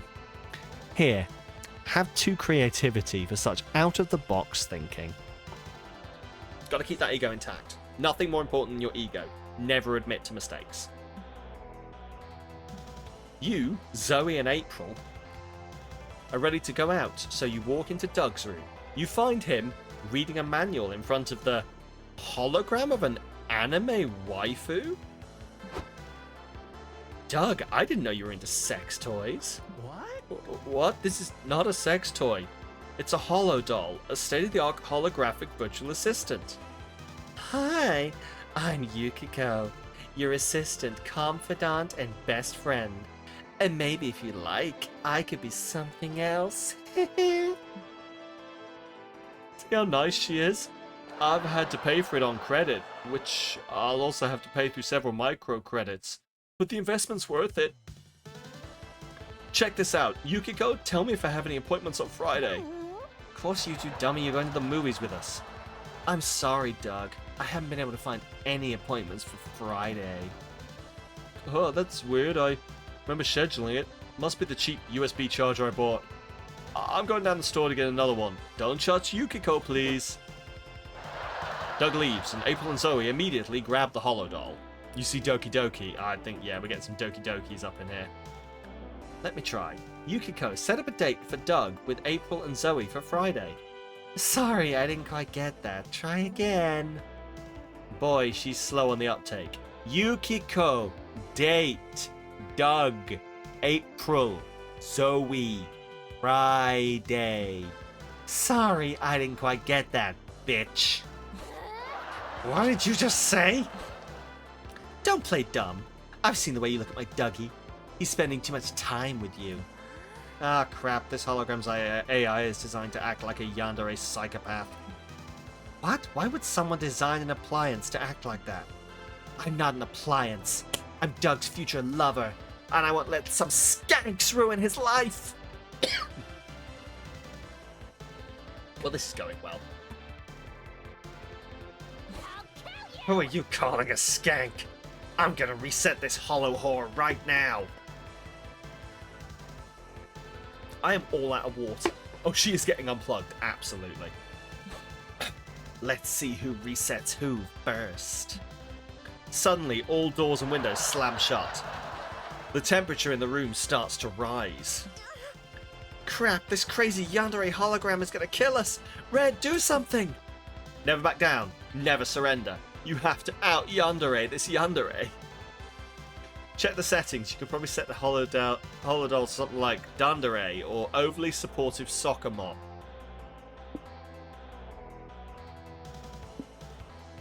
Boldness, smarts, is what I reckon. Fuck it, let's out-yandere the yandere. You want Zoe and me to be crazier than this doll? Zoe and April exchange a meaningful glance.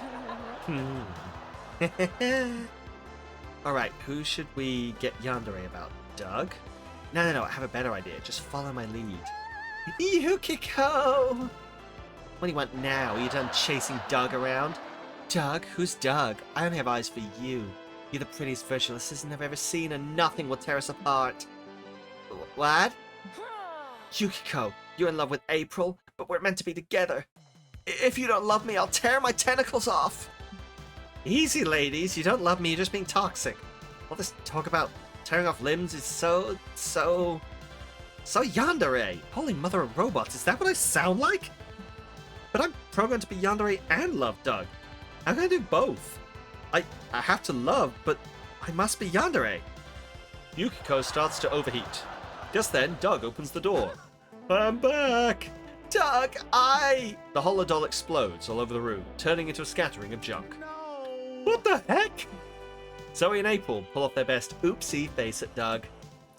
Yukiko, my sweet Yukiko. Don't be sad, Doug. If it makes you feel better, we'll be your real personal assistants for the rest of the day. Okay. Phew. You saved your friends from sudden death, and you saved Doug from a toxic relationship.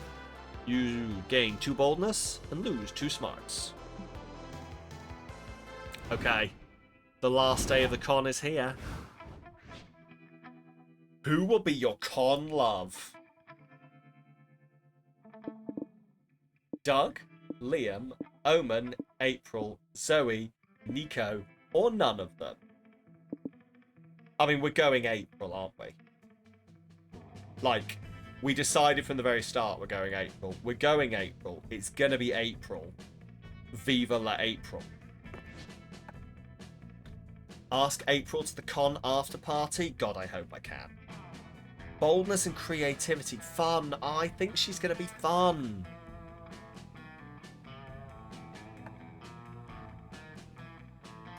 I think she's... But how am I supposed to... Oh, I don't know. We're going to find...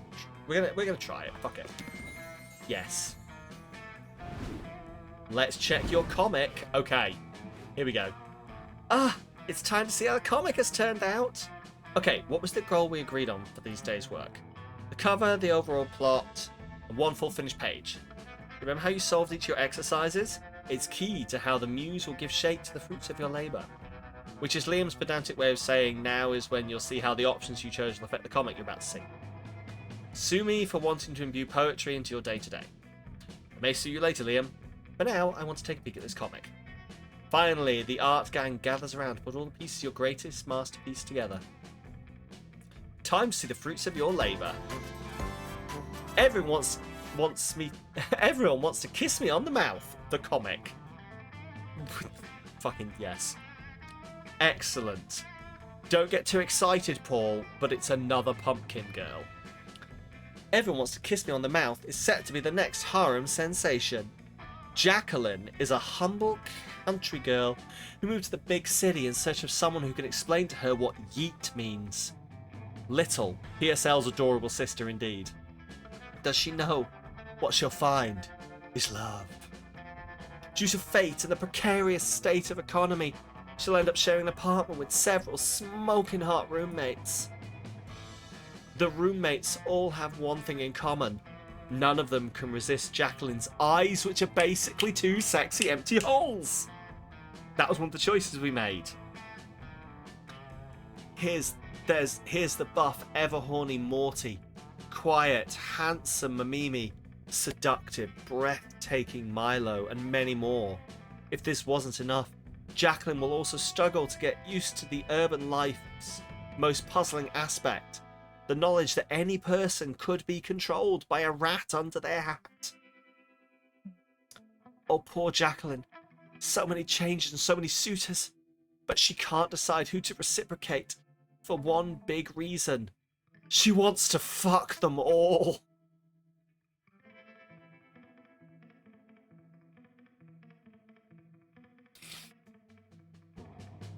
Only one thing is clear. There'll be lots of kissing. On the mouth. Milo, you're back. I thought you were still mad at me after I got a tattoo of your mom while I was drunk. Jack, I could never be mad at you. Actually, there's something I've always wanted to tell you. Milo, you bastard! I heard you from the shower.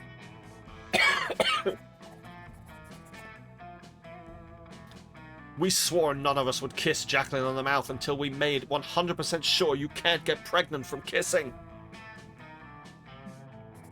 Well, I realized maybe Jacqueline should have some say in that, and also fuck you. Hey guys, what's happening out here? To be continued. The con after party is approaching. Here we go. Oh god, what if she says no? You finally gather your courage and ask your beloved to the con after party with you. Yes, I'd love to go to the party with you. I really like you, Red. You make my heart swell like a balloon. And I can't wait for you to make me pop. Turn my phone off for a while. I won the con, was what I just got. Excellent. The aftermath party was incredible. Apparently April was hired to be one of the musical acts. What a surprise! You were especially surprised when she sang a brand new song and dedicated it to you. It's called I Swear I Never Had a Wet Dream About Eating Your Flesh. April 1st. She's surely one of a kind.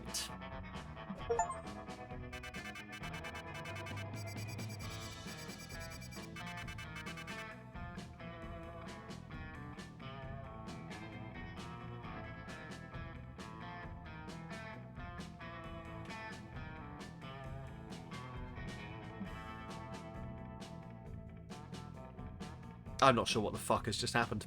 Anyway. Well, we knew it. The con had ended. It was just 4 days, but we could swear it felt like an entire lifetime. Love that song. It's a great song. All sorts of misadventures took place. Entire friendships blossomed, and we ourselves changed as people. The idea of going back to our day-to-day lives made us feel a bit disoriented. Promises were made of not growing apart, of meeting again soon. Still, we would lie if we said it didn't feel a bit sad to leave all that behind. But as each of us went our way, we realised that wherever we went, these people would be there, with us. And with that came a truth that to this day we hold close to our hearts. That no matter where we are, we belong. It's a thought that still gives us warmth, that makes us feel once again young and unafraid. And it reminds us that, even as years go by, we will always be ready to start. When you stream, you would not believe what you have to deal with. So many companies treat you like you're robbing like a thief. But you don't have to fear, it won't happen with me. We were meant to trust each other.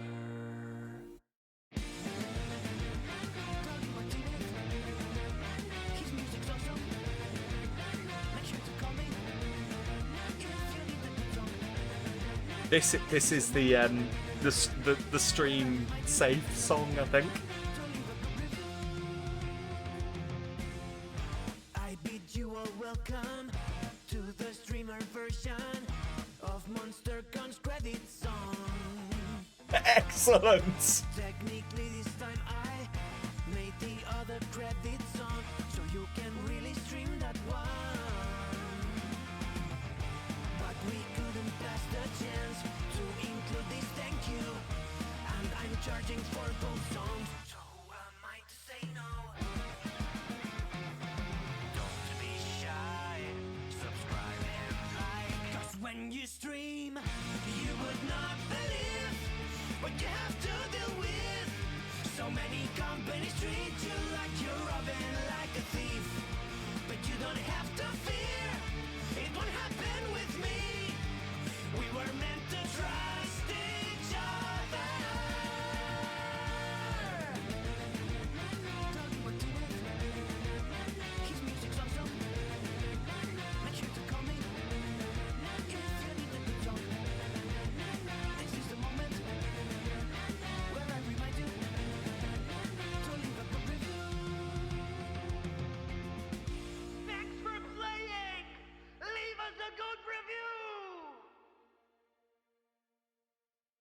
I absolutely will. That was fucking phenomenal.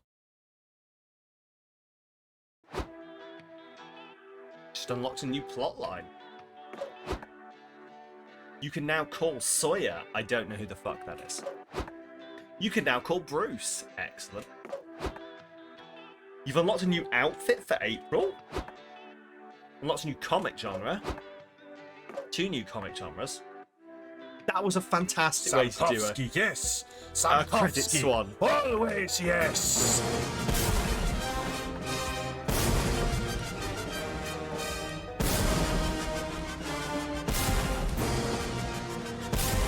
Allow alternative costumes. I kind of want to see the alternative costume.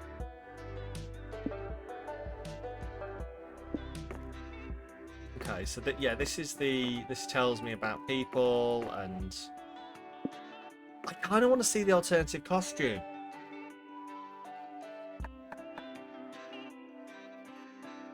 Oh. But like, I don't know how any other way to do that other than like put it. I mean, I guess I could just play more of the game. Like, technically I can play local, so surely I could play this in Discord with people if they wanted to. Art gallery? Maybe it's in the art gallery. Yay! There we are.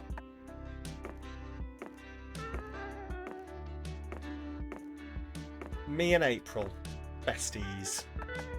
Besties who fuck. No, sorry.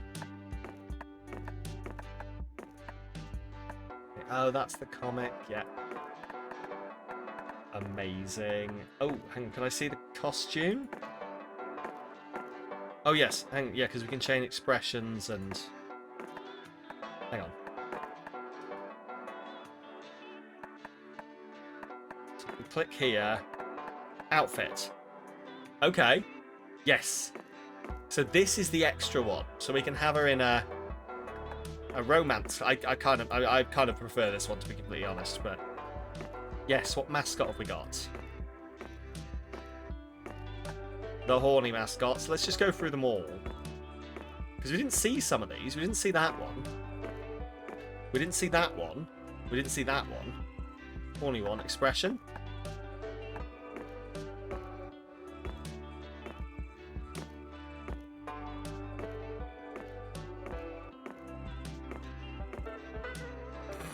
Yes.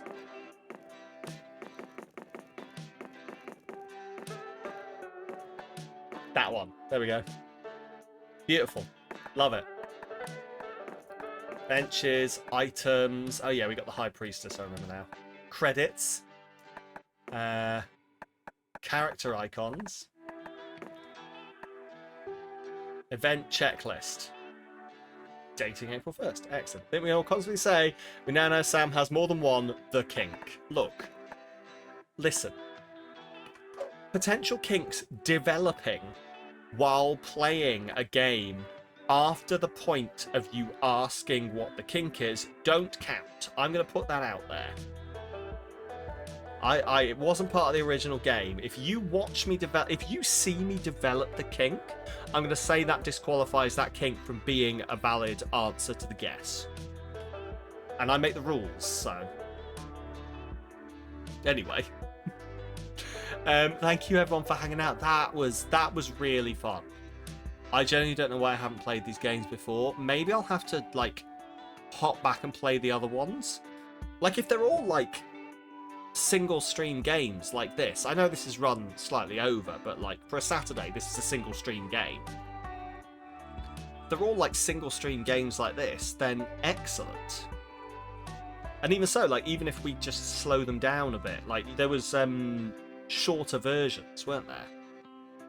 You could play like a short game. We played the longest game available, which was supposed to be 2.5 hours, and actually came out at about 5, so that about works out.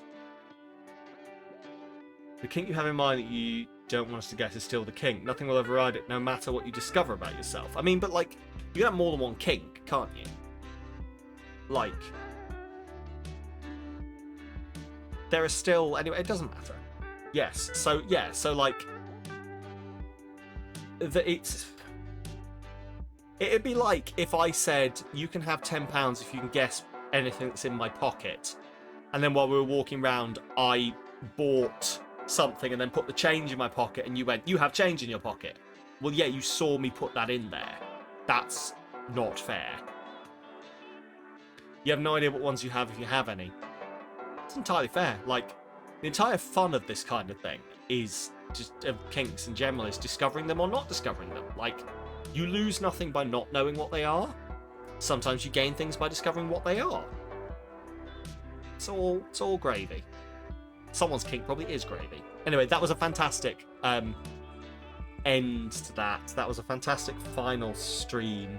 You've been trying to discover your own kinks for a while, no luck so far, but are you having fun while doing it? That's the important thing, is do you have fun while doing it? Sometimes the fun is in trying to work these things out. Anyway, that's enough sex talk with Sam. We don't... We don't... Yeah, anyway, I'm gonna shut that down. There we go. Should we send a raid on over somewhere? Now, I did say I would raid Jesse Cox if he was on.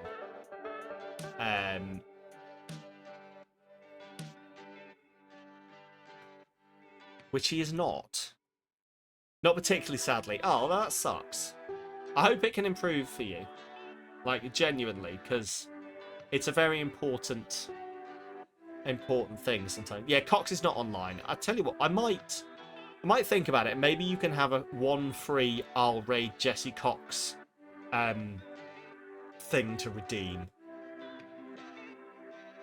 As he wasn't online and I did promise I'd do it, you can have 1 free raid Jesse Cox token to redeem whenever you wish to. So redeem it at the best time. Anyway. And I'll even write that down for you so you don't have to remember it. But anyway, yeah, let's see who's online. Is anyone else playing this game? Is anyone else playing... Oh shit! Oh, I've accidentally pressed the wrong button. Stop saying ha ha. Big kazunga songs. Honky nothing I ponky can clown pussy. Clown pussy. Clown pussy. Promise was I will raid Jesse Cox even if Kel doesn't ask for it if he's online at the end of Monster Prom 4. It was. But also it'd be nice to raid Jesse Cox for once. I was hoping this was going to be my excuse to push me to do it, but... Anyway. Let's go raid some other people. Let's go say hi to some people. Who have we got online? Ooh. I mean, we could keep the spirit of it and raid the largest streamer who's streaming this game. Like, who knows? They might be as good as Jesse Cox. I'm trying to social pressure myself into raiding him. Abso-fucking-lutely. I try and listen. Social pressure is what gets me to do a lot of things. So, I'm gonna close this before I accidentally click it. We're gonna raid on over to Gobby Lynn, which I've just realised is the best fucking pun, because they're a goblin VTuber called Gobby Lynn. So. Raid messages are going up in chat now. There is one for you a sub. There is one for you if you're a non-sub. You all get to take part in it. Please grab one of those. Please spam them in chat when they get on over there. She does sound fantastic. She looks fantastic, in fact, as you'll see when we get on over there.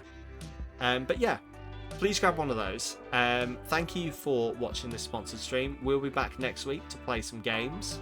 I am as yet undecided on which games they will be. We obviously have... If you're in the Discord, you'll know there's some umming and ahhing I'm doing over whether I just want to mainline one of the games I'm playing. But I'm still having thoughts on that, so we will see. But then we will definitely be playing some more Claire Obscure and some more Dark Souls 3 in the future, so... also, it's Friday 1st next week, so genuinely, this is your last chance to vote in Friday 1sts. Because I will be making the schedule tomorrow. Anyway, take care of yourselves, and I will see you very, very soon. We're going to raid in 17 seconds. I'm going to chuck it over the end screen so I can hear my raid on in. Thank you for watching this, and remember, honky ponky clown pussy.